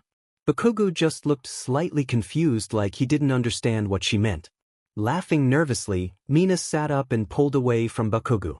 Twirling one of her small braid with her finger, she said shyly, I was born with a boy body, but I always felt like I was a girl. It kinda made me insecure growing up, since I kinda knew I wasn't like other boys my age, but I wasn't like other girls either. Everyone just thought I was kinda weird, and no one, well, it was like I was too much of one thing or the other. I couldn't play with the girls because I was a boy, but I was too girly to play with the boys, and I don't know, she was officially having trouble look at the boys. She'd never confessed this to anyone, and it was a lot harder than she expected. In my second year of middle school, I finally put words to it. And I got really lucky with my parents because they actually, got it and supported me. And we were moving anyway, so my mom suggested that we visit a specialist, and the specialist changed my gender for me so I could enter the new school as a girl. She peeked at Mito and Baku's faces. Mito looked fascinated, like he was on the edge of going into analysis mode. Bakugo's expression was blank, which just made her kinda nervous. Anyway, the quirk has to be reapplied on a yearly basis, so if I ever change my mind about this I can just let it wear off. But I've never looked back, she smiled kinda shyly looking at her hands. I can't explain how freeing it is, to just fit in my body. To feel like myself instead of someone else. Mina shifted, feeling their silence. But, when I was a boy, I kinda hated my body and myself. I was pretty young, so I didn't get why I couldn't just be like normal kids and like myself like everyone else seemed to, so, Mina shrugged. I don't know, I'm happier now. Mina's voice came out tight and she started to cry, though she really didn't understand why. Bakugo huffed and suddenly Mina felt a warm hand on her head between her horns. Mina looked up at Baku with surprise, but he was glancing away like he didn't want to acknowledge he was doing something nice. He ruffled her hair. Like anyone cares about your gender, he grumbled, you're AF heroes, that's what matters. Gender has nothing to do with it. Mina laughed tearfully and smiled with relief. Midoriya smiled back at her. She felt the safest she's felt in a long time. Being trans wasn't really something she'd been open about. The only people who knew were her parents and Kirishima, and that was because of a meltdown she had in front of him. She knew she was incredibly lucky that she was surrounded by so many supportive people. She'd heard some of the things people who didn't know she was trans said about trans people. It didn't make her eager to share her truth. We like you for who you are, Mina, Midoriya said warmly. She dragged the boys into a hug. It was still another 5 minutes before someone spoke again. The feeling that no one was coming for them was really starting to kick in now. I think, Midoriya said. I think I'm ready to talk. You don't have to dash, Bakugo started. Oh, I want to. Midoriya said firmly. Somewhere outside another explosion rumbled like distant thunder. You guys both trusted me, it's only fair. Trust isn't about being fair, Bakugo said, tone strained. Maybe not, Midoriya said softly. And I can't promise that I trust you guys completely. Midoriya's eyes were wet with tears. But I want to try. Mina felt a dirty crawling sensation up her skin. She respected Midoriya a lot. He was brave and kind and heroic to a fault. The fact that he was reaching out to her, to them, should have warmed her heart. But it didn't. Because to some extent she knew that she hadn't earned it. She hadn't really earned his trust or his honesty. He was just trying to be kind at his own expense. And maybe that was kinda scary. That he's give part of himself away while ignoring his own feelings on the matter. Maybe it was unhealthy. But even still, she had no right to silence him either. It still made her guilty. That he felt the need to do this to himself, that she was partially responsible for putting him in this situation. Midoriya took a deep breath and began. I'm not as good as a person as I pretend to be. That earned a sharp look from Bakugo. Not because I'm a bad person, not because I've done anything wrong. I know where my morals are and I stick to them. Midoriya paused to breath for a few seconds. No one spoke in that silence. It's like there's this pit in my stomach. This black cold pit where I store all my anger and hatred and determination.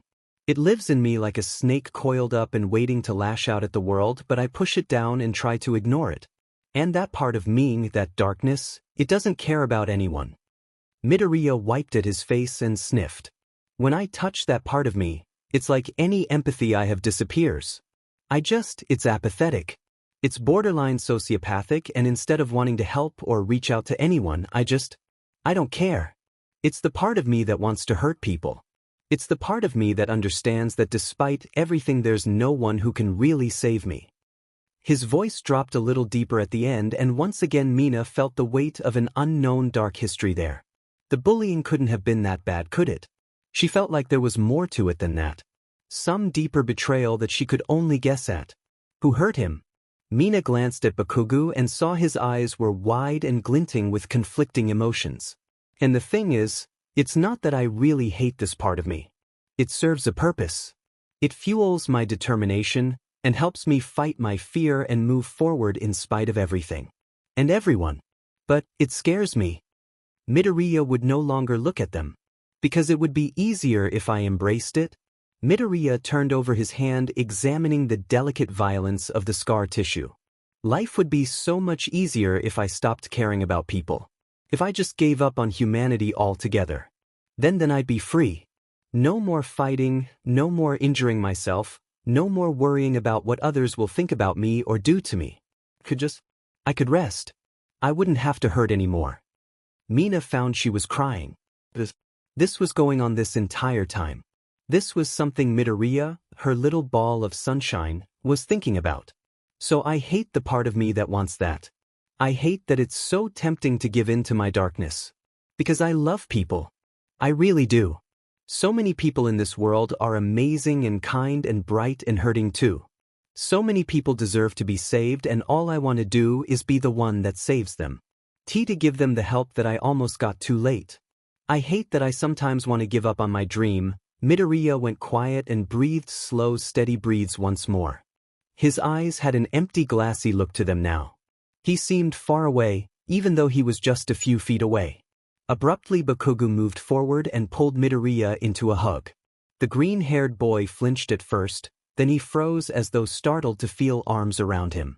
Light gradually returned to his eyes. He returned Bakugo's hug. Idiot, Bakugo said when he let go. He was crying too, and he ruffled Mido's fluffy locks, trying to lighten the mood. Wanting to be selfish is normal, dumbass.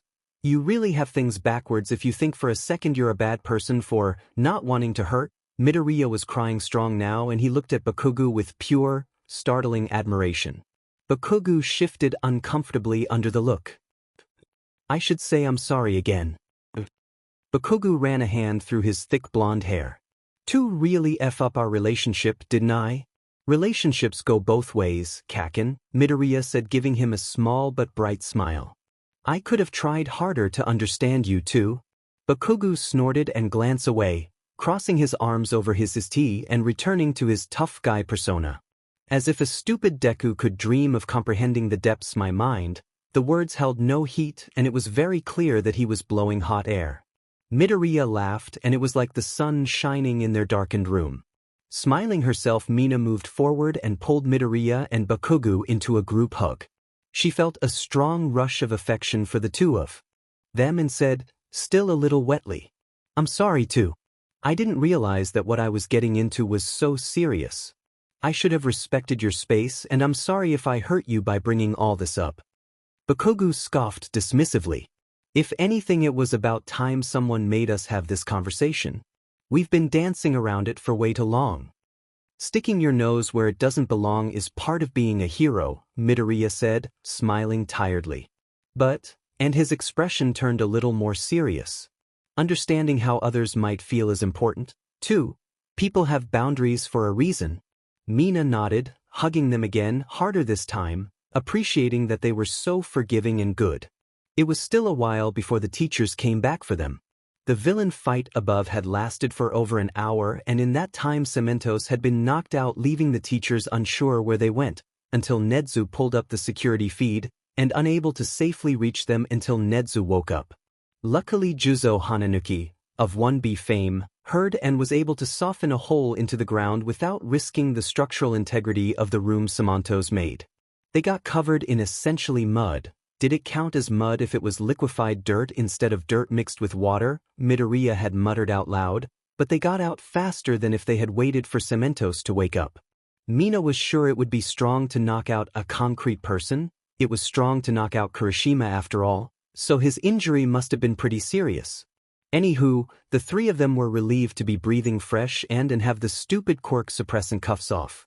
It was only when they were off that she understood how taxing they were to wear. They were like a corset suffocating part of her. She did not envy the villains who had to wear those for the rest of their life. She was also glad that Bakugo would be getting his off soon. Punishment aside, she'd been starting to miss his boom booms. The final would be redone tomorrow, so they would still get a grade. None of the students had been injured in the fight today, thankfully, though they were all tired. Mina, Baku, and Mito were probably noticeably closer after all that. Bakugo and Midoriya's now easier friendship was especially obvious. But when asked about it, Mina would just smile and say they needed to be honest with themselves. It was frustratingly vague but honest enough, and Mina kinda enjoyed watching people make frustrated expressions at her. She was proud that they were all getting better. She was excited to see them smile more.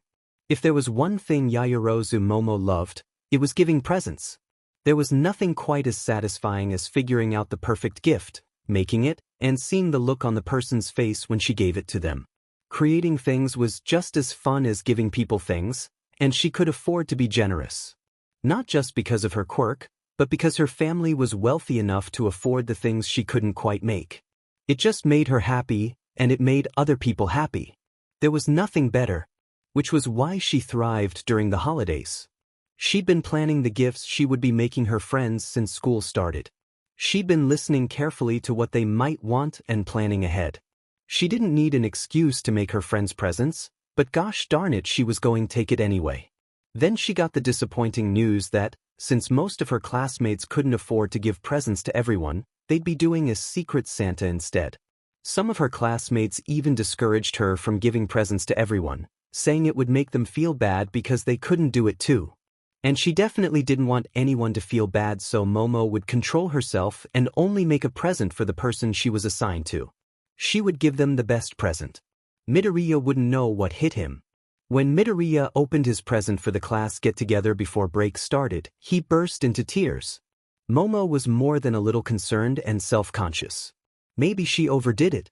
She could admit that the enthusiasm with which she made Midoriya's presents may have been a side effect of her frustration at not being able to make presents for everyone, but she had really thought he would like them. Then he came over and hugged her and thanked her while still crying. So the secret part hadn't been entirely effective, but apparently he liked it. She had made him action figures of all their classmates. She even made ones of himself, All Might's skinny form, and Aizawa. She was particularly proud of them because a lot of work and detailing went into them. She had actually made a ton more that she hadn't been satisfied with, and thank God Christmas feasts were a thing, or she might not have been able to make them all. She'd even put them in little colored boxes with plastic windows on the front. She wished she could make those more detailed. But she couldn't really draw, not even when the design is literally being willed out of her body. Momo figured it was because her mind was structured wrong for it. She could study designs and patterns.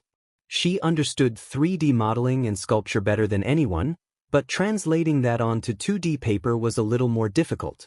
It always felt like she was working backwards, and for all her intelligence, it gave her a bit of a headache.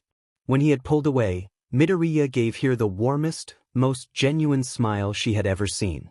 She had to admit it made her heart flutter a bit. "Thank you," he said, and part of her melted.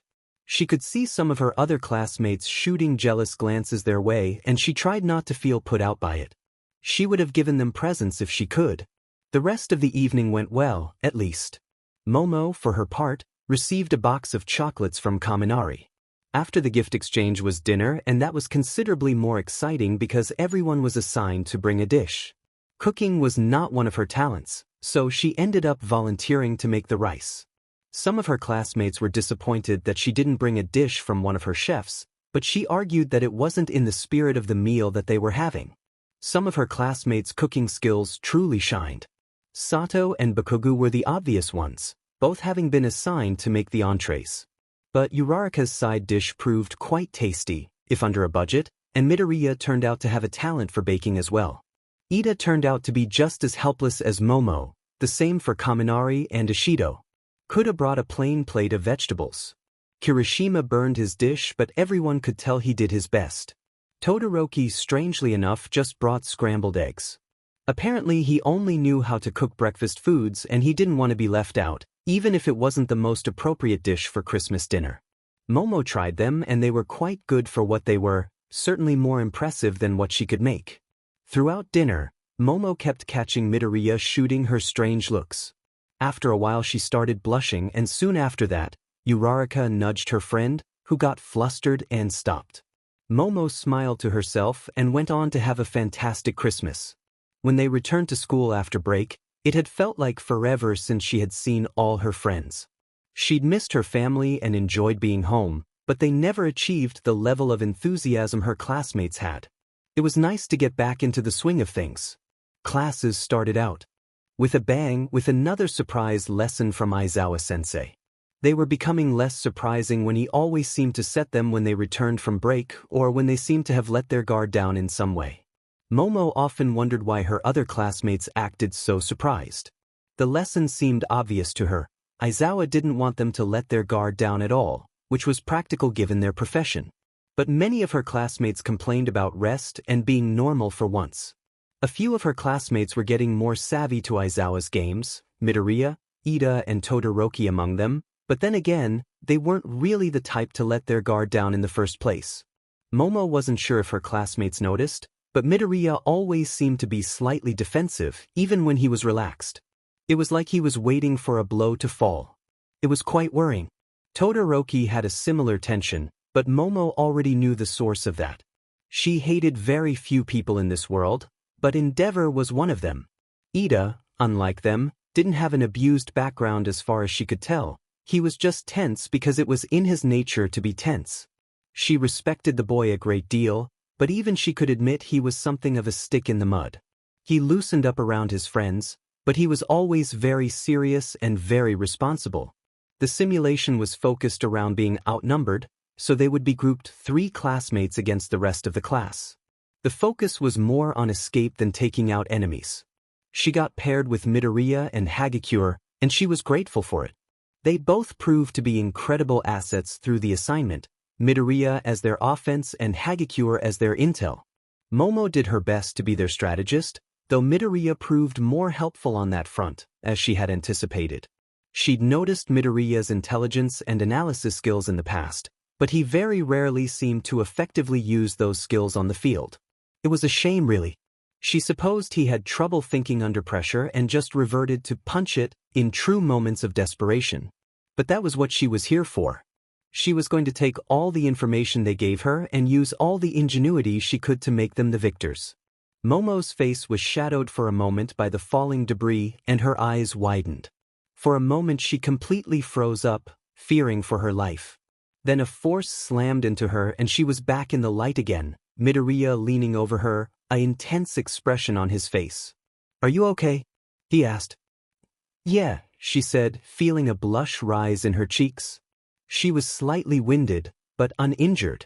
She was stupid for getting in the way. She shouldn't have frozen up. Oh God, if Midoriya wasn't there, she could have. "We need to move," Midoriya said, still wearing his serious expression. It took her brain a moment to catch up. Right? And they ran for it. A lot of her plans ended up falling apart the moment they entered the simulation. Momo tried not to be too upset about that. She had helped a lot, but Midoriya ended up being more of a leader than she was. She was determined not to fall back into another self-deprecating funk, but still, she knew she could have done better. She went in overconfident and they had suffered for it. "Hey, Yaoyorozu-kun," Midoriya said. He was still breathing heavily, and he was covered in scorch marks as he had inevitably gone toe-to-toe with both Bakugo and Todoroki. It had been terrifying to watch, and if Midoriya hadn't come up with a way to pre-detonate Bakugo's sweat, a plan that depended on her and a box of matches, a plan that ended up seriously injuring Bakugo, they may not have gotten away. Bakugo had been a surprisingly good sport about being injured. Hagakure ended up being the one to take out Todoroki, and Momo and Midoriya were both eternally grateful to her. After taking out the group's tanks, escaping the cityscape became considerably easier, though Ida and Uraraka proved incredibly tricky. An unexpected challenge also came in the form of Shoji throwing tsuyu at them. Midoriya had solved that issue by screaming the word assault, while getting tangled in the girl's tongue, and it turned out to be an effective idea when Momo pulled a handful of salt out of her shoulder and threw it at them. Tsuyu cringed away at the taste enough to give Midoriya the opportunity to body slam her. But Momo digresses. Yes, Midoriya. God, she was starving. She didn't overuse her quirk, thankfully, but she felt like she could eat a horse. Midoriya broke from the panicked mumbling that he had somehow started in the time it had taken her to respond. He jolted like he'd been caught doing something wrong, and then entirely too fast and blushing he said, "I was wondering if you might want to hang out now that class is over and stuff. I understand if you don't want to, I mean we never really talk or hang out alone. I actually don't think we've gotten to know each other at all, but you're nice and I wanted to dash, I'd like that," Momo said, startled. A blush was rising in her cheeks too. It was very rare for someone to approach her so earnestly. Most only approached her because they wanted something from her, quirk or social position. It was a bit nice that someone just wanted to hang out with her casually. "Could we perhaps go to the cafeteria?" Midoriya nodded, quickly and urgently. He looked like he was about to be sick. It's a little silly, Momo thought. Not an hour ago, Midoriya wore the expression of someone who could take on the world and win, and yet now, he looked like he wanted to spontaneously combust just asking to hang out with someone. It was one of his many idiosyncrasies. Walking away to change out of her hero suit, Momo mused a bit. He was correct about them not being very close. Despite having the same friend group and her being close with both Tsuyu and Todoroki, Midoriya had always seemed to be on his own level. It was strong to describe, really. It wasn't that he ignored anyone, he seemed to make time for all his friends when they needed him, and he was unbelievably kind and warm. But he always seemed to have his eyes on the future. It was strong to break into his headspace and talk to him because he was always busy with something.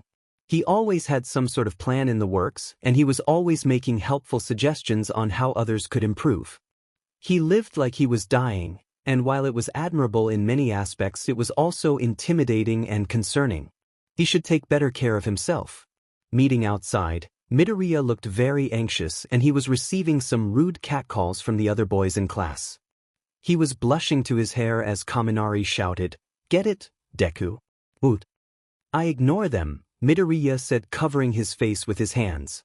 Momo tilted her head to the side, slightly confused, but dropped the subject. "So lunch?" They ended up having a rather nice conversation about quirks on their way to the cafeteria. Midoriya started talking about ways she could improve her costume, and Momo started making mental notes because they were incredibly practical. She felt a little embarrassed that she hadn't come up with them on her own. While Momo loaded a lunch tray with food, Midoriya went off on an interesting tangent on how her quirk was similar to Fatgum's in a way, at least in how they metabolize food. It was absolutely fascinating. So, Momo said, finally settling in at a table and digging in. Is there something you wanted to talk to me about, Midoriya? That filled Midoriya's body language when he talked about quirks vanished instantly and he started flushing again. Momo wondered if he had a fever. I know it might sound a little silly, he said, not meeting her eyes. I'm sure it's not silly, Momo said genuinely. I mean, you know the Secret Santa thing, Midoriya said, blushing shyly. I know it was just a present, but, well, you went to a lot of trouble for me. No one's given me a present like that before, so I just felt, well, Izuku pulled a present out of his backpack. It was thin and rectangular and the paper was All Might themed. If Momo had to guess, it looked like a picture frame. Happy late Christmas, Momo, Midoriya said with a wobbly smile. Midoriya, Momo said, feeling her own cheeks flush. You didn't have to dash, I know, Midoriya said, scratching the back of his head. It's not much. I felt like your present was so perfect, it's the least I could do. Thank you, Momo said, deciding to accept the gift rather than argue further. Admittedly, she'd seen the gift off Midoriya and Ida had gotten into. Ida was currently wearing a scarf that Midoriya had hand-knitted for him. His brother had gotten a matching one. She understood that it would be easier to just take the present instead of hurting his feelings and making him escalate the present quality. She accepted the present and carefully unwrapped it. As she had suspected, it was a picture frame, but it was what in the frame that mattered. It was a drawing of their entire class. She stared at it, taking in the details of everyone's costumes, how everyone's personality was captured in a few strokes of ink. Kirishima's smile was almost too big for his face. Bakugo was scowling and glancing away from the viewer. Uraraka and Tsuyu had jumped in the air to match the height of some of the taller students. Jairu was grinning crookedly and twirling one of her ear jacks. Even Hagakure's cloths were drawn in such a way that implied her bubbly enthusiasm. She had a flower crown. In the center of the drawing, Yaoyorozu was drawn far more appealing than she felt. Tall and regal-looking, a shy smile on her face. Midoriya was drawn towards the back, with tense posture and messy hair, nervous smile. That was perhaps the only flaw. He didn't shine as brightly in the drawing as he did in real life. But everything else, it was like someone had taken a picture of the class and condensed it down to all their best traits. It was perfect. In the bottom right corner, Midoriya had signed his name. Did you draw this? Momo asked, finding she was crying with gratitude. No one had even done anything like this for her before. Everyone always said she was strong to shop for because she could make anything. Most of the time she'd receive food or money or something simple. No one had ever made her anything. And this was something she couldn't make herself. She couldn't draw, she could never recreate. Sorry, it's not that good, Midoriya said bashfully, and Momo gave him an affronted look. It's perfect, she cried. It's the best present I've ever received. Thank you, Midoriya. Thank you so much. I don't know what to say. Thank you. Your present was better, Midoriya said. Yaoyorozu brand action figures. They're one of kind. Momo smiled fondly. You're too kind.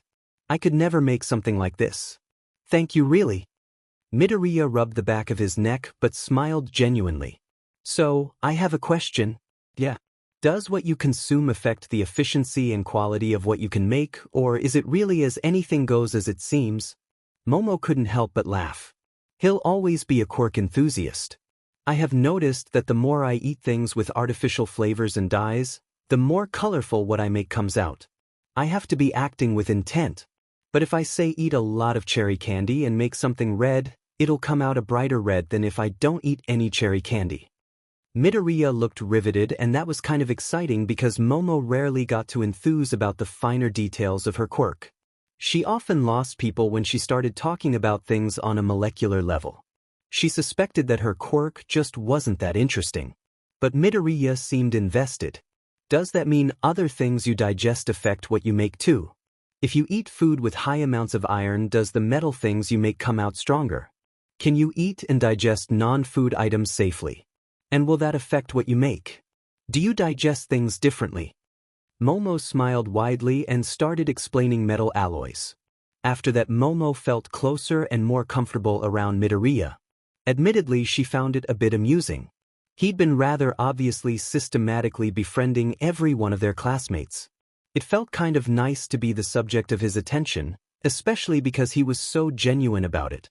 Momo had heard rumor that Midoriya had a dark manipulative streak, but when it came to his friendships, he has been nothing but kind and caring. She really respected his ability to connect to people, even envied it slightly. He truly was a born leader. He was also just fun to talk to.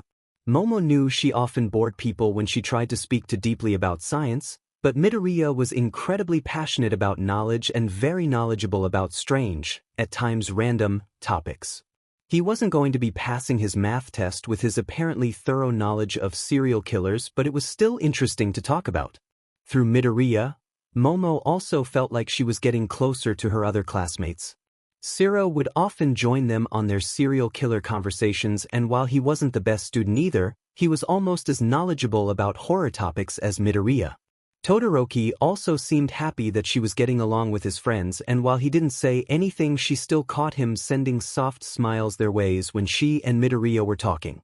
Ida was also a more stable friend after this, and while she considered him a close friend due to their shared positions on the student council, he'd always been rather professional with her and the work they do. She got the impression that he'd been holding her at arm's length for some unknown reason, but now that she was closer to Midoriya, he'd started to loosen up around her too. She'd shyly mentioned it to Midoriya one time when they were studying, and Midoriya in a low, genuine tone explained, "I think it's because he was intimidated by you." Intimidated? Momo repeated, confused. Why would he be intimidated by me? Midoriya blushed and twiddled his fingers. It's just you're really pretty and kind and intelligent and polite, and you come from a really proper family. Ida, he really respects you. I think he's shy around you because he doesn't want to fail your expectations somehow. Momo glanced away, then frowned in a self-deprecating way. Is that really the kind of person people think I am? Midoriya almost instantly looked panicked. Oh, that's not what I mean at all, he said, flailing his arms wildly. What I mean is Ida has really high standards, you know, of himself and of the people around him, and you meet like all those standards, so when he doesn't meet those standards he gets really down on himself, and it's not your fault. Though it isn't really Ida's fault either. It's not that he doesn't like you. We all like you. You're really amazing. Momo felt her cheeks heat up and awkwardly stopped him from rambling further. Well, okay then. I'll take that into consideration in the future. This was another thing that she seemed to get from her friendship with Midoriya. He was in the habit of showering people in compliments and meaning them. If he thought of something nice to say, he would just blurt it out, far too honestly. Momo found it a bit embarrassing, but also a really nice. She couldn't help but try and believe him when he said nice things like that, because she knew he always meant what he said. It was really sweet, though at times it made her wonder if he knew her at all. A side effect of being quiet was that people rarely heard her thoughts and often assumed they were nicer than they were. Still, it felt good to be complimented. She was glad both boys were starting to relax around her. Sometime later she caught Midoriya sleeping on his laptop in the library. This was a problem she definitely started to notice more. If it had been evident before that Midoriya was a workaholic before, then being closer to him catapulted that awareness to dangerous levels. Midoriya had always been reckless with his health. If the rumors were to be believed, it was because he hated himself, a rumor that Momo was mostly skeptical of. Midoriya had a special kind of spark in his eyes that spoke of passion and confidence. She didn't really see how someone like him could hate themselves. But the fact remained, Midoriya's workload was unhealthy. Momo prodded the sleeping boy lightly, saying his name until he started awake. He stared around the room wildly before settling on his computer and then her. Oh. Hey, he said sheepishly. Dried drool had made a track across his cheek, and his hair was somehow even more wild. Hey Momo. Midoriya, Momo said, disapproval in her voice. What is your sleeping schedule like? She'd chosen to cut to the chase and ask a rather direct question instead of something he could easily mumble his way out of. It's fine. It's fine. Midoriya said, slightly slurred and obviously still groggy. I sleep when I can. It's fine. How many hours a night? Momo kept her voice firm. It was what she called her vice president voice. The voice she used when she needed to be a stern leader. Midoriya looked slightly puzzled for a moment and then said, I dunno, 3 maybe 4? 4 hours? Momo gasped. Midoriya, a growing teen needs at least 9 hours a night. I know, he insisted, yawning slightly. I know, Ida says. I know. He trailed off, tired mind clearly lost in thought, though he didn't mumble. Midoriya. Momo snapped him to attention. Her brow creased with concern. This isn't healthy for you, especially with the amount of work you do. If you have insomnia, you should see recovery girl and get medicated for it. You can't perform at your best if you don't get enough sleep. Midoriya's expression fell and he looked rather like a kicked puppy. Even though Momo knew she was in the right, she still felt a pang of guilt at his pout. I know, he said, and with a start Momo realized he was more upset with himself than he was with her. He gestured at the splay of papers around his laptop. On the screen Momo could see many tabs open. It's just I have so much work to do and I have trouble sleeping anyway, so it's better I get as much done as possible when I'm up. I'm fine, I swear. Momo chewed her lip considering the boy. Midoriya, she started. Then she shook her head and decided to try a different angle. What all are you working on that's more important than your health? It can't all be schoolwork. Midoriya looked anxious just then. He ran both hands through his thick hair. It's complicated. Look, I know my workload is insane. Why you aren't the first person to tell me that? And I'm trying to narrow it down. But I have so many different priorities and each one is as important as the other, and I can't abandon one for the other because the moment I do is the moment that the case I stopped working on becomes relevant again, and then I've been caught off guard, and if I had worked the other thing I wouldn't be in the trouble, but it's all just so important that I can't choose. I need to do this work or else something bad will happen and Midoriya, Momo said, taking the boy carefully by the shoulders. She wasn't used to physical contact the way some of the other kids were, but she'd muscle through the awkwardness for a friend. Breathe. Midoriya took a deep breath and then another and another. Finally he started to look more calm and less like a wild deer thrown on stage and commanded to sing opera at gunpoint. That simile may have gotten away from her. Momo offered him a shy smile. Your problem is that you have too much work and trouble sleeping, right? She said, and he stared up at her with wide, slightly dazed eyes. Well, the answer is obvious, isn't it? You just have to ask for help, huh? And Momo would blame his cluelessness and blushing on the fact that he was still groggy and out of breath. Momo spoke more insistently.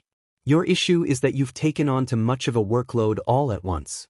Therefore, if you asked your friends for help, we can spread the work between us, we can get more work done together, and it will take the pressure off your shoulders. Oh. Midoriya stared at her for a long moment, eyes shining with a range of emotions, and then abruptly burst into tears. Momo might have startled worse if she hadn't seen Midoriya do this numerous times before. Still, she worried until Midoriya smiled tearfully up at her. You're really smart, Yamamoto.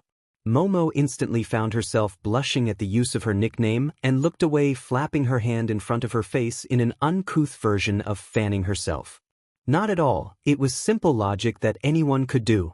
I didn't, he hiccuped and then laughed at himself. Then his smile dropped as he stared down at his laptop. Some of the work I'm doing is private and only things that I can do, then we'll help with everything we can, she said, pulling a seat beside Midoriya's neglected chair. She flipped to a blank page in his notebook and grabbed a pen off the table. She clicked the pen eagerly. Here, I'll help you organize your thoughts. Midoriya smiled gratefully at her. In a little under an hour, Midoriya's wild schedule was delegated across the class. Midoriya's research into the hero killer copycat would be delegated to the other interns on the case, Tamaki and Kirishima. His Netsu core studies would be assisted by herself, Ida, and Todoroki. Midoriya seemed to have dissociated for a moment when she mentioned that Netsu probably didn't bar him from asking his classmates for help. After all, working with others to get more information and different perspectives is an important part of not only hero work but teamwork. Midoriya closed the tab on his computer for an article on mass murder, saying too quickly that he'd rather work on that one alone. Eventually they got to his case against Endeavor and Momo felt a chill run up her spine. The case he had built was very compelling, though he only gave her an overview, not letting her see the actual file. He also admitted that the file wouldn't do him much good until he got his private investigator license. The fact that he was getting such a license at all was news to her, but it still made Momo feel very small to see the lengths that Midoriya had gone to help Todoroki compared to her meager attempts at comfort.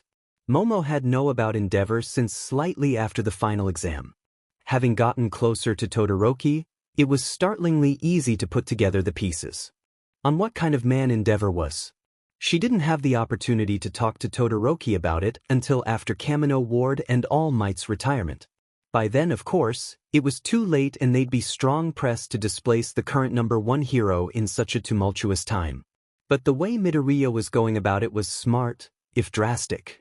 Despite her upbringing, Momo felt a mean and ugly smile pull at her lips. I'll be more than happy to help you with this one. Moonfish like children. They were soft, succulent, and salty. They were easy and fun to chase. They screamed shrilly, and it was music to his ears. As he got older, he looked for more of a fight. Adults knew how to battle. Heroes were lean and salty and so very nice to cook, even when gamey. He's had a few fat ones, slow cooked until the fat was falling off the bone. He didn't mind the gender so long as they had meat. But there was nothing like a child. As Moonfish sat and gave his last interview with a psychologist who studied the minds of villains, a glass wall between them, drugged and chained with quirk suppressants, he enjoyed staring at the guards. The psychologist was hardened. The guards should have been, but even they shifted when he stared at them. Moonfish enjoyed having people being afraid of him. But the psychologist was asking questions, and it was only when he answered her that he got his muzzle taken off. Is there anyone you wouldn't eat? And Moonfish laughed.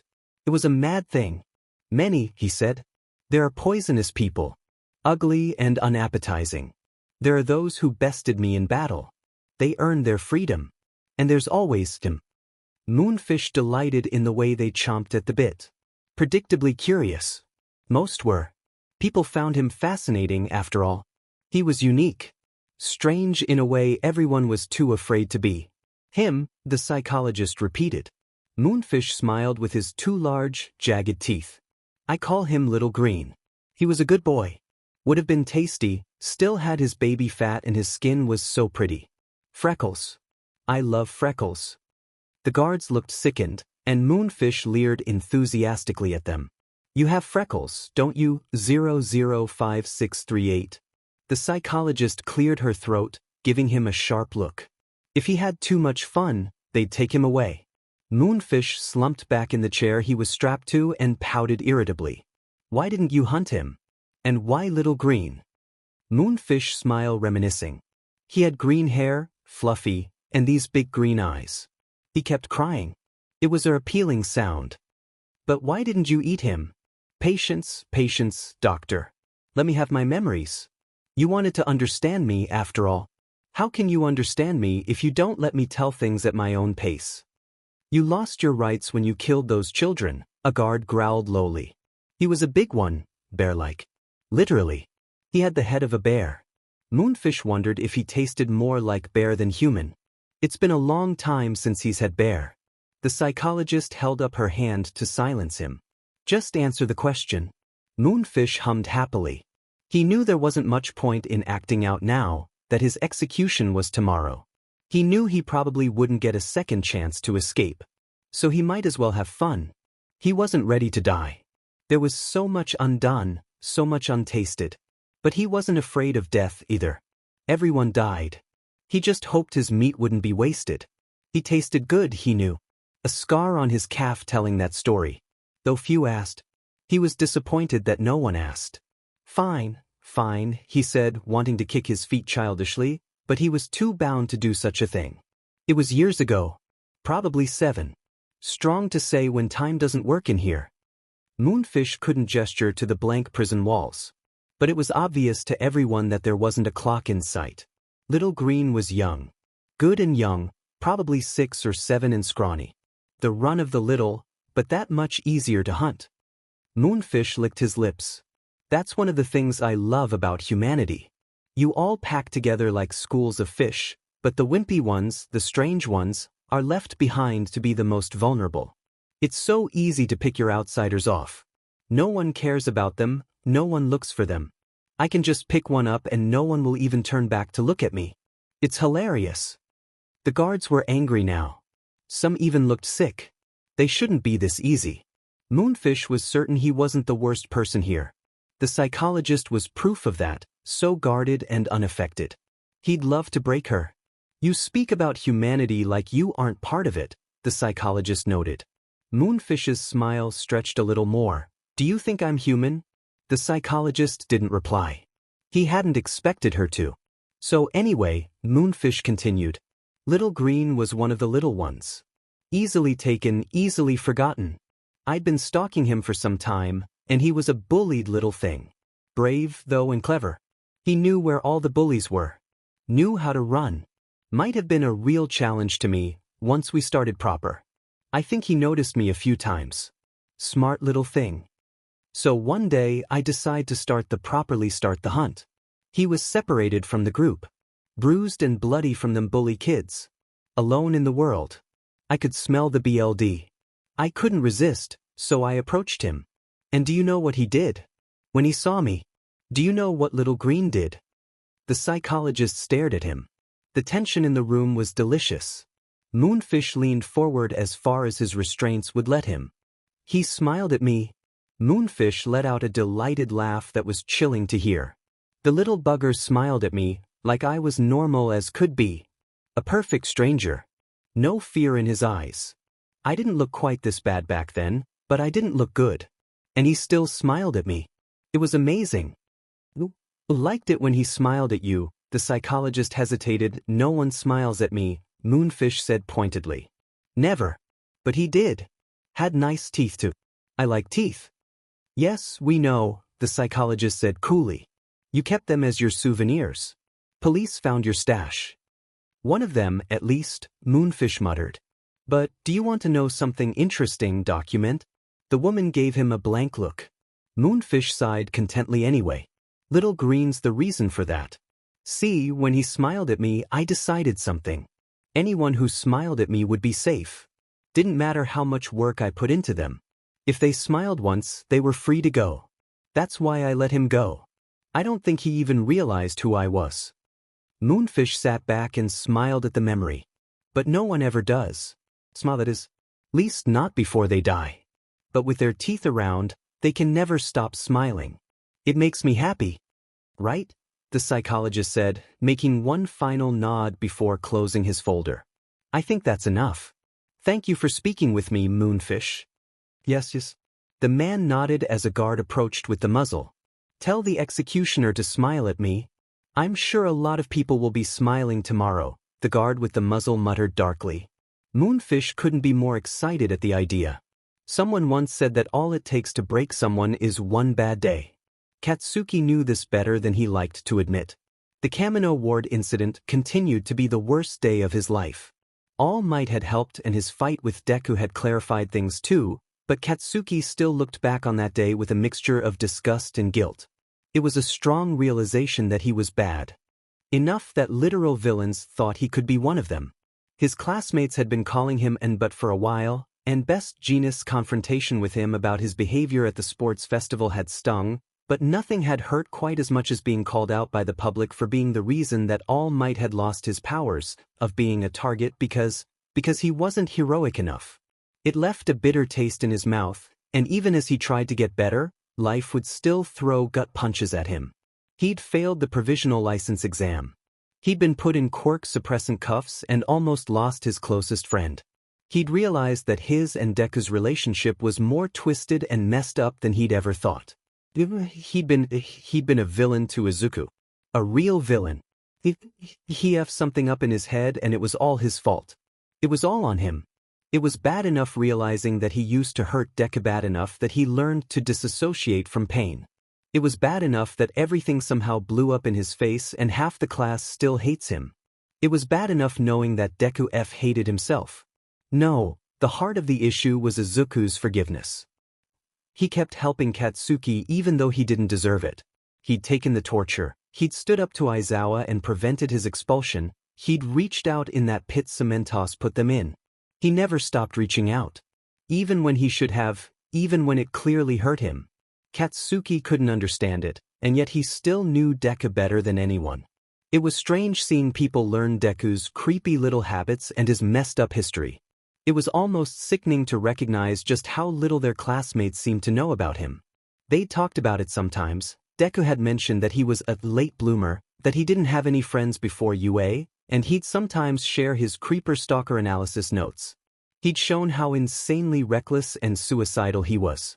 And yet people would look right past it and only see his bright smile and endless kindness. They didn't seem to notice how little he was actually saying. Katsuki noticed. Deku didn't talk about himself. Personal information had to be drawn out. His friends would sometimes manage to get him to talk about his emotions, but it was almost always because the situation called for it. Emotional LBR, or whatever the therapist called it. Most days Deku would turn the conversation back on his friends and learn more about them. Kirishima infodumped his entire life story on Katsuki within a week of knowing him. He'd seen other kids pour their hearts out at the drop of a hat, but not Deku. No one seemed to get just how good the kid was at deflecting. He'd said it himself, he didn't trust anyone enough to tell them everything. Deku was an honest kid, but there was so much left unsaid that it was strong to believe that anyone really knew him. Even Katsuki. He arguably knew more than anyone else. He knew about One for All. He'd known Deku longer than anyone. He'd seen Deku at his worst, and yet, some fundamental misunderstanding put a wall between them, a warped glass that twisted how he saw the boy to the point where Katsuki was uncertain that he knew anything at all. He'd been looking at Deku through the wrong lens for so long that it was strong to see him clearly. Katsuki hated that uncertainty. They'd gotten closer. It was easier to talk to Deku without wanting to fight him and his stupid face. Katsuki didn't understand him. He could still recognize that whoever the F was sitting in his chair wasn't F Deku. Who the F are you? Katsuki screamed, glaring down at the imposter. Fake Deku tilted his head to the side, looking identical to the boy down to the last freckle and scar. Kaken, it's just me. Bakugu sneered. Don't you dare try to feed me that bullshit. Are you that Himiko Beach? I'll kill you. Bakugu, Aizawa's harsh voice cut in, as comforting as it is to know that you're observant enough to recognize if your classmates are different, that is Midoriya. He was hit with a quirk that switched him out with another universe's problem child. It should last about a week, so sit down. Katsuki glowered at their teacher's words and glared at this wrong Deku for a few seconds longer. An ugly smirk twitched Deku's lip for a moment, but was quickly smoothed into something innocent and confused. Katsuki scowled harder but took his seat before Aizawa could repeat himself. Having whoever the F this Deku was sit behind him was uncomfortable. For some reason, the nerd set his nerves on edge. His instincts were screaming wrong and danger. Showing him his back made Katsuki feel exposed. Like at any moment the kid was going to stab him. No one else seemed to notice anything was wrong except maybe Aizawa, who shared a moment of eye contact with Katsuki before moving on. The moment they had a free PRD, the new Deku was crowded by his friends and classmates. Questions about what was different about him and his universe were thrown out loudly all at once, and Katsuki, half turned in his seat, noted that this Deku was hunching and looking overwhelmed. He looked much like he had in middle school. His answers were shy and quiet, but careful. Katsuki noticed that his words were chosen very particularly. I think the biggest difference was that I never made it to UA. Wah!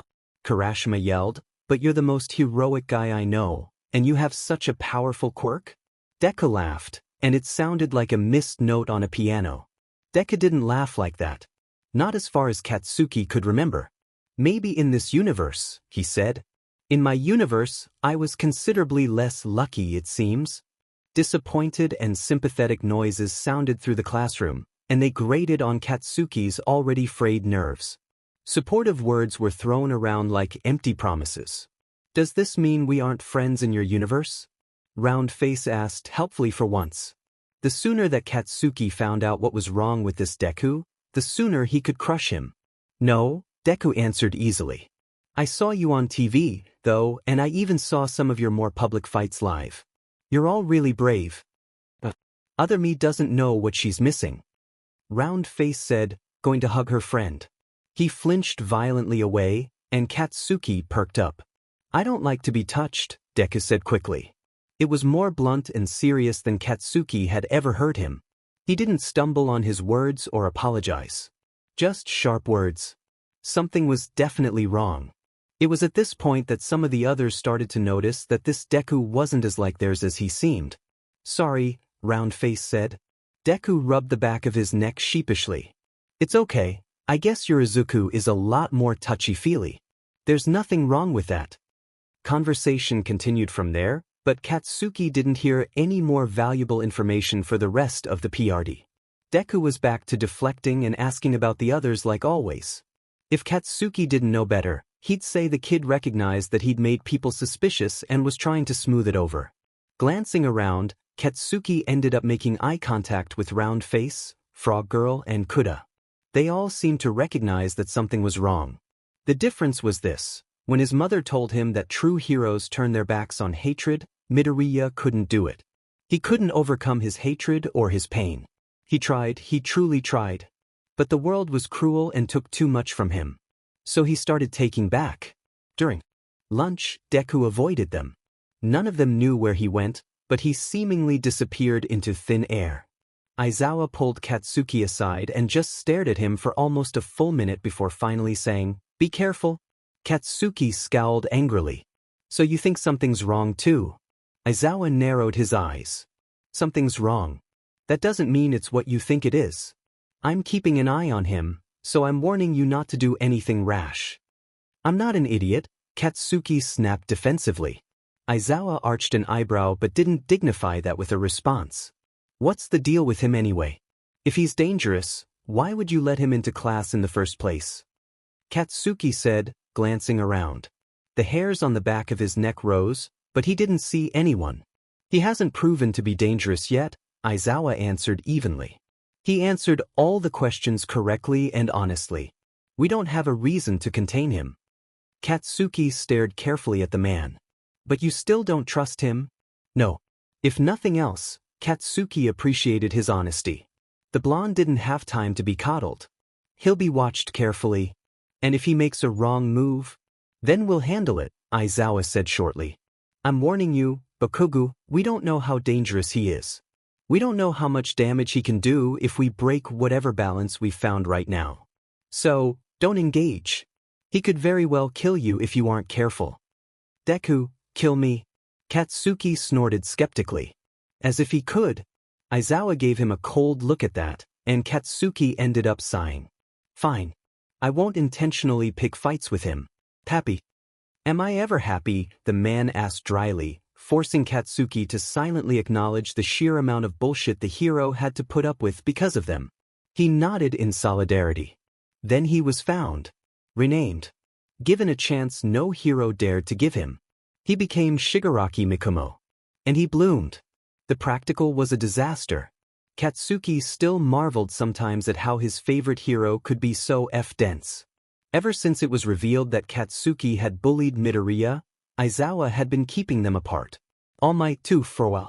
But now that Deku and Katsuki had started to put things behind them, apparently All Might decided that was enough to start putting them together again. Katsuki suspected that All Might had convinced himself that fighting each other would somehow speed up their making up process. Which was definitely something Katsuki's therapist disagreed with. Apparently making every emotional confrontation involve fighting was unhealthy and would lead to worse long-term issues. He was teamed up with Ida again. It was a test to see how they had grown from their first one. It had a similar setup, only this time Deku and Uraraka were the villains and he and Ida were the heroes. Katsuki could admit that he had gotten better, not just in fighting but in working with others. Ida still obviously hated him, but they were on polite enough terms to put together a plan. Katsuki could stand to listen to him, and if nothing else, he respected the fact that Ida had punched him. It had hurt, he should have been angrier about it, but he deserved it. Not enough people punched people when they deserved it. Ida would be doing a quick run to find the bomb, taking advantage of his speed and mobility. Katsuki would hang back for a change and bring down the thunder when they did run into them. Katsuki suspected that Deku, especially this stranger Deku, wouldn't expect that. He couldn't afford to be predictable anymore. Katsuki would crush them. Then the test started, and things went to SHT so fast that Katsuki almost got whiplash. The thing was, Deku was apparently quirkless right now. Katsuki didn't understand why All Might would let him fight like that, but the concern was waved away as there will always be situations where one can't use their quirk. Katsuki got the sudden bad feeling that this was a way of testing the other universe's Deku, to see where his heart truly was. That was also a stupid plan because apparently this Deku was fully ready to embrace the role of villain and do whatever he had to win. And because he was quirkless, he decided that he didn't have to fight fair. He was the underdog here. He could afford to get scrappy. Ida hadn't even made it past the front door. Ida had looked for a tripwire, had kept an eye out for Uraraka's floating debris above the entrance, but that wasn't what he was hit with. It was a pitfall. The floor was, in reality, a hole, where the concrete that had made up the floor before was set together like a puzzle to look completely solid. The things that Uraraka floated usually stayed where they were unless you added momentum to it. In this case, the momentum was Ida stepping on their little trap and falling through the floor. It would have been like a cartoon if not for the fact that it meant Katsuki was losing. Katsuki couldn't help but marvel a little that they had the time to set this up. How had they even known they'd be coming through this entrance? Katsuki asked Ida to confirm he was conscious. The only confirmation he got was All Might coming on the loudspeaker and saying Ida had been captured. Katsuki chewed his lip. Looked like he was doing this alone after all. Jumping over the hole, Katsuki made his way around the building with more caution, irritation thrumming at the back of his mind. Everything felt too quiet, he was barely restraining himself from charging around blindly, but something in his gut was holding him back. He spotted Deku at the entrance of a larger room, eerily similar to the one Katsuki had blown up the first time they did all this. The difference was that this room was filled with boxes, looking like everything throughout the building was gathered here. Again, Katsuki marveled at the time constraint they'd seemingly ignored to achieve this. Katsuki glanced around trying to spot round cheeks or at the very least see something levitated, but there was nothing. The girl was nowhere to be seen, possibly still returning from restraining Ida. The moment Deku heard Katsuki, he had rushed off into the stakes of boxes, running like usual, the coward. At least the real Deku was growing out of that. Stupid other universe Deku was still stuck in old Deku's cowardly habits. Briefly, Katsuki considered just howitzering the whole room again, clearing the boxes in one fell swoop, but he'd gotten chewed out the last time he did that and coasting by on his old moves wouldn't impress anyone. So instead Katsuki used his quirk to blast himself up so that he was standing on one of the walls of the newly created box maze. He then proceeded to blow up the boxes around him at a more controlled downward angle.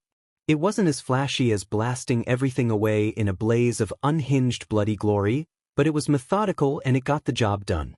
What would be impressive is the hell he'll rain down once he chases the mouse out of its hole.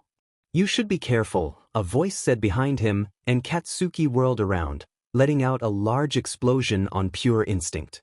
Uraraka was blasted back, slamming into the opposite wall where she remained, floating and winded. Katsuki sneered, ready to hit her with a follow-up blast when a voice from within the maze called up in the same tone. "She's right, you know. The bomb's in here and if you set it off, you lose." "Damn it, Deku," Katsuki said, sending an unnecessarily large blast down towards where he'd heard the voice. When he turned back to where Uraraka had been to finish her off, she was gone. They could be lying, he acknowledged to himself.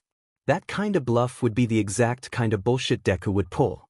But hiding a bomb in a room full of basically everything was also a solid plan, especially if Katsuki did fall for it and destroy everything. If Katsuki had used his howitzer, then Deku would have already won. The slimy F. And unlike the maze in the final exam, this one didn't have an open section. It wasn't a neat, organized maze. There were stacks and piles of boxes clearly placed to make hollows and tunnels. If Katsuki was going to search the place, he needed to get down on their level. Which was exactly what the two nerds wanted. Katsuki took a moment to consider his next option. Surely they wouldn't put the bomb in one of the top boxes. Grinning ferally, Katsuki didn't take the time to question how effective it might be. He let out a series of explosions, spinning in a circle and demolishing the top layer of boxes and revealing the tunnels underneath. Everything else was on fire. The heat was satisfying, as it would just make him sweat more. Katsuki began to pursue the green blur now fleeing through the boxes, clearly frightened by the display of power. Bingo. Katsuki pursued Deku like a wild dog chasing a rabbit. He could win this. Deku ran like hell, and he reached the corner of the room before Katsuki could catch up to him. He threw open a metal grate and it slammed shut when Katsuki skidded over. Deku, he shouted, reaching through the grate to grab at the boy or blast him before he could properly escape. And Katsuki let out a scream of pain. When he'd reached through the bars, Deku had forcefully jerked Katsuki's hand into the metal, too fast, with too much strength. The small bones in Katsuki's wrist shattered from the impact, from his hand being bent in a direction it wasn't supposed to go. And Katsuki fell away from the grate, cradling his broken wrist to his settee and seething with pain. Before he could recover, white tape was thrown over him and Katsuki was suddenly bound. All Might announced the villain team's victory and Round Face pumped her fist in the air and gave a small cheer. She had snuck up behind him, used his moment of distraction to capture him. The beach. She went and helped pull Deku out from the grate. He shot her shy, grateful little smiles, but Katsuki could see through him. His eyes blazed with smug victory no matter what his face said. Katsuki's wrist throbbed aggressively. He hadn't expected it to be this painful. Deku was always breaking bones left and right without so much as flinching. Katsuki had known Deku had a high pain tolerance, but this blew. What the SHT Katsuki had broken ribs in the past and it hadn't hurt this much. This was bullshit. Sorry, Kaken, the false Deku said, approaching him and rubbing the back of his head. It was the best plan I could think of. Katsuki snarled and grabbed Deku by the front of his hero suit, dragging him forward. Mudhef. You motherfucking beach pee-pee suckin' dickworm infection. Katsuki screeched when Deku broke his other wrist. Oops, Deku said, sounding genuinely remorseful. He started waving his hands in front of him as he apologized. Sorry, Kaken. I mentioned that I don't like being touched. This is kinda part of that. It's an instinctual reaction. Are you okay? You should go to recovery, girl. Just F off, Katsuki said. He was already making his way out of the flaming building, while mentally cursing. For a moment he made eye contact with Round Face, who was wearing an uncharacteristic frown. Yet again the something's wrong with him look passed between them. She glanced away first, their distance after the truth serum incident preventing them from actually talking. It was so annoying, one mistake from a couple of years ago, and everyone was treating him like a criminal. More than they had before, even. It was stupid. He'd been growing. Wasn't that enough for them? He's being nicer. All Might met them outside the building, his face abnormally grim. Katsuki's stomach did a flip, but the look wasn't directed at him.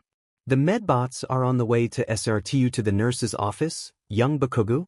I can walk on my own, Katsuki said defensively, ignoring the fact that the way his hands were flopping forward made him look like a raptor. All the same, All Might said when two robots with a stretcher appeared. Grumbling to himself, Katsuki sat down on the stretcher but refused any further indignity. Ida should already be waiting for you. All Might turned back to the villain team. Young Midoriya, can I have a word? And there was a lot in that sentence. Disappointment, worry, concern, but most of all wariness. It was uncanny coming from All Might, number one of favoritism. Anyone with eyes could see that the hero thought Deku farted the stars into the sky, but right now that look of dopey fatherly affection was gone. Of course, Yagi-san, Deku said, looking sheepish even as All Might's eyes narrowed further. They started stepping away in the opposite direction as Uraraka went back to the observation room. As the robot carried Katsuki and his broken wrists away, Katsuki watched Deku carefully, glared, really. And for a moment, as though feeling Katsuki's eyes on him, Deku turned back. Their eyes met. There was no remorse there. I told him, life is about balance, Mikumo. For every light there is darkness. For every creation there is destruction. For every hero, there has to be a villain. Life has a way of making us a perfect opposite, a perfect enemy, and time moves like a wave. If there is peace for too long, war will inevitably follow. If the population grows too high, a plague evens the score. That is what we're here for, Mikumo. We are here to even the score. Katsuki always had an eye on the news. He didn't watch it religiously by any means, but he did pay attention. In the days since Deku changed, there have been approximately 9 unsolved murders. All of suspected or confirmed villains. They were the worst kind of people, child killers and pedophiles and rapists. People who were sadistic for the sake of being sadistic. People the public wouldn't miss. The League had been untouched. A vigilante was suspected, but there were no witnesses, no evidence, no sign that a quirk was used. It bore a striking resemblance to some other cases. Police were going so far to attribute it to a sudden escalation from Stain's copycat killer. On the 3rd day, a hero notorious for being pond scum was killed and very few tears were shed. This seemed to confirm in people's minds that it was him. But Katsuki had a gut feeling. His hands were still bandaged. Since his hands were his moneymaker's recovery girl was being more careful in how she healed them, keeping a closer eye on them. Katsuki appreciated the why but was still endlessly irritated by the situation. He'd just gotten the suppressant cuffs off, and now he was stuck not using his quirk for another week. Katsuki remembered that look in the nerd's eyes. The coldness. The nerd may have been acting to the best of his useless, quirkless ability, but he hadn't been afraid of Katsuki. Something was wrong with him. He watched Deku carefully. His paranoia had jumped rather high at this point. Deku's closer friends were worried too, but they were worried in a way that made them close ranks around him. They were acting more protective. They were mothering him. It was almost funny. On one hand, this Deku definitely needed mothering. He barely 8 was constantly reading on his phone or taking notes on the tablet Nedzu had given him. He was clearly isolating himself, pulling away from casual touching and from offers to hang out. He didn't look healthy, and having his friends fret over him, at least, ensured that he was eating and not injuring himself. On the other hand, it was clearly driving Deku crazy. He'd said from the beginning that he didn't like being touched, and Katsuki's injury was proof enough. The nerds kept reaching to ruffle Deku's hair or nudge him and stopping themselves. It was very clearly making him paranoid, like the threat of being touched was as dangerous as actually being touched. He was also clearly not used to just having people there, near him, talking to him, worrying about him. Katsuki had compared it to middle school Deku before, and he honestly didn't like thinking about how different middle school Deku was to the Deku he knew now. But it fit. It's like the Deku from the past had been moved forward into this universe and was thrown into the deep end of friendship. The only real difference was that instead of simpering and giving them looks of doe-eyed gratefulness, he was giving them the look he gave the kids who used to trick him in middle school. The kids who in their bullying went so far as to pretend to be friends with the nerd to intentionally rip the carpet out from under his feet. Katsuki had never liked that cruel manipulation. He'd never found that funny.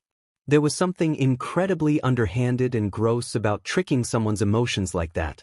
Katsuki had at least always been honest in his hatred, direct in his bullying. Katsuki saw the confrontation coming a mile away, but he still wasn't prepared for it.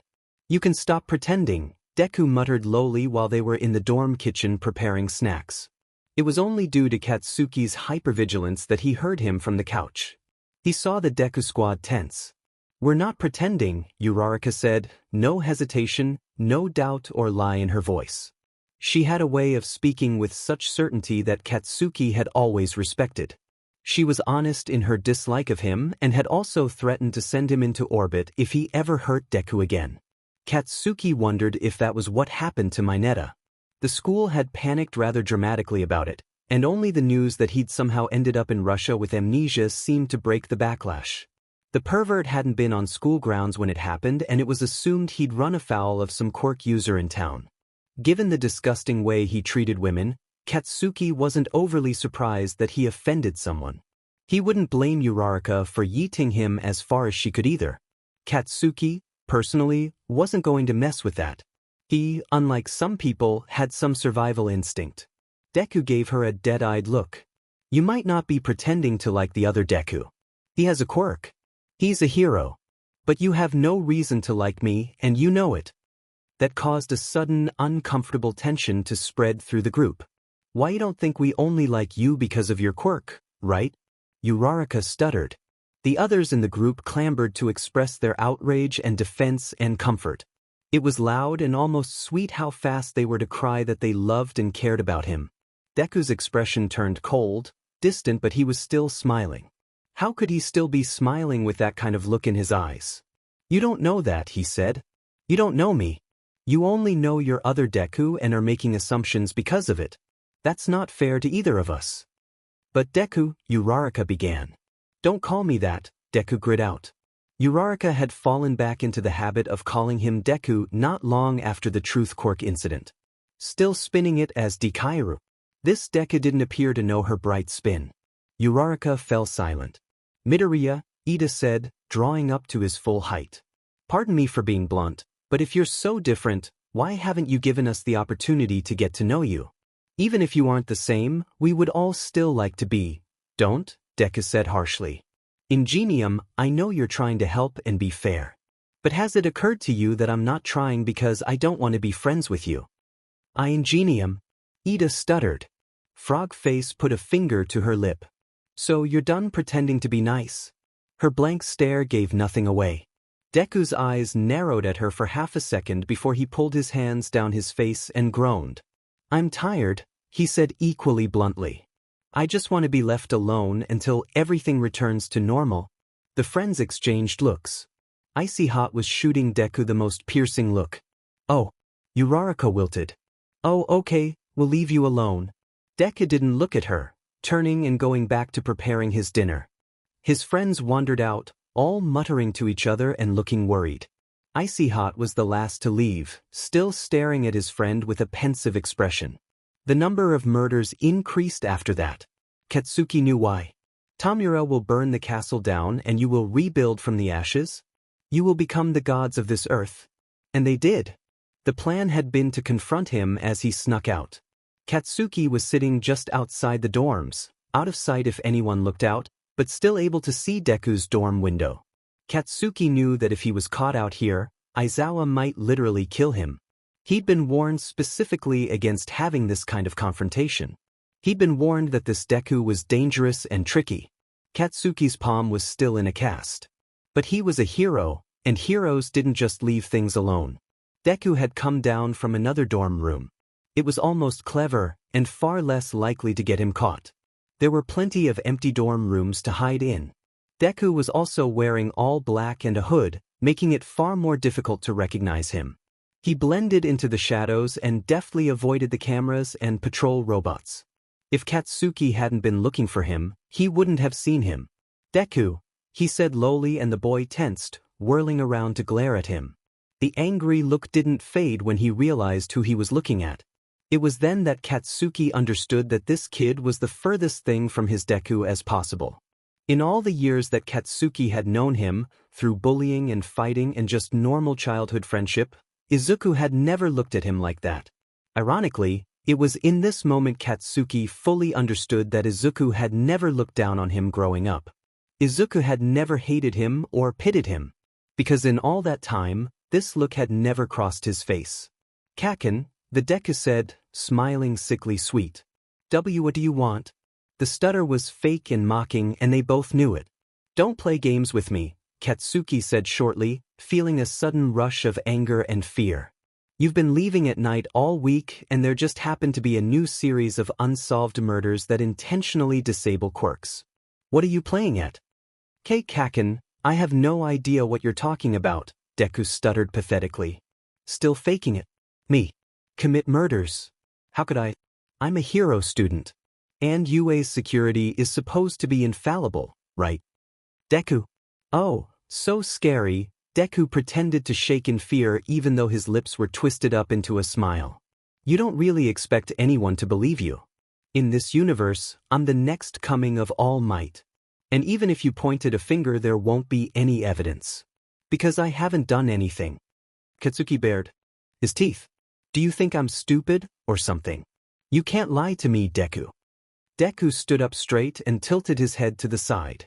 I'm not lying and I do think you're stupid. Katsuki startled at the bluntness. You BSTRD. Quiet down, idiot, Deku said, eye twitching in irritation. It's bad enough that you followed me out here. You're really nosy, aren't you? Deku, Katsuki said again.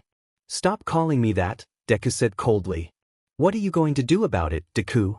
Katsuki said, sneering and looming over the boy. Deku gave him an unimpressed look. You really aren't worth the time I'm wasting on you, he sighed. Go inside. Mind your own business. You'll live longer. Katsuki crossed his arms over his knee. You think I'm just gonna drop this? You've pretty much confessed to murder and you expect me to walk away. I should arrest you. Deku rolled his eyes dramatically. The smile kept his lips turned further upward, and it was starting to get unnerving. I haven't confessed to anything. I haven't touched another soul. Then what are you doing out here, Deku? Katsuki said, leaning forward, trying to intimidate him like he did when he was younger. A heavy unease had been settling over him for the entire conversation, even as he tried to keep them on the normal script. This Deku was so annoying. Why couldn't he just act like normal Deku? Minding my own business, for one, Deku said mockingly, still smiling sardonically. What do you think you're playing at? Being vigilante? Going rogue with Deku's body? Did it occur to you that anything you do will be blamed on the real Deku? Deku snorted, face twisting in an ugly way. If I didn't know any better, I'd say you were worried about me. Yeah, I make it my business to keep an eye on potential serial killers, Katsuki sneered. It's not like any of the targets are a great loss to society. Given what I know from my world, their death will actually make things easier for all of you moving forward, Deku said, eyes glinting ominously in the moonlight. Not that I've done anything about it. Obviously. I'm just saying those dregs, those future killers, are getting what's coming to them. Ooh. Katsuki snapped. What the F is wrong with you? A lot, probably, Deku said dryly. Deku, Katsuki said, working into a mild froth. Don't you understand what you're doing? I don't care what kind of scumbag you are in your other world, you can't just come here and ruin our Deku's life. If you put BLD on his hands, it'll destroy him. Katsuki took an intimidating step forward. So I ask again, what the F do you think you're doing? Deku stared at him for a long moment, eyes wide but not nearly as expressive as normal. It was like that time Icy Hot encased him in ice and all he could see was foggy white. His eyes lacked the warmth, passion, and character Katsuki was used to. You've changed, he said slowly. Then he let out a laugh that was halfway between relieved and unhinged. You've actually changed. Oh, that is too rich. Good job. Bro. He pretended to applaud. Grr, Katsuki's growled, lip twitching like a dog baring its teeth. Deku just looked amused. I guess out of respect for this world's Deku's strong work, I'll let you live. Like you could kill me, Katsuki snapped automatically. Later he would wonder how he could be so stupid. A smile like cracked ice split Deku's face in half. Wider and more deranged. It was starting to freak Katsuki out that Deku never stopped smiling even as he clearly went through different dark emotions. Kaken, he said in a horribly mocking playful tone. Like he was speaking to a toddler. I've already killed you. In my world you lost. Katsuki felt the air leave his lungs all at once, like being punched in the sisi, even though neither of them had moved. You wouldn't, he hissed breathlessly. Deku's laugh was like breaking glass. I don't know about your Deku, but I certainly would. He paused, eyes turning briefly pensive. You hurt me a lot. Kaken clenched his fists, the familiar anger rising up like fire in a furnace. The urge to fight, to scream, to destroy anything that stood in his way despite the growing pressure. It was the fire to this Deku's endless ice. Defensive and insecure, it was also the voice in his head that was still telling him he deserved to suffer. That it was his fault that Deku was like this. That it was his fault that All Might fell. It was battery acid in his throat. An explosion was aimed at Deku's stupid smiling face before he could think, bandages be damned. And just as quickly he was gone. A knife was suddenly pressed against Katsuki's throat. Katsuki hadn't seen him move. Fear was gasoline on his angry fire, but he stood completely still. His wrist screamed in pain. I remember the exact day it happened, Kaken. The smell of your BLD mixed with smoke and burnt flesh. I didn't want to kill you. Just make you suffer. Just show you what it feels like to be quirkless. Useless. You can't really set off your explosions without the igniters in your palms. You would have lived fine. Just a useless, quirkless, scarred nobody. A pebble on the side of the road. Instinctually, little sparks and puffs of smoke came off Katsuki's hands, burning his bandages. Deku giggled. You wouldn't have died if you weren't so stubborn. The knife pressed closer, drawing BLD. The real irony is that you weren't stubborn enough to live. If you had kept it together, if you had just controlled your goddamn temper, then maybe there would have been someone left to stand in my way. The knife pulled back, and Deku let him go. You always were the only one who could read me. Turning and backing away, all too aware of the anger rolling off the villain like mist off dry ice, Bakugo stared at the boy who in another world, in another lifetime, had been his friend. The bitterness in his eyes was positively frigid. Everyone else, Deku said, and there was something like sadness in his voice even as lips still pulled into a facsimile of a smile. They've never looked past the mask. Bakugo breathed strong, a bead of BLD trailing down his neck. You're not him, he said with force, the smiling happy-go-lucky nerd rising in his mind. Too utterly different for this Deku to even get close. All those little moments of cheering him on. All those little challenging glares. The DMN muttering. The way he understood what he was thinking without words. He's better than you. Deku hummed thoughtfully. I think we can both agree on that. And the note of sadness was more real and solid than before. There was something like longing in his voice. You're jealous? Katsuki accused, confused. Deku played with his knife, the tip drawing BLD from his finger. Why wouldn't I be? He has everything that I wanted. He's everything that I could have been. His rueful laugh sounded insane. A dream come true. He looked small, Katsuki realized. It was a strange thing to notice, strong to explain. Katsuki remembered in middle school when Izuku would stand between him and a victim with a blazing look on his face. And even back then, there was something bigger about him. Even when he was stuttering and crying and flinching, there was something larger than life about him. Something like all might. After joining UA, that aura has been growing and burning brighter and brighter. But this Deku just looked small. Empty even. What happened to you? Katsuki asked. Why did you give up? Was what he meant. And for a moment, the cold hatred dropped away. From his eyes to desolation. An empty tundra. His smile dropped away completely for the first time. He stopped himself, seemingly thinking about what he was going to say. There's a saying that all it takes to break a man is one bad day. Deku turned and stared out into the night. But what qualifies as a bad day is different for everyone. He looked back at Katsuki. For me, a bad day isn't suffering. I'm constantly suffering. Pain is normal. I'm used to it. Katsuki didn't doubt it, though the thought made him feel sick. His hand throbbed as a grim reminder of the kind of pain Izuku put himself through on a daily basis just to use his quirk. He still remembered their torture session with the Fruit Loop. How Izuku never screamed. For hours. A bad day for me, Deku went on, expression more like his Izuku, but still smaller, emptier. Is exhaustion. I've been fighting every day of my life since I was 4 years old. To survive, to overcome, to be kind. A hero turns their back on hatred. It's exhausting. It was so tiring to fight every day. To resist that voice in my head, outside my head, from you, telling me I'm better off dead. Do you have any idea how tempting it is, Katsuki? Do you have any idea how strong it is? Katsuki licked his lips. The pressure in his esti was making it strong to breathe. It had been present ever since Deku said he killed him. He wanted to keep exploding. To make this fake Deku a smear on the pavement. But the tension was too high. It almost reminded Katsuki of Kamino Ward, when he stood in the presence of All for One. Izuku didn't have the same murderous aura, his presence didn't crash down on him like a suffocating blanket, but there was that instinctive feeling. The sense that this predator was one twitch away from striking. No, he confessed. Despite knowing the taste of self-loathing, death had never been on the table for Katsuki.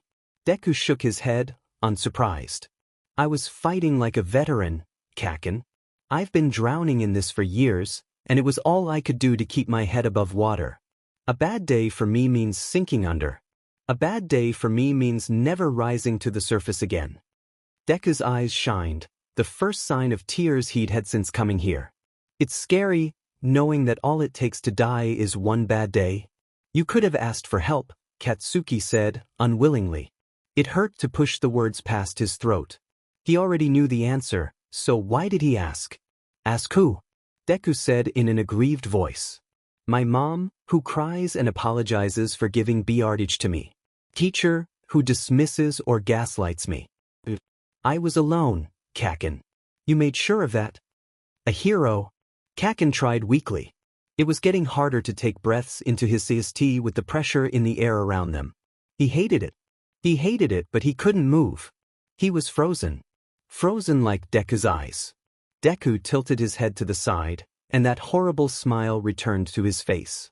He reached out his scarred hand to touch Katsuki's cheek, expression patronizing. You haven't learned yet, Kaken. All heroes do is disappoint you. The moment he made contact, Katsuki was broken from his stupor. He flinched back and pushed the villains away with a blast of his quirk. Deku stumbled back but didn't react with any sort of pain. If anything, he seemed amused. A light in the dorm building turned on after what was probably the third loud noise they had heard in the night. That's my cue to leave, Deku said, backing off and heading towards the wall that encompassed the grounds. See you around, Kaken. I'm glad you've been growing up. Katsuki watched him vanish, complicated feelings crashing down all around him and utterly destroying his ability to think. He mutely watched as the villain that had been his childhood friend left. He felt utterly sick as the world began to spin wildly around him, as he thought about how that could have been his Izuku. He could have become a villain, Katsuki could have died, he could have died just now, Deku was Izuku's. He couldn't breathe. Aizawa landed roughly beside him, the look of fury on his face melting to concern as Katsuki completely blacked out. So my question for you, Midoriya Izuku, is if you want to do the same. Do you want to be a god, Izuku? Are you willing to take back everything the world has taken from you? Katsuki woke in the infirmary and felt like SHT. When Recovery Girl told him he had a panic attack, he felt worse. Eventually, after more arguing than was probably needed, Katsuki found out that he was in a SHT ton of trouble and that Deku was missing. Katsuki went quiet, his confusing conversation playing through his head on loop.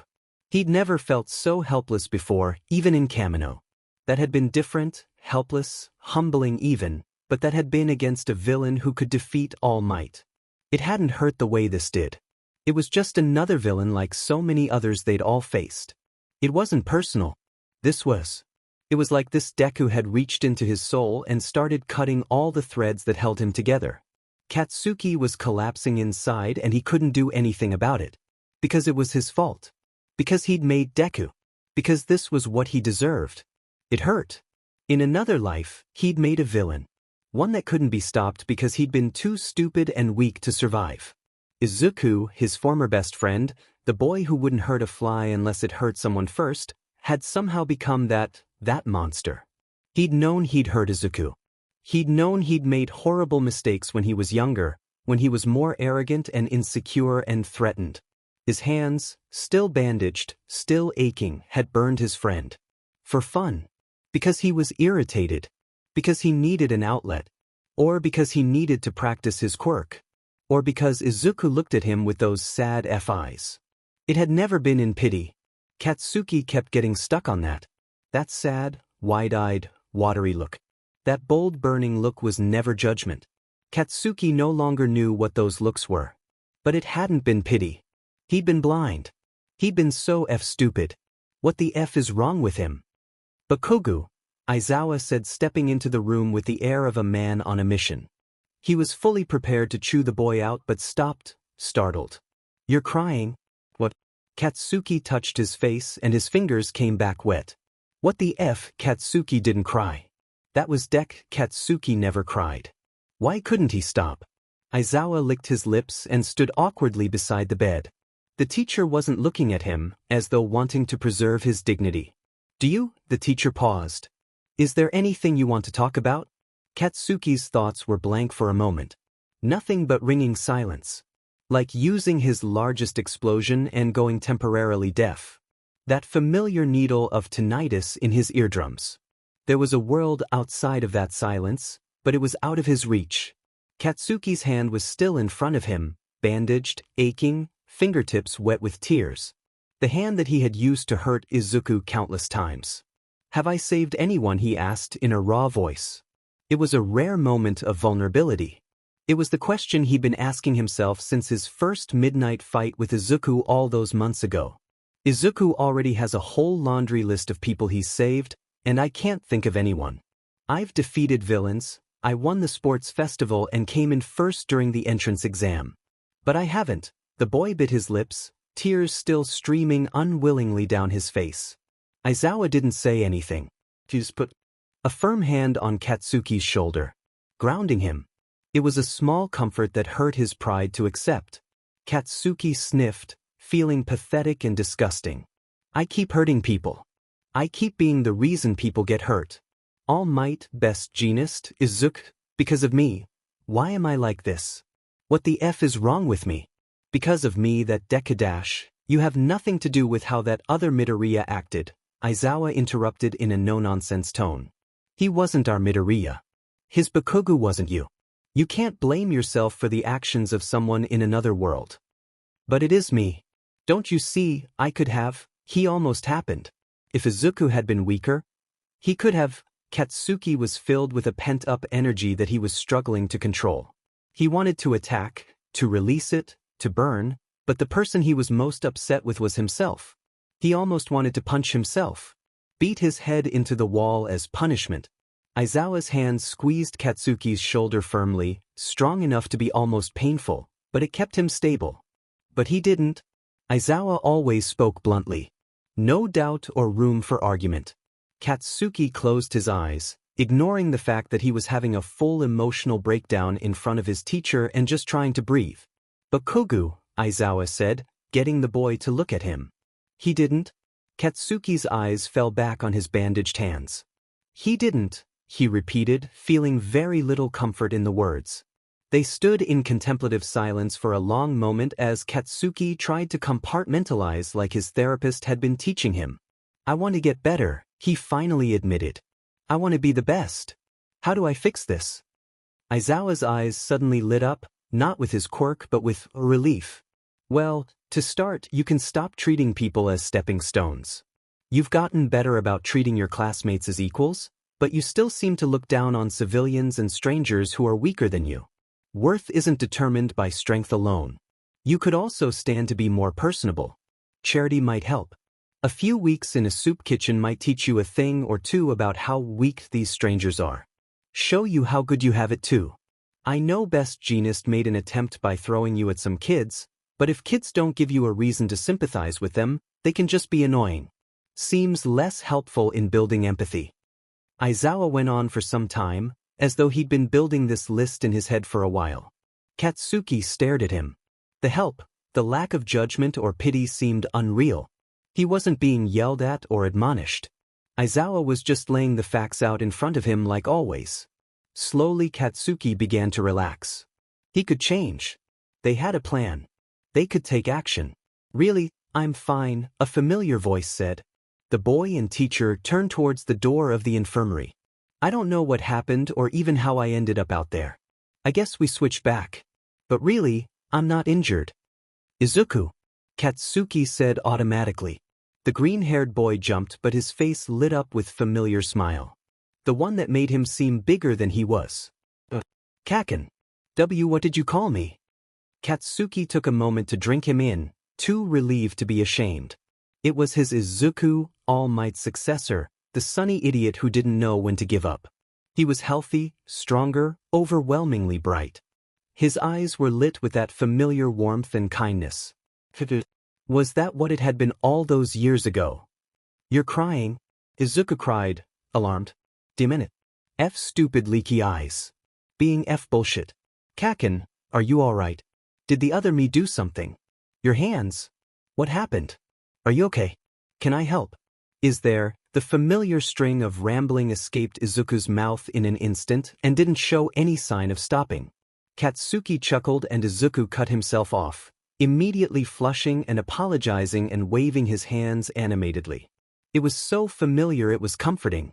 Katsuki had a feeling it would annoy him tomorrow when he was over whatever emotional bullshit affliction this was. But for now, he found a new appreciation for the nerd. Will you just shut up already? Katsuki said, trying not to grin. I'm fine. Oh. Izuku abruptly stopped panicking. Okay, that's good. Are you sure though? You don't normally cry and your hands, it's fine. Now get checked over by Recovery Girl already so we can get out of here. Right? Aizawa left, probably to return to the dorms. If Katsuki knew anything, All Might was probably on his way to the infirmary to check on his protege. Recovery Girl stepped out for a moment to get something from her office, and things went quiet. Izuku settled into the bed beside him. I was wrong, you know, Katsuki said suddenly, muttering almost too quietly to be heard if not for the silence of the infirmary. About you being useless? What? Izuku seemed startled. Katsuki rolled his eyes. You're not useless, Izuku. Izuku burst into tears, the kind that could flood the room, but he was genuinely touched, whether it was because of the words or because Katsuki had used his real name for the first time in years. Either way, the boy was a sobbing mess by the time Recovery Girl returned and gave Katsuki a disapproving look. All Might had arrived not a moment later and basically took over caring for the crybaby. Recovery Girl finished healing his hands and sent Katsuki on his way. Katsuki let out a breath when he stepped out of the room. For a moment he allowed himself to smile. He'd get better. He'd make it so Izuku will never become that Deku. If all it took was one bad day to make a villain, then he'd just have to make sure those bad days didn't happen. Maybe that's what it means to be a hero. Katsuki burned with determination. It was as lofty of a goal as being number one, grander even. But he'd do it. He'd make sure no one would have to have that one bad day again. He'd save everyone. You still have a choice, Izuku. Tsuyu woke with a start, skin itching and heart thundering in her. It was a familiar feeling. Unfortunately, it's too familiar. She started breathing deeply to calm down from the rush of adrenaline and fear the dream had given her. She was safe. She was whole. She was alive. She was lying in her bed in her dorm room in UA. The room was dark and the humidifier made things comfortably warm, but she still felt chilled and disturbed. She needed to get something to drink and to wash her face. She always felt dry when she first woke up, even with her room being a relative sauna compared to the rest of the dorms. A bath would be nice, but that could probably wait until morning. Glancing at her clock, she saw that it was a little after 3 in the morning. She stretched, the nightmare still lingering at the front of her mind, and put on some slippers so that she could head down to the common room. It was always strange to wander around the dorms at night. The feeling was quite different from wandering around her home at night. Normally after a particularly bad nightmare she'd glance into her siblings' room and make sure they're all right, but that wasn't an option here. And it'd be creepy if she checked on her friends. So she just silently walked down to the kitchen. She'd do a head count once everyone was awake. It might have been a silly habit, but it was a comforting one. Her mom used to do it when they went out when she was little. She'd make them count off so she'd know they were all with her. Tsuyu ended up taking after her mother in a lot of ways. The frog girl was almost grateful to see Mido-chan already down there. He was often getting hurt in her nightmares. Aizawa. She hated to admit it, but the USJ had sunk its claws into her and was a trauma she's been struggling to overcome. Tsuyu understood it abstractly. Recognized she and all her classmates were safe. She'd been through it in the therapy sessions and everything. She knew her thoughts and feelings were rational and a natural reaction to what had happened. But that didn't mean she'd overcome it. The feelings and fear and memories were written into her, and she knew they'd always be part of her now. She continued to the kitchen and got her glass of water. She returned to the common room and sat down beside Mido-chan on the couch. He had several notebooks open in front of him. Glancing at the paper showed it was all in code and she didn't much feel like deciphering it so early in the morning, even if Midoriya had given all his friends the key to his. They sat in comfortable silence as Midoriya finished whatever complicated train of thought he was focused on. Tsuyu knew that he functioned better when he was allowed to finish whatever he was thinking. He tended to act more distracted when his mumbling was interrupted, probably because he was losing the threads of the ideas he was having. Tsuyu felt it was a shame more people didn't let Mido-chan complete his thoughts. They were always very intelligent. Nightmares, Mido-chan finally asked, turning tired eyes towards the frog girl. He had deep bags under his eyes and had been showing strain for a while. While Yamamoto-chan had helped him organize his schedule to be more reasonable and Amajiki-senpai had finally gotten Midoriya to start taking breaks, he still seemed threadbare and stretched thin. Tsuyu often wondered how much the therapy with Hounddog-senpai was helping. Yeah, Tsuyu said, holding her cup between her hands. The US Jagan. It was almost like a flesh-eating disease. The memory of Shigaraki's hand touching her face, so close to killing her if not for Aizawa's quirk, had been playing on a loop for too long. It had been so close. Too close. Midoriya rubbed his neck where Tsuyu knew Shigaraki had grabbed him at the mall. Yeah, Mido-chan agreed. That's one of the worst. Tsuyu nodded. What about you, Karo? She asked, ready to move on. Midoriya went silent for a long moment, contemplative. Tsuyu sipped her water, giving him the time and space to decide what he wanted to say. The other me was a villain, he finally said. Tsuyu nodded. But he wasn't that different from me? Tsuyu frowned. He seemed pretty different to me. Midoriya shook his head. Only one person in the other world noticed I wasn't there, Izuku. I'm not a good liar, but everyone was fooled so easily. The only one who did notice, he said. Midoriya cut himself off and didn't continue. He was crying. Tsuyu put her arm around his shoulder and let him get it out of his system. Eventually he cried himself out and leaned heavily into her. He left me notes. Midoriya gestured at the encoded papers. The other me thinks I'm gonna do something with them. They probably aren't accurate to our world, Karo, Tsuyu pointed out. I know, Midoriya agreed, wiping his face, but I have to read them anyway. There was a lot he didn't say in that sentence, but Tsuyu didn't press him. She recognized that wasn't going to help, so instead she said, let's go to the beach. What? Midoriya said, blinking tiredly at her.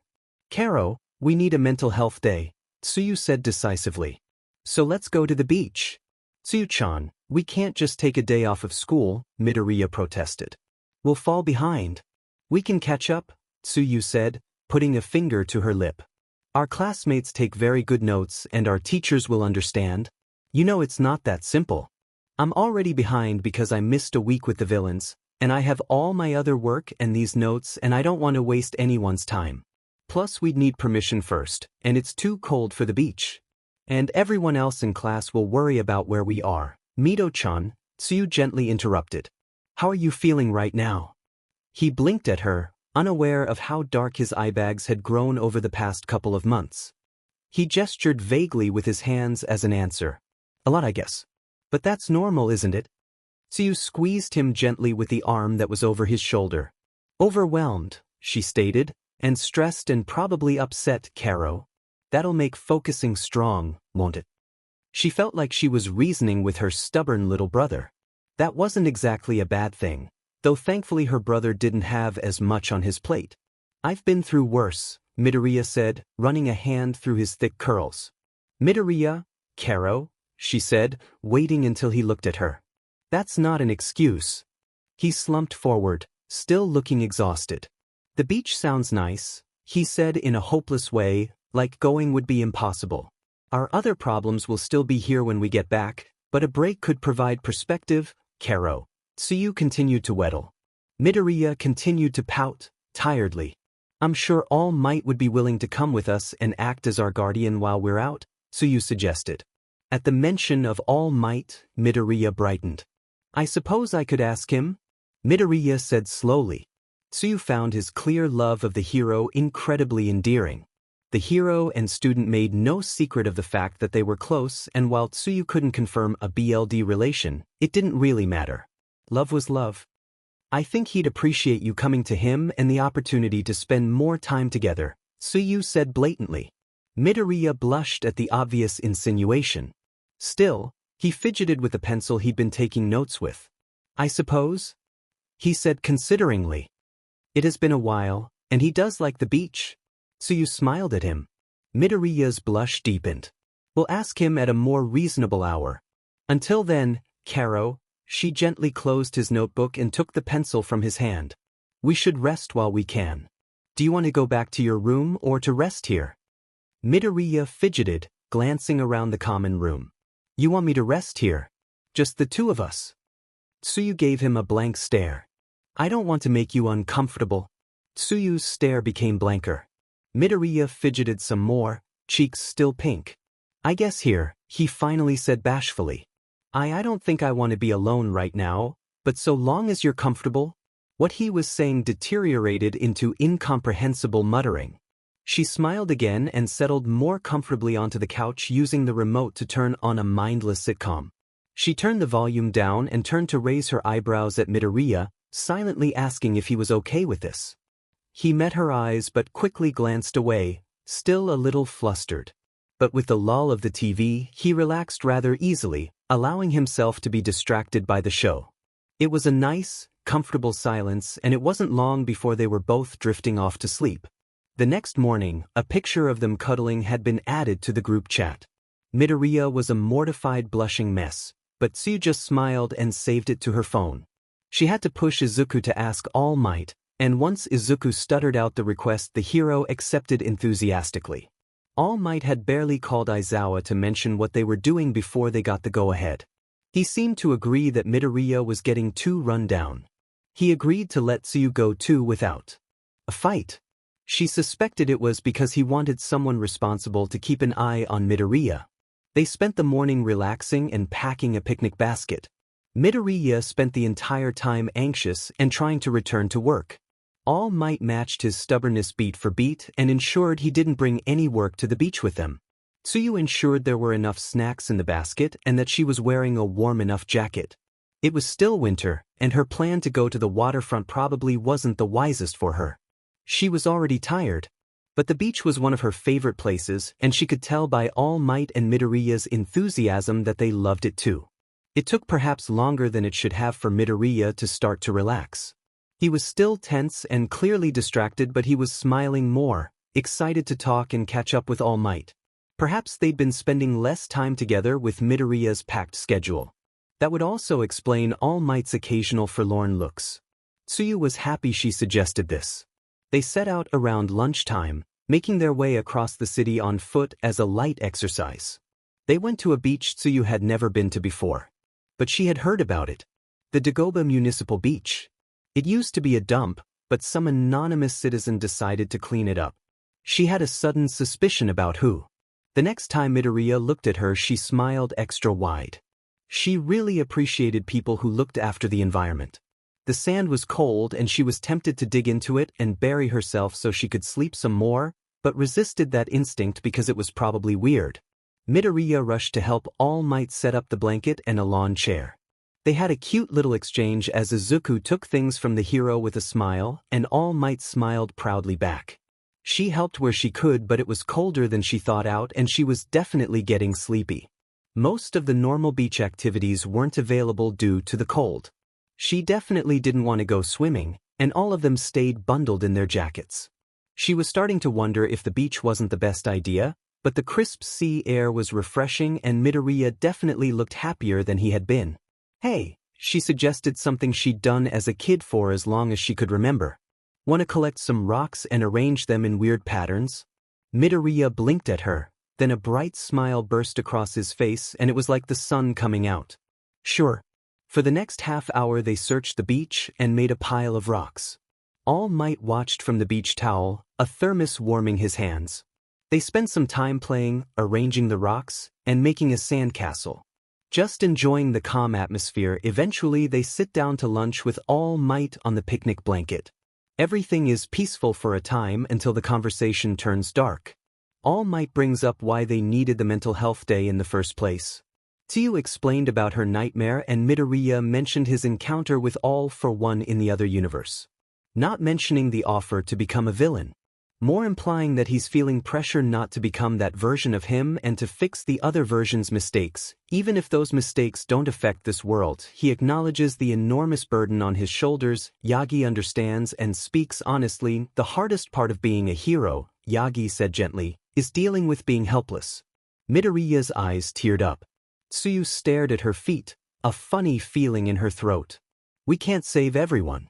We can't be everywhere at once. Our choices determine who lives and who dies. And oftentimes, our jobs are to choose the lesser evil. Sometimes, the only choice we have is to do nothing. And that's the hardest choice to make. To just stand back, to feel like you can do something even when you can't, it hurts. It's not fair. And it's oftentimes more difficult than taking action. At least for the right kind of heroes. Both Tsuyu and Midoriya react in their own ways. Midoriya asking for more solutions, almost denying that he can't save everyone. Saying that he has to save everyone.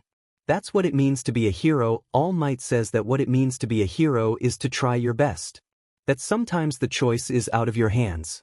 Tsuyu asks what ways they can overcome this issue. This frustration at their own helplessness. All Might says to do what you can and to hold those you failed in your heart. To fight on for them another day. Always remember your failures, but remember your victories too. Midoriya's expression turns dark when All Might mentions failures. Do you ever think I seem villainous? Midoriya stuttered out suddenly. He looked extremely self-conscious and almost scared of the answer. Tsuyu stared at him, but decided it was a rather reasonable question given their recent encounter with villain Midoriya. She could tell it was really bothering him, so rather than waste time with comforting platitudes, she deeply considered her answer, pressing a finger to her lip. You can be very scary at times, she said honestly. Midoriya cringed. You're very powerful, you're very smart, and you're very motivated. And unlike most people, you don't seem to be held back by things like pain or fear. Taken all together, that makes you very dangerous. Midoriya hunched more and more into himself as she spoke. He wouldn't meet her eyes. But that doesn't make you villainous, she continued. Midoriya's head whipped back up to look at her with wide, vulnerable eyes. More than anything, you're kind. I don't think our character is determined by our traits or our potential for evil. It's determined by what we actually do. She took his hand. He looked down at their connected hands, a blush rising in his cheeks. And you've done a lot of good, Midoriya. You've helped us. You've defended us. You've saved us. And that's despite having a lot of bad experiences and trauma to hold you back, Karo. I think it's pretty amazing that you haven't done worse things. But doesn't that mean it's a matter of time? Before I mess up. Before all these bad thoughts explode out of me and I hurt everyone I love. Midoriya was trembling, tears in his exhausted eyes. That depends on you, Mido-chan, Tsuyu said, squeezing his hand. You recognize there's a problem. So you have to try to fix it, Karo? Izuku's eyes shined with tears. I don't know how. He sounded incredibly vulnerable in that moment that Tsuyu couldn't help but hug him. He was warm. It took him a moment to relax into the embrace. You just have to ask, she whispered. You're not alone anymore, Mido-chan. We'll help you as much as you help us. Midoriya began trembling violently. Tsuyu knew he was sobbing, though somehow he didn't make a sound. When he pulled back, his smile was the most brilliant thing she had ever seen. Gentle and kind and warm and so very genuine.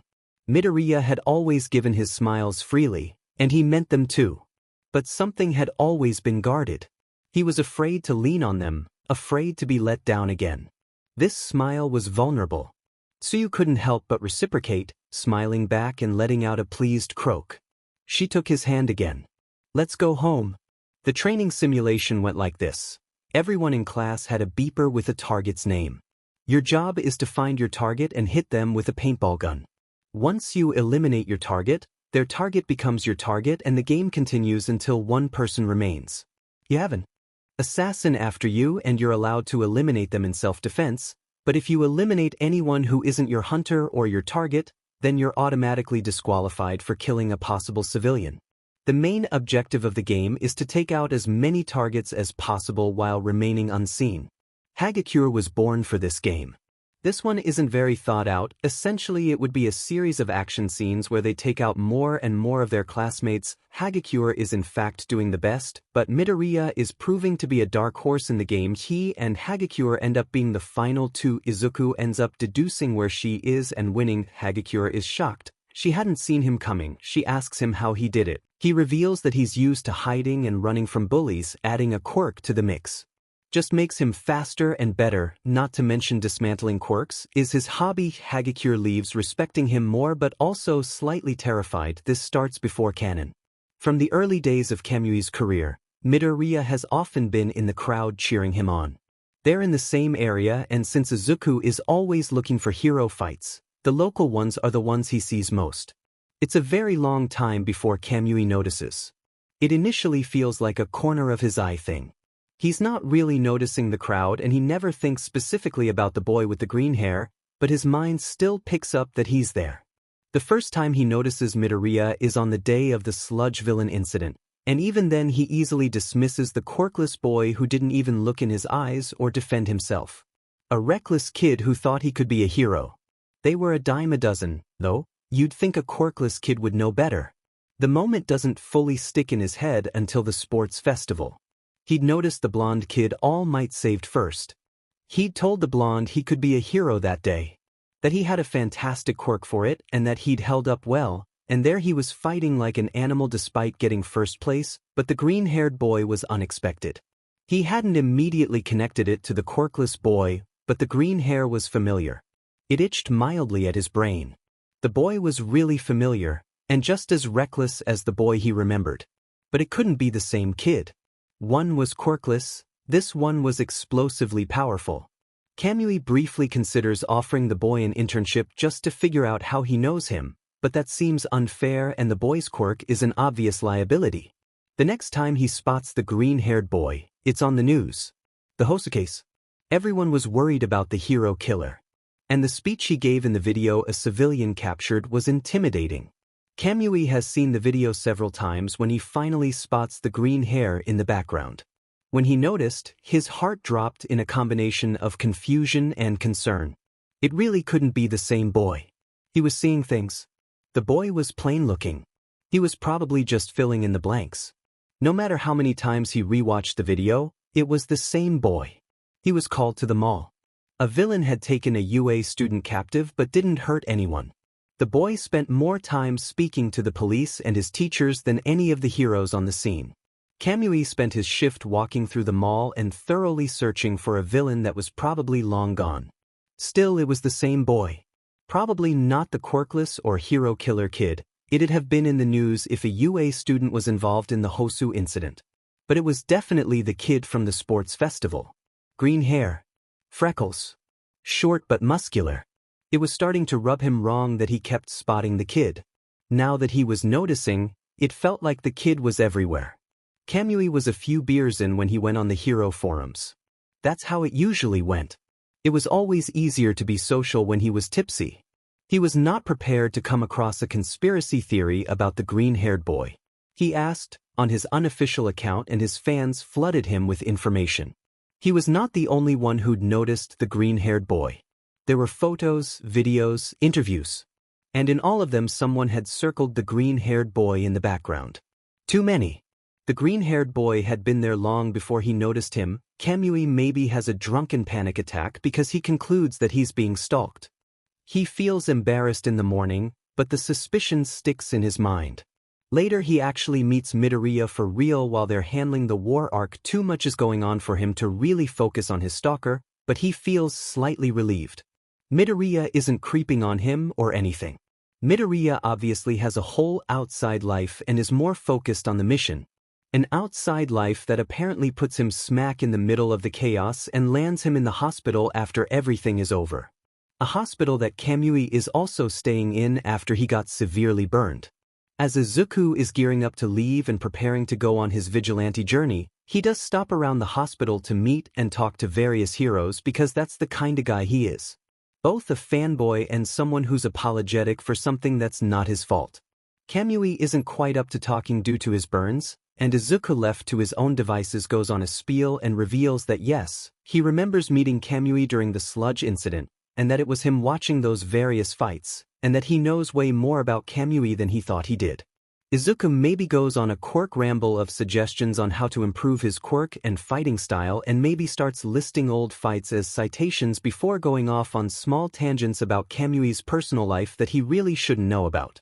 Izuku ends the convo by thanking Kamui for fighting alongside everyone, telling him he's a real hero and that he's sorry he couldn't stop Shigaraki yet. And he asks for an autograph when Kamui is up to writing again.